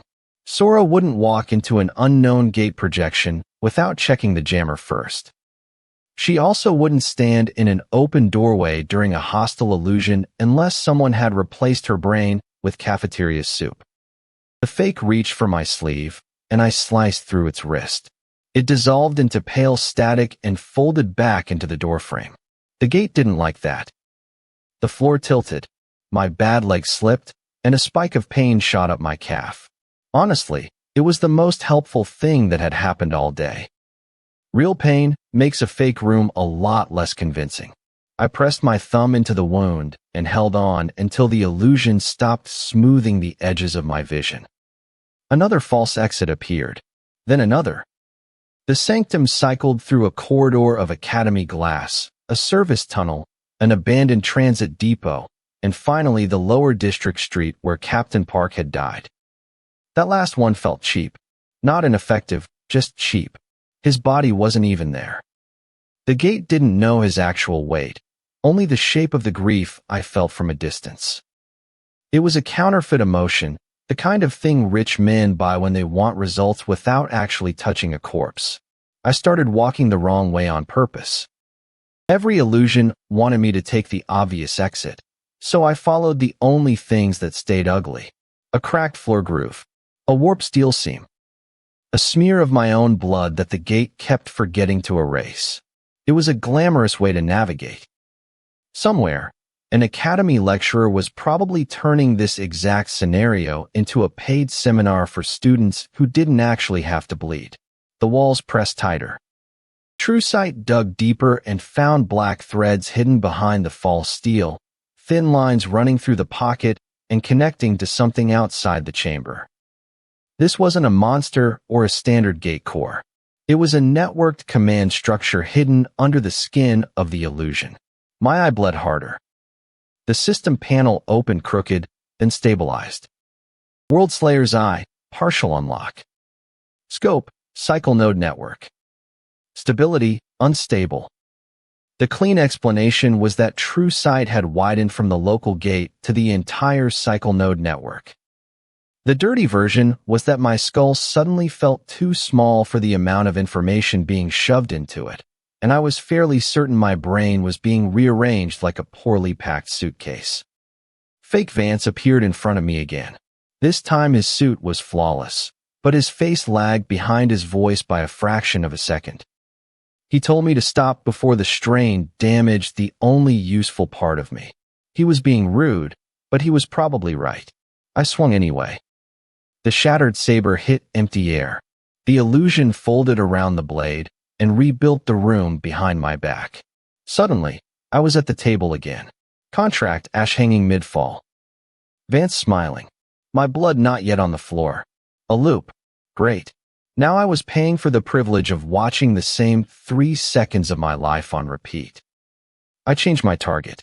I didn't go for Vance, the door, or the room. I aimed for the place where the reset had started, a tiny hitch in the table's blue holographic edge. TrueSight marked it as a seam in the projection lattice. My hand was shaking, and the saber felt 10 times heavier than usual. Blood dripped from my chin onto my white shirt, then vanished before it hit the floor. The gate was cleaning the evidence faster than I could bleed. I didn't spend any fragments. I saved the lock. This wasn't a problem that required a critical hit. It was just unpaid labor against a machine that wanted me exhausted. I drove the saber into the seam and held it there, forcing TrueSight to rip the false room open. Finally, the system paid up. Level 48 to 52. Strength 47 to 49 plus 2. Vitality 47 to 49 plus 2. Perception 47 to 49 plus 2. Reward 104 credits. Credits 1,619. Core fragments gained via TrueSight Appraisal 1. Core fragments 33.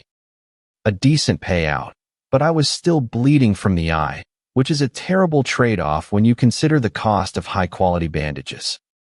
The room cracked from ceiling to floor. Fake Vance's smile broke into flat blue shards. The steel table vanished, and the polished floor dropped away. For one breath, there was nothing but black space threaded with violet-black lines, each one pulsing from node to node across a shape too wide to belong to any academy gate. Then the illusion shattered completely, and the true map of the global cycle nodes filled the dark, making me feel very small, very tired, and very in need of a drink. I was standing in a room that should have been a map, and instead, I had 12 S-ranks staring at me. Not the kind with personalities or pensions. These were crafted hunters, lab-grown meat designed to hit hard and not complain until the warranty expired.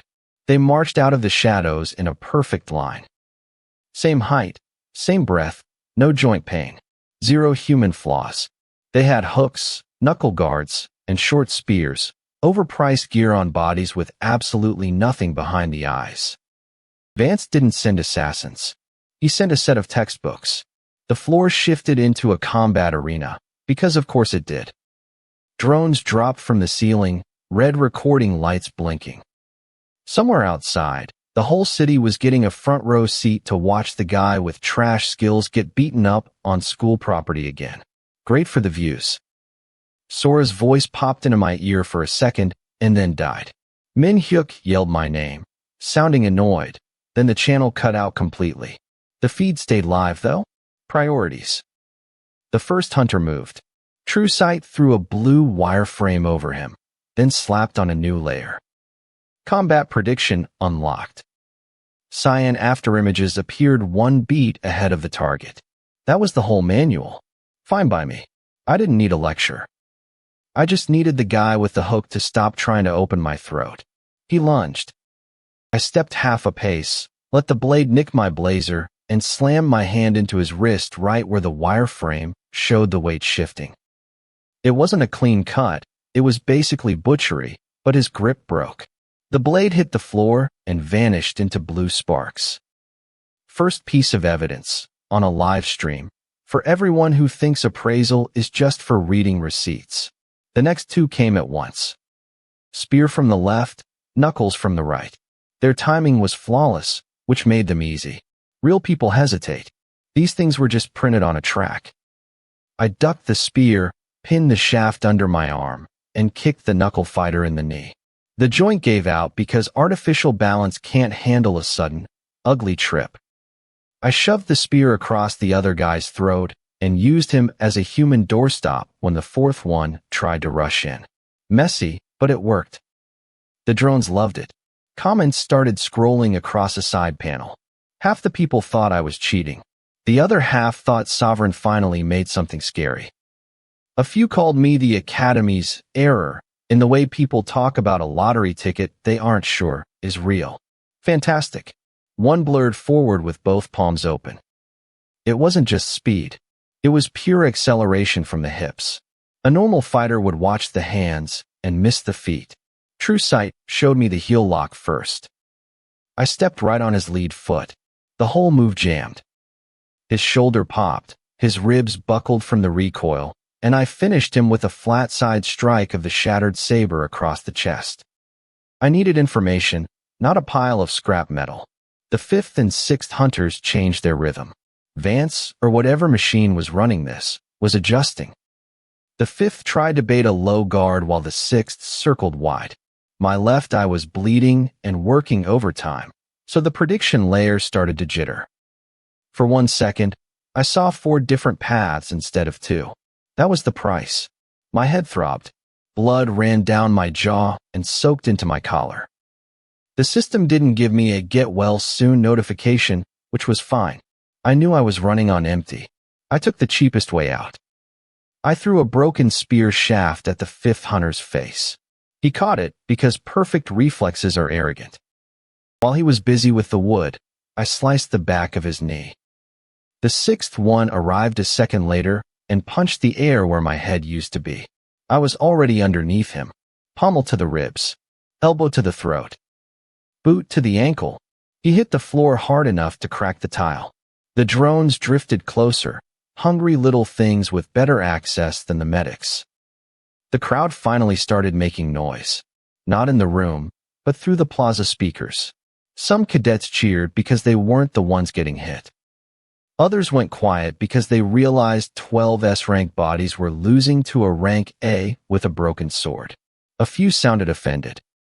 It's funny how people get mad when they realize they're the ones who are obsolete. The 7th hunter opened his mouth and spoke with Vance's voice. He told me I was just proving why I needed to be locked up. I hit him before he could finish the sentence. Not because it hurt my feelings, but because talking wastes my timing. The chipped edge of the saber caught his jaw right below the ear. His eyes went blank. Purple pixels crawled over his clothes before he dissolved. Not monsters, not people, just an expensive middle ground with a nightmare of a legal clause. The last 5 attacked all at once. The total wipe. No fancy footwork, just 5 S-ranks crossing every lane to turn the floor into a debt collection notice. Prediction flooded my vision with too many cyan paths. Hook, fist, knee, spear, palm, elbow. I burned my fragments and locked in. I wasn't looking for a kill. I was looking for the first domino. The system snapped one path into focus. I drove the notched edge into the lead hunter's guard at the exact angle of stress. His block collapsed. His elbow slammed into the second hunter's wrist. The second hunter's spear dipped into the third one's shin. The third stumbled into the fourth's shoulder. The fourth's palm strike missed me and smashed the fifth across the face. Very expensive slapstick. I moved through the gap. Shoulder check. Knee stamp. Flat blade hit. Reverse grip cut. Boot to the chest. The saber was heavy and honest, perfect for work that didn't need to look pretty. One choked on bad timing. One lost 3 teeth. One tried to run and tripped on a floor groove. One took a pommel to the temple. The last one stayed standing long enough to be dramatic, so I took out his ankle and let gravity handle the rest. The system paid out while the floor was still ringing. Level, 89 to 54. Strength, 78 to 80, plus 2. Vitality, 78 to 80, plus 2. Perception, 78 to 80, plus 2. Reward, 107 credits. Credits, 3,465. Core fragments gained via True Sight Appraisal, 1. Core fragments, 53. Physical peak, at least on paper. The elites lay around me, twitching as their programming tried to make them stand up. The drones hovered. My boots were planted in the cracks, blood dripping from my chin onto a body that probably cost more than a city clinic. The nearest drone's lens zoomed in, and the reflection showed my eyes burning with a color True Sight had never used before. The combat pit did not cheer after the final crafted hunter hit the floor. It recalculated. Reinforced glass brightened, public drones tightened their circle, and every observer above me had the same practical question on their face. If the defective rank F file could dismantle S-rank products on a recorded feed, then the paperwork had become a legal problem. Good. Legal problems cost people money. My ribs hurt when I breathed. My calf had turned my boot into a wet container. My blazer was torn at the sternum, sliced at the sleeve, and stiff at the collar where old blood had dried under newer blood. The shattered saber still sat in my hand, heavier than academy iron, edge chipped, grip tacky, honest enough for the job. The relay officer opened the pit door from the side corridor. He looked worse than last time. Narrow shoulders, sallow cheeks, one eyelid twitching.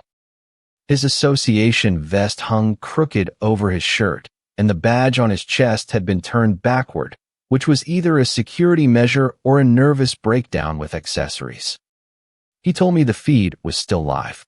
I told him to stop sounding surprised. Sora came down first, not running, because running in a blood-groove combat pit is how support specialists become incident reports. Her auburn hair was tied tight again.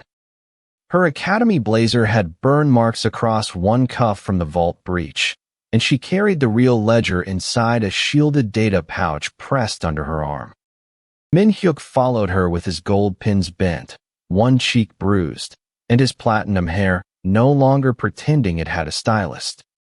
He looked at the bodies on the floor and gave me a flat nod. That was practically a hug from him. Sora checked my eye before she checked the ledger. She did not say I looked fine, because she had standards. She just pressed a clot patch into my hand and told me the upload route had to go through the Association Public Relay Hub, then the Academy Emergency Broadcast Net, then the commercial screens tied to breach warnings. 3 systems, all built by departments that hated sharing passwords. Naturally, the practical problem was ugly. We had a ledger drive, a relay officer with access, a damaged pit feed, my public combat proof, and a building already trying to lock itself down around the evidence. My canteen was gone, my saber hand was shaking, my boots were bad on slick floor, and my cooldowns were not the kind of thing I wanted to donate to a hallway ambush. Meanwhile, the observers above us started arguing through the glass. Corporate scouts were calling legal departments. Academy staff were trying to shut down drones. Sovereign juniors were pulling back in a tight group, dark uniforms stiff, deep crimson and gold crests catching the cold lights. No one was rushing into the pit. That was the first intelligent thing they had done all week. Then the last crafted hunter moved. Not enough to stand. Enough to matter. His fingers scraped the concrete, and a black capsule rolled from his sleeve toward the drain groove. TrueSight marked it as a dead switch tied to the pit feed, the ledger signal, and the reward table all at once. Expensive sabotage.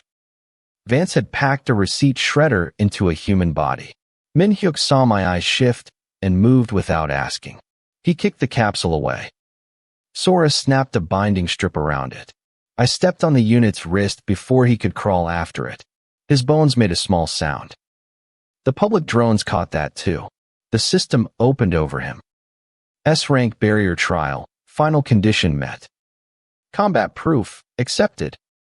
Ledger proof, pending upload. Core absorption, available. The final S-rank barrier accepted combat proof and opened core absorption. One clean explanation. Then work. A shard rose from the defeated unit's chest cavity, small enough to fit on my thumbnail, dense enough that the concrete under my boot vibrated. A second pale blue-white mote drifted behind it. Both were core fragments, still pea-sized, not some dramatic treasure gem nonsense. The first one carried enough pressure to make my teeth ache. I absorbed it through my left palm. Bad idea medically. The power hit my bones anyway. My knees bent. My ribs locked. Every old injury woke up and filed a complaint at the same time. The pit lights flickered pale blue. The drones backed away. Above the glass, people who had come to watch a public execution got to watch a ranking office lose control of its own classification system. The panel cut through the noise. Level, 52 to 56. Strength, 49 to 51, plus 2. Vitality, 49 to 51, plus 2. Perception, 49 to 51, plus 2. Reward, 110 credits. Credits, 1,729. Core fragments gained via TrueSight appraisal, 2. Core fragments, 35. Hunter rank, F to S. Rank S, provisional certification accepted. My level climbed from 52 to 56. Strength rose from 49 to 51. Vitality rose from 49 to 51. And perception rose from 49 to 51, plus 2 each. 110 credits entered my account, bringing the running total after the gain to 1729. TrueSight appraisal added 2 core fragments, bringing the running total after the gain to 35.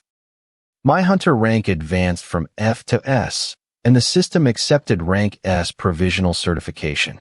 Finally, still broke by rich person standards. The pit erupted after that. Not cheering. Noise. Staff shouting into comms, scouts demanding confirmation, cadets pressing against glass, sovereign juniors trying to leave without looking scared and failing because their shoulders gave them away. The massive blue public registry screen above the observation tier refreshed my file, then froze under competing lockout commands. The relay officer swallowed hard and asked if we understood what uploading the ledger would do. Sora answered by handing him the drive. No speech. Good woman. Next morning was not clean. It was a service elevator, a stolen maintenance cart, cold vending machine rice, and Sora using her jammer to hold open doors that were trying to become security walls. Min-hyuk carried the heavier relay case because broad shoulders were finally useful outside vanity. I carried the saber, the data pouch, and my own body, which was currently the least reliable item on the list. The Association Public Relay Hub sat behind reinforced blue-tinted glass in the administrative spine. White walls, steel floor, cold lights. A dozen emergency broadcast panels waiting for breach notices, evacuation orders, and cheerful government lies about containment. The relay officer plugged in his key. Sora slid the ledger drive into the open port. Min-hyuk watched the corridor, jaw tight, one hand near the spare blade at his belt. I stood close enough to the main console that my blood dripped beside the cable track instead of into it. Professionalism. The ledger unpacked in layers. Gate coordinates. Harvest schedules. Transfer routes. Payment approvals. Crafted hunter production notes. Names hidden behind titles. Director signatures scrubbed and then restored by TrueSight because someone had deleted the ink and forgotten the pressure marks underneath. Vance was everywhere. Not as a rumor. Not as a theory.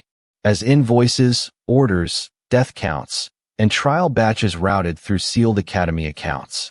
The first public screen switched from a breach advisory to the ledger index. Then the hallway panels changed. Then the pit feeds. Then the transit station boards. Then the cheap wall screens in cafeteria corners where cadets usually checked meal prices and leaderboard gossip. Every public screen took the evidence. The building tried to cut power. Sora's jammer screamed. Min-hyuk braced the relay case with both hands. The relay officer started praying under his breath, then remembered who paid his pension and stopped halfway through. I opened the live channel. My face appeared on the screens, pale, blood-streaked, black hair over my left eye, charcoal blazer ruined, slate-gray eyes lit by the same violet-blue fracture the cameras had caught in the pit. Behind me, the ledger kept scrolling. Names, gates, dates, harvest yields, Vance's private approvals. I did not explain the whole crime. The documents were doing that for free. I looked into the feed drone and said, "Architect, I am declaring war on you." For a second, nothing happened. Then every screen in the relay hub tried to disagree with every other screen at once. The ledger kept scrolling behind my face. The Academy emergency net tried to bury it under evacuation alerts. The association relay tagged it as classified evidence. The commercial breach boards grabbed the death counts because civilian panic paid better than tuition updates. Efficient little ecosystem. Sora kept both hands on the jammer case, face tight, auburn hair stuck to her cheek from sweat. The device whined hard enough to make the glass wall tremble. Keeping that channel open was burning through charge she needed for her own training, her own contracts, her own very expensive survival plan. She did it anyway. Min-hyuk stood at the corridor mouth with his bent gold pins and ruined rich boy hair, blocking 3 administrators who had suddenly discovered a passion for cable safety. One tried to push past him. Min-hyuk did not hit him. He just shifted his shoulder and let the man trip over a relay bag, spilling paper cups, rice packets, and his dignity across the steel floor. Noted. Then the global leaderboard loaded. Not the Academy board above the plaza. The professional one. The registry every guild used to price contracts, assign security, sell sponsorships, and decide whether a hunter was worth rescuing or billing afterward. It appeared across the relay wall in clean blue light, stuttered, duplicated my file, deleted it, restored it, then dropped the whole ranking table into error white. Names vanished. Ranks blinked. My old file tried to sit in 3 places at once. Trash skill, rank S, unknown public standing, illegal ledger source, live combat proof. The system could handle monsters, gate collapses, and corporate murder with neat little boxes. Apparently, it did not enjoy public evidence of its owner committing crimes through those boxes. The relay officer made a noise from his throat. Not a word. A small unpaid sound. The public feed comments moved too fast to read cleanly, but TrueSight caught enough. Fraud. Hero. Criminal. Sovereign plant. Academy mistake. Vance victim. Vance traitor. Then the tags started repeating across civilian boards in ugly capital letters. World threat. The public tags pushed world threat across the feeds. The system gave me notorious first, because apparently even scandals had promotion queues. The system registered public perception as a trackable classification. Public infamy, unknown to notorious. Global target status, active. My public infamy moved from unknown to notorious, and global target status became active. Great. The ledger did not slow down. Harvest gates. Scrubbed contracts. Crafted hunter batches. Dead zone transfers. Payment approvals routed through Academy accounts with Vance's signature pressure still sitting under the deleted ink. Every page made another department look guilty. Every department had lawyers. Lawyers made calls. Calls made panic travel. The professional board crashed again. This time it did not just flicker.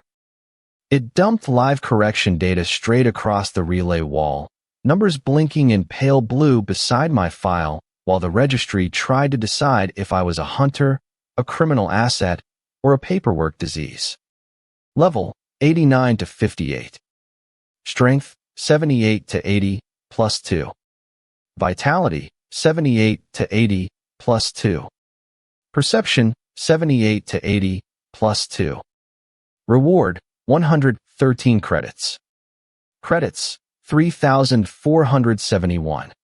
Core fragments gained via true sight appraisal, 1. Core fragments, 53. My displayed level corrected from 89 to 58. Strength rose from 78 to 80. Vitality rose from 78 to 80. And perception rose from 78 to 80, plus 2 each. 113 credits entered my account, bringing the running total after the gain to 3,471. True sight appraisal added 1 core fragment, bringing the running total after the gain to 53. Level down, stats up. Academy accounting.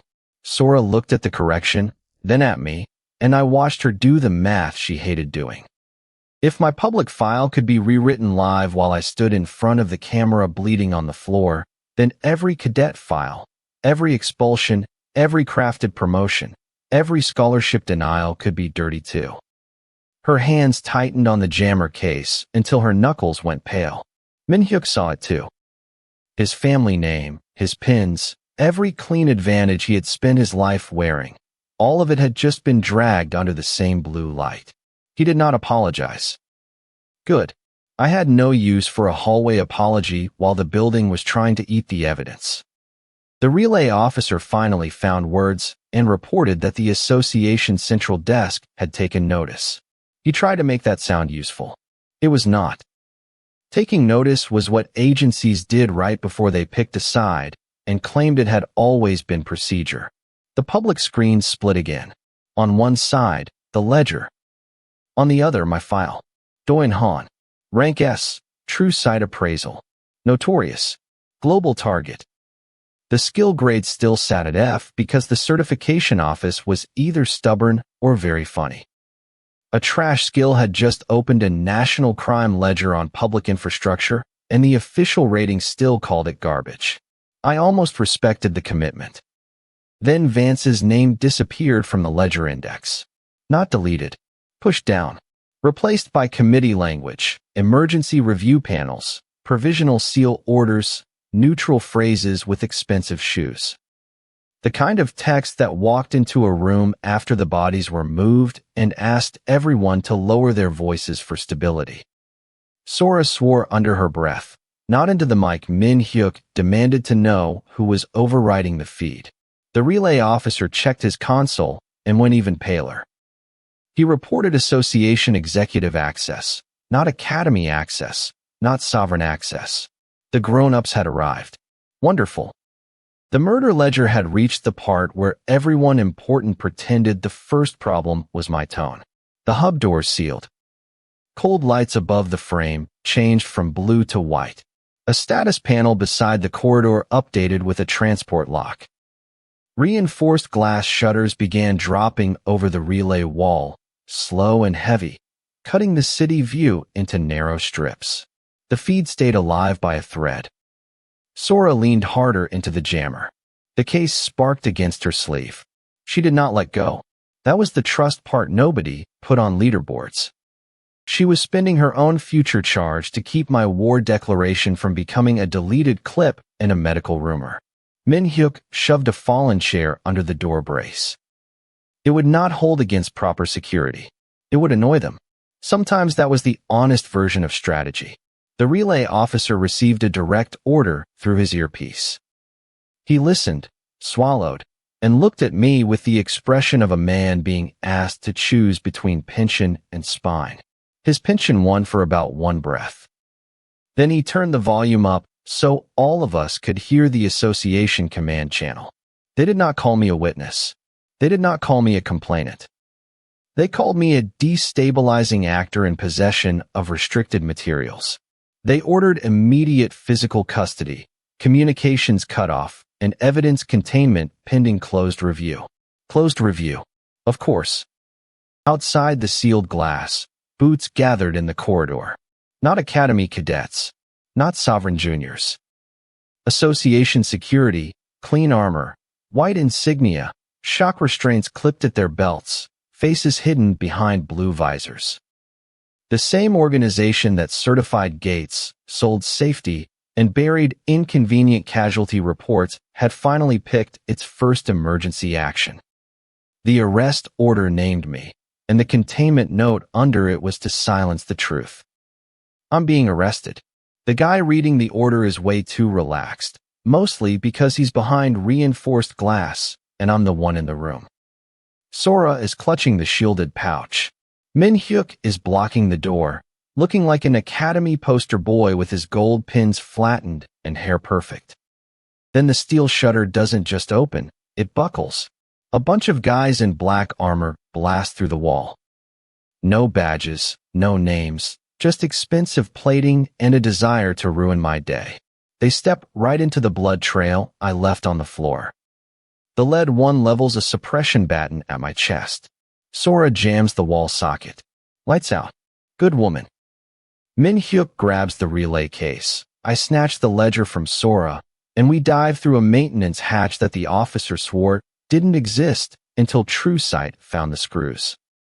The chase starts in a duct that smells like hot dust and panic. Great for cardio. I'm moving like garbage.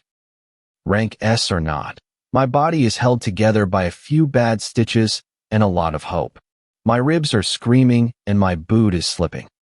The shattered saber keeps slapping my thigh because the belt loop is gone, so I just jam the grip under my arm. Min-hyuk carries the relay case. He spent his whole life building shoulders for this kind of civic duty. Sora handles the navigation. She doesn't talk. She just taps the walls for sensors and kicks my heel when I slow down. Our romance is simple.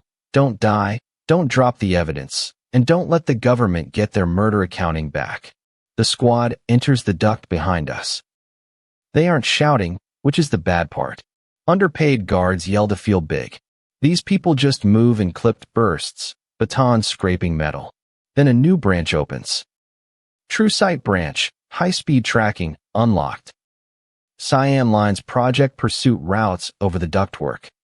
It flags an ambush in the service stairwell and highlights the elevator shaft as a trap just as Sora reaches for the panel. I yank her sleeve and pull her past. A restraint wire punches through the elevator doors exactly where her neck was. Min-hyuk looks at the wire, looks at me, and decides not to ask. Growth. We take the laundry chute. The academy spends millions on holograms, but the laundry still runs on cheap steel and detergent that smells like identity theft. I land in a bin of damp uniforms with my saber and the ledger. Sora drops in coughing. Min-hyuk comes last, relay case first, because the richest kid in class never learned how to fall into laundry quietly. The chute spits us into a service room under a transit station. Above us, the public feed is screaming. My face and the ledger pages are flashing between ads for Mana Insurance. People are staring at the screens, then staring at me, then going back to their noodles. It's a great way to be a fugitive. We rip the tracker off the relay case, smash it with a cartwheel, and ditch the case. Too heavy.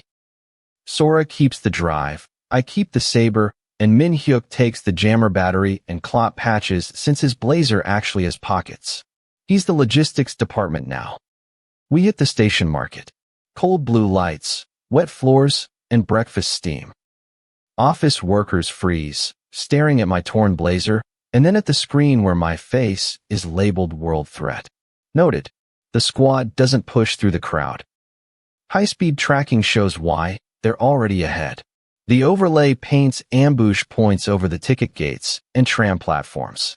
They're moving through the city faster than association paperwork should allow. No limps, no hesitation, just perfectly aligned route lines. A baton swings through the crowd. I duck, catch the wrist, and notch the saber into the joint. The baton splits. The crowd screams. The squad member doesn't. He tries to lock my shoulder exactly where the overlay predicted, so I step inside, drive my knee into his thigh plate, and bolt toward the noodle stalls. Min-hyuk shoves a metal cart into another unit's legs. Sora jams the gates open. We run through the unpaid lane, which is probably another crime. I'm going to need a binder for this list. Outside, it's wet and gray. Drones track us while every commercial panel sells outrage about the rank S global target. As I cross the street with broth on my boot, a panel pops up. Level 56 to 60.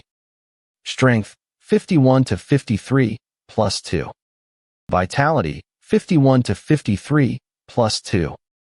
Perception 51 to 53 plus 2. Reward 116 credits. Credits 1845. Core fragments gained via True Sight Appraisal 1. Core fragments 36. Getting paid during a foot chase. Now that's a reward. The stat boost hits mid-stride. My knee stops wobbling and my lungs open up. Sora notices the pace change and cuts us into a delivery alley to lose the drones. Min-hyuk follows, clutching the battery to his chest. The squad adjusts. High-speed tracking flags a kill pocket near the refrigerated doors of a grocery depot. I push Sora behind some pallets, and Min-hyuk hits the loading latch. We slide into a cold storage room. The temperature slaps my sweat flat. My watch is still flashing the wrong time. Consistent brand identity. A squad member drops from the vent. No grunt, no hesitation, no human correction in the landing. I trigger True Sight for a second. Under the black plating, the mana signature is a series of clean, equalized bands. No knots, no scars, no inefficiency. It's the same forced balance I saw in the combat pit. The others close in through the door. Every single one of them has the artificial signature of a crafted hunter.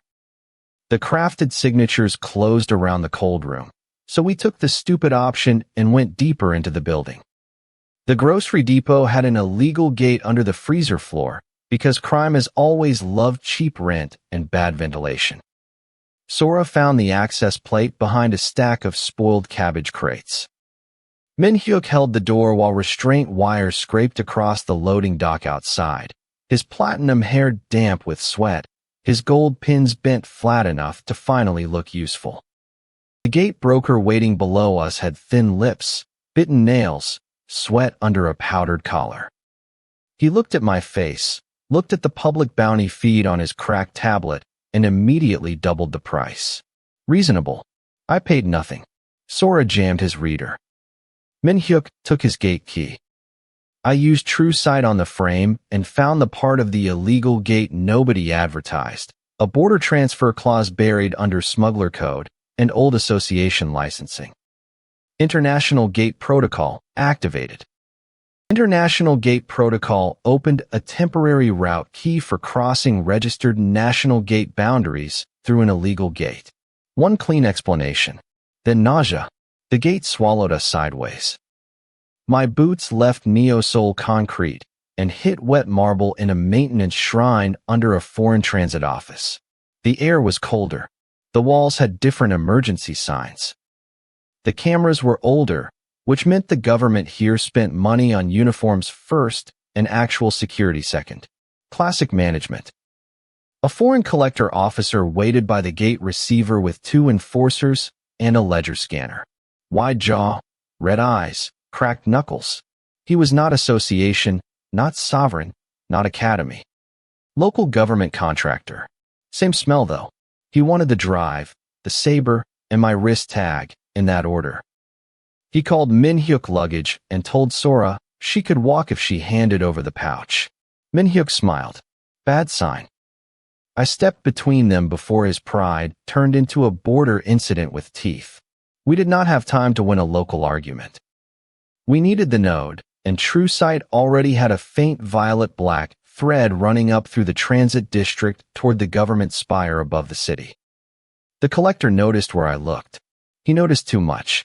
He ordered the enforcers to lock the receiver, then claimed foreign protocol required confiscation of all unstable gate evidence.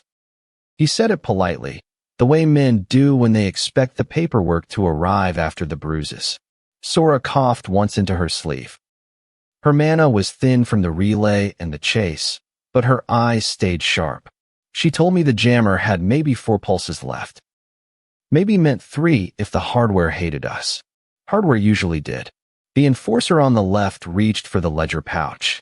I broke his scanner instead of his hand. Professional growth. The collector shouted.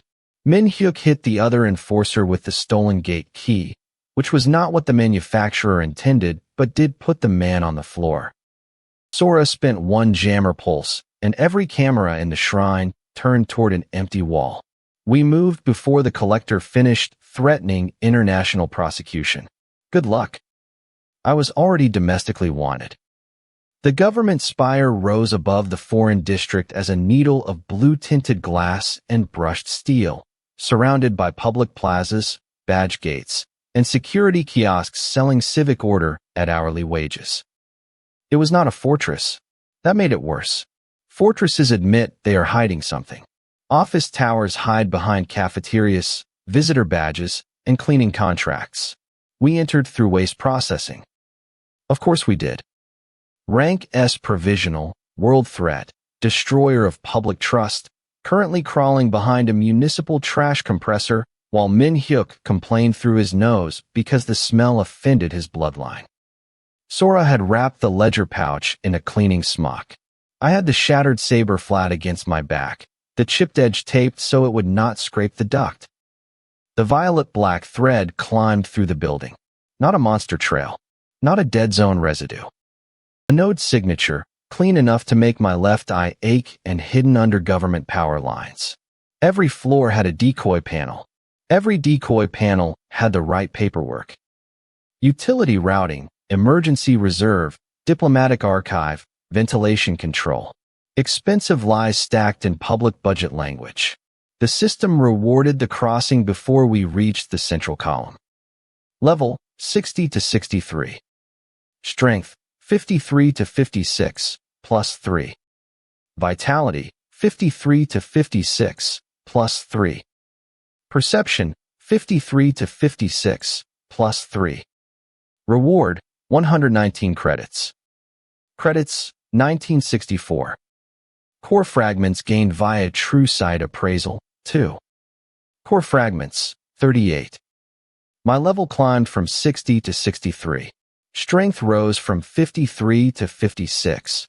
Vitality rose from 53 to 56. And perception rose from 53 to 56, plus 3 each.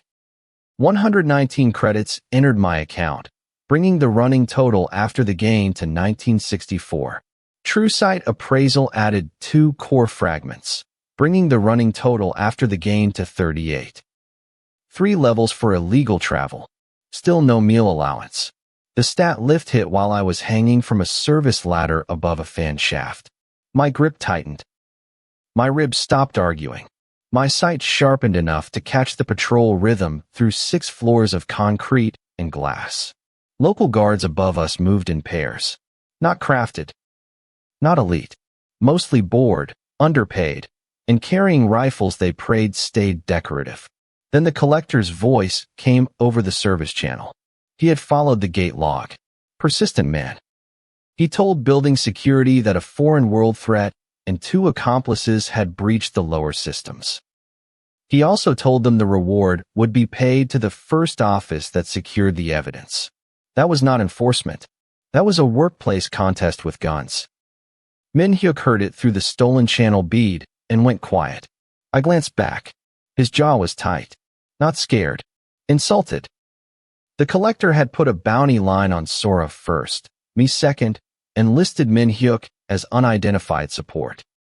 The golden boy had survived S-rank gates, public collapse, and betrayal, only to be reduced to accessory labor by a sweaty border official. His eyes narrowed. I pointed at the ladder. He climbed. Maturity, bought in installments. We reached the service mezzanine below the spire's executive archive. The floor was polished black stone, the kind that makes every maintenance worker's boots look criminal. Pale blue panels floated beside sealed doors, all in a language my school exams had claimed I would never need. TrueSight translated the parts that mattered: access cost, guard routes, mana draw, structural load.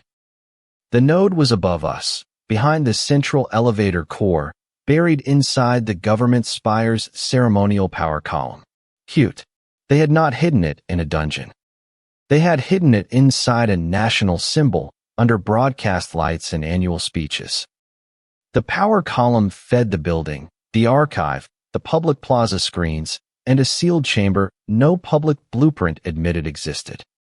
Every clean energy report in the lobby was probably doing unpaid cover work for a soul mill.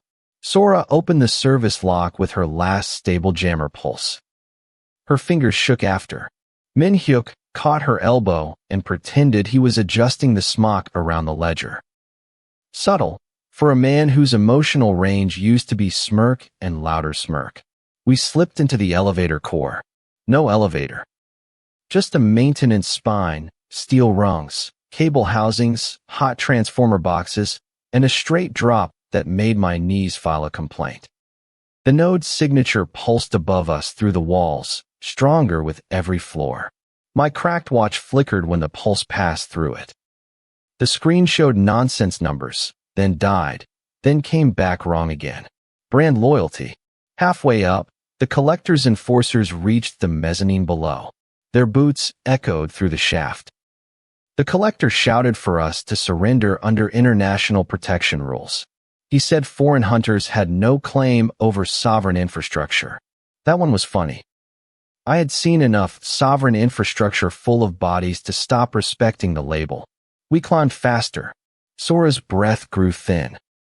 Min-hyuk took the ledger pouch from her without asking and strapped it inside his blazer. For once, she let him. I cleared a stuck access hatch with the saber's pommel, shoulder first, then dragged both of them through into a narrow observation crawl space behind the ceremonial chamber. The chamber beyond the grill was empty. Too empty. White floors. Blue glass. Government seal on the far wall. In the center, a fist-sized crystalline core sat inside a transparent containment rib, pulsing sick violet black light through dark veins that bled into the spire's power column. The same shape as Neo Soul's hidden anchors. Same purpose. Cleaner housing. Better insulation. Higher draw. TrueSight opened the overlay. The frequency line jumped. I checked it again because my eyes were tired, my ribs hurt, and sometimes tired men misread bad news when the bill has too many zeros. The line jumped again. Neo Soul's node had pulsed in a dirty rhythm, unstable, hungry, wasting charge through cracked gate walls and dead zone residue. This one ticked clean through the spire with tighter intervals, smoother transfer, less leakage. The collector stopped shouting below us.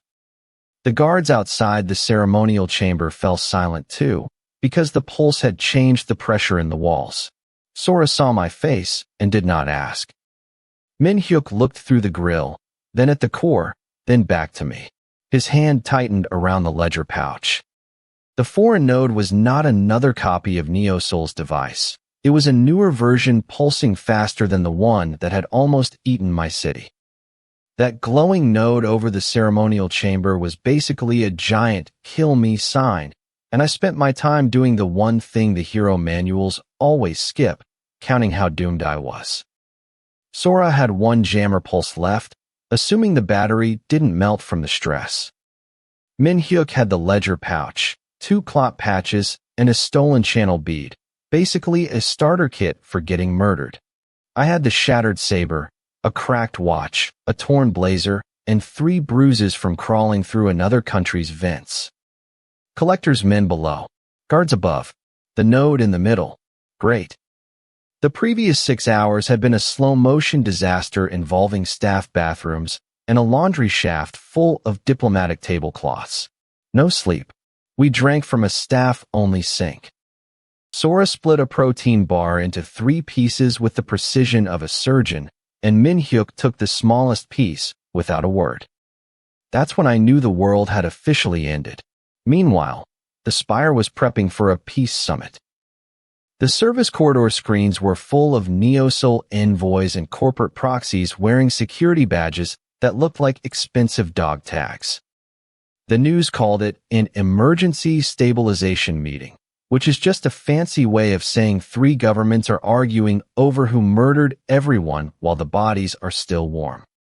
I was an invited security witness, or a guest, which is just a polite word for bait. The invite hit the stolen bead while we were crouching behind a catering lift. Some secretary with ink-stained cuffs told me I'd get temporary protection if I surrendered my gate materials for review. He promised medical help for my friends and a neutral party to verify the ledger. Neutral parties usually charge more than the people trying to kill you.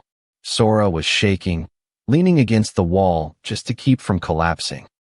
Min-hyuk looked like he wanted to strangle the man on the bead. I checked the map. Too many guards in the stairs, too many cameras in the lifts. Carrying a half-dead Sora through a building full of bounty hunters is a bad plan. The summit offer was a trap. It was also the only plan that didn't end with a rifle in Sora's ear. I told them we'd be guests. Min-hyuk tried to argue, but he couldn't beat the math. Sora handed me the last jammer spike. I tucked it under my blazer and taped the shattered saber to my back, the chipped edge digging into my skin every time I breathed. Formal enough. We popped out of a service hatch into the arrival hall. Slate floors, blue glass, and lights bright enough to make every bloodstain look official. It looked like the academy, same budget, different flag. Everyone stopped. Cameras swung our way. Guards halfway raised their guns before remembering they were on live TV. Officials froze over their coffee and almond biscuits. Optimistic snacks for a disaster. The secretary approached. He didn't care about my sword. He just looked at the blood on my sleeve and Min-hyuk's bent gold pins. He welcomed me as an honored guest, with a tone that suggested he wanted to vomit. I asked about the review panel. He said central chamber. I asked about the medics. He said they'd come after verification. I asked if I kept the ledger until then. He smiled too fast and mentioned summit protocol. There it was. Min-hyuk shifted, the guards twitched, and Sora touched his arm to keep him from starting an international incident on a global feed. A panel popped up as we walked. Level 63 to 65 strength, 56 to 58, plus 2. Vitality, 56 to 58, plus 2. Perception, 56 to 58, plus 2. Reward, 122 credits. Total, 2086 core fragments, 38 to 39. 2 levels for attending a meeting. Still no chair. The stats fixed my limp and sharpened my sight. I saw the chamber doors, reinforced glass, steel frames, and floor locks. The secretary led us through the main entrance instead of the security lane. He wanted us perfectly visible for the cameras when the trap snapped shut. Billable hours. Inside, the room was a circle around a power column. Flags, floating translation panels, and guards pretending they weren't guards. A shimmering gold ring circled the guest platform. Nobody mentioned it. Helpful. TrueSight hit the ring and came back blurry. No circuitry, no mana knots. Just a flat label. Restricted diplomatic zone. Cute. The secretary claimed the platform was standard protocol to protect us from aggressive mana discharge. He said it prevented misunderstandings, while every guard in the room tightened their grip on their guns. Sora spotted the ceiling emitters, small plates above every segment of the ring. She didn't fire the jammer. If she wasted the pulse and the ring wasn't the main trap, we were dead. Min-hyuk whispered that he hated diplomacy. Fair. I slid the ledger pouch to him under the table line while the secretary smiled for the cameras. Sora blocked the drone's view. Good team. I stepped into the gold ring. No explosion. No pain. Just a sudden, violent tightness in my chest. I couldn't breathe. My mana stopped. The pressure behind my eye vanished, and my overlays snapped off. Mana nullification zone, active skill access, sealed external mana circulation, blocked. The secretary stopped smiling. The ring glowed, the doors locked, and my rank S body suddenly felt like 18-year-old meat in a room full of guns. True sight went black. Lock-on vanished. Everything I owned just shut off. I was standing in the middle of a gold circle, and everything that made me an S rank had just been deleted. No cheat powers, no system assists, no magical shortcuts. Just me and a very bad situation. The nearest guard decided that a mana-less hunter is basically a piece of furniture. He charged in with a shield and a shock baton, his footwork looking like a total disaster on the polished floor. I didn't have any tactical overlays to help me, but I did have the general rule that guys with batons always forget the baton isn't the only weapon in the room. I stepped inside his swing and snapped his wrist against the shield. The room went nuts.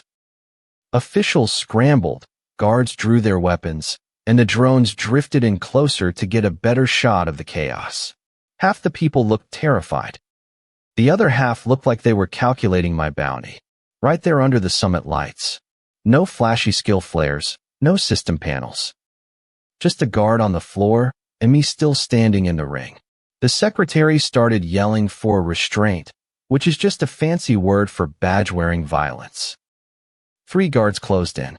A rifle, butt for the ribs, a baton for the knee, a shield for the chest. It was a perfect textbook sequence, which is a shame because it's a terrible way to treat furniture. I dropped under the rifle, let the baton skim my leg, and shoved the shield guard back into the desk line. Papers flew everywhere. A translation panel died. Someone spilled coffee on a treaty. Diplomacy was officially dead. My body felt like lead. I was used to cheating with mana, and without it, every dodge cost me a lungful of air, and every block rattled my teeth. No elegant flow, just distance, weight, and pain. My whole starter kit. The system stayed quiet. No assists, no sword songs. Just 12 years of dying badly and remembering how it felt. The baton guard tried a sidekick. I'd seen that stance everywhere, at the academy, during city breaches, and in those corporate gyms where rich hunters pay people to tell them their hips are lethal. I moved before he could finish the strike, driving my elbow into his inner thigh. His leg folded. I snatched the baton on the way down and jammed it into the rifle guard's throat. He made a wet sound and dropped his gun. Useful. Minhyuk was outside the ring, pinned by a dozen muzzles and looking miserable. The ledger pouch was still under his blazer. Good. Sora was beside him, fingers curled around the last jammer spike, eyes on the ceiling. The secretary noticed her hand. Bad. He ordered the escorts to secure my companions. I lunged for the edge of the ring, and the field hit me. The gold line flared, my chest locked, and my muscles seized. A guard took the opportunity to slam a shield rim into my jaw. Teeth clicked. Blood filled my mouth. Noted. I didn't fall, which seemed to annoy everyone. The official desks weren't a circle anymore. They were just a barricade of terrified politicians. The public feed drones loved the angle, the wanted man bleeding at a peace summit, while security tried to beat him into submission. The generator wasn't in the floor. The floor was just bait. Without true sight, I had to map the room the hard way. Ceiling emitters. Gold perimeter. The secretary's eyes. The pressure climbed when I moved west and eased when I backed toward the guest platform. The housing had to be behind the column console, fed through the podium channel. Simple. Painful, but simple. A guard rushed me with a two-handed grip on his baton. I stepped forward and slammed my forehead into his nose. Cartilage cracked. My skull rang. I grabbed his shoulder strap, spun him, and threw him into the podium hard enough to split the wood. The gold ring flickered. The secretary stopped shouting. There it was. I drove my boot into the broken podium. Once. The housing dented. Twice. The field bit into my calf, nearly buckling my knee. A rifle shot chipped stone into my ankle. Someone screamed from the seats. Someone else mentioned the feed was still live. Priorities. I grabbed the podium and pulled. My shoulders burned. The field didn't cause pain so much as a flat refusal to let me move. It was built to stop mana, but it had a very strong opinion about a tired man using furniture as a crowbar. The panel tore loose. Behind it sat a compact generator block, black steel and gold lines, bolted to the floor. The guards panicked harder than they had when I was breaking bones. That told me exactly how much the thing was worth. A system panel stuttered through the noise. Level, 65 to 67 strength, 78 to 80, plus 2. Vitality, 78 to 80, plus 2 perception, 78 to 80, plus 2 reward, 125 credits, 3483 generous. I'm bleeding out in public, and the system gives me a couple of points and some pocket change. Fair enough. My hands closed around the shattered saber's grip. No overlays, no fragments, no praying to dead skills. I set my boots, tasted blood, and put every single point of raw strength into the swing. The chipped saber hit the generator, the gold ring screamed, and the nullification field shattered.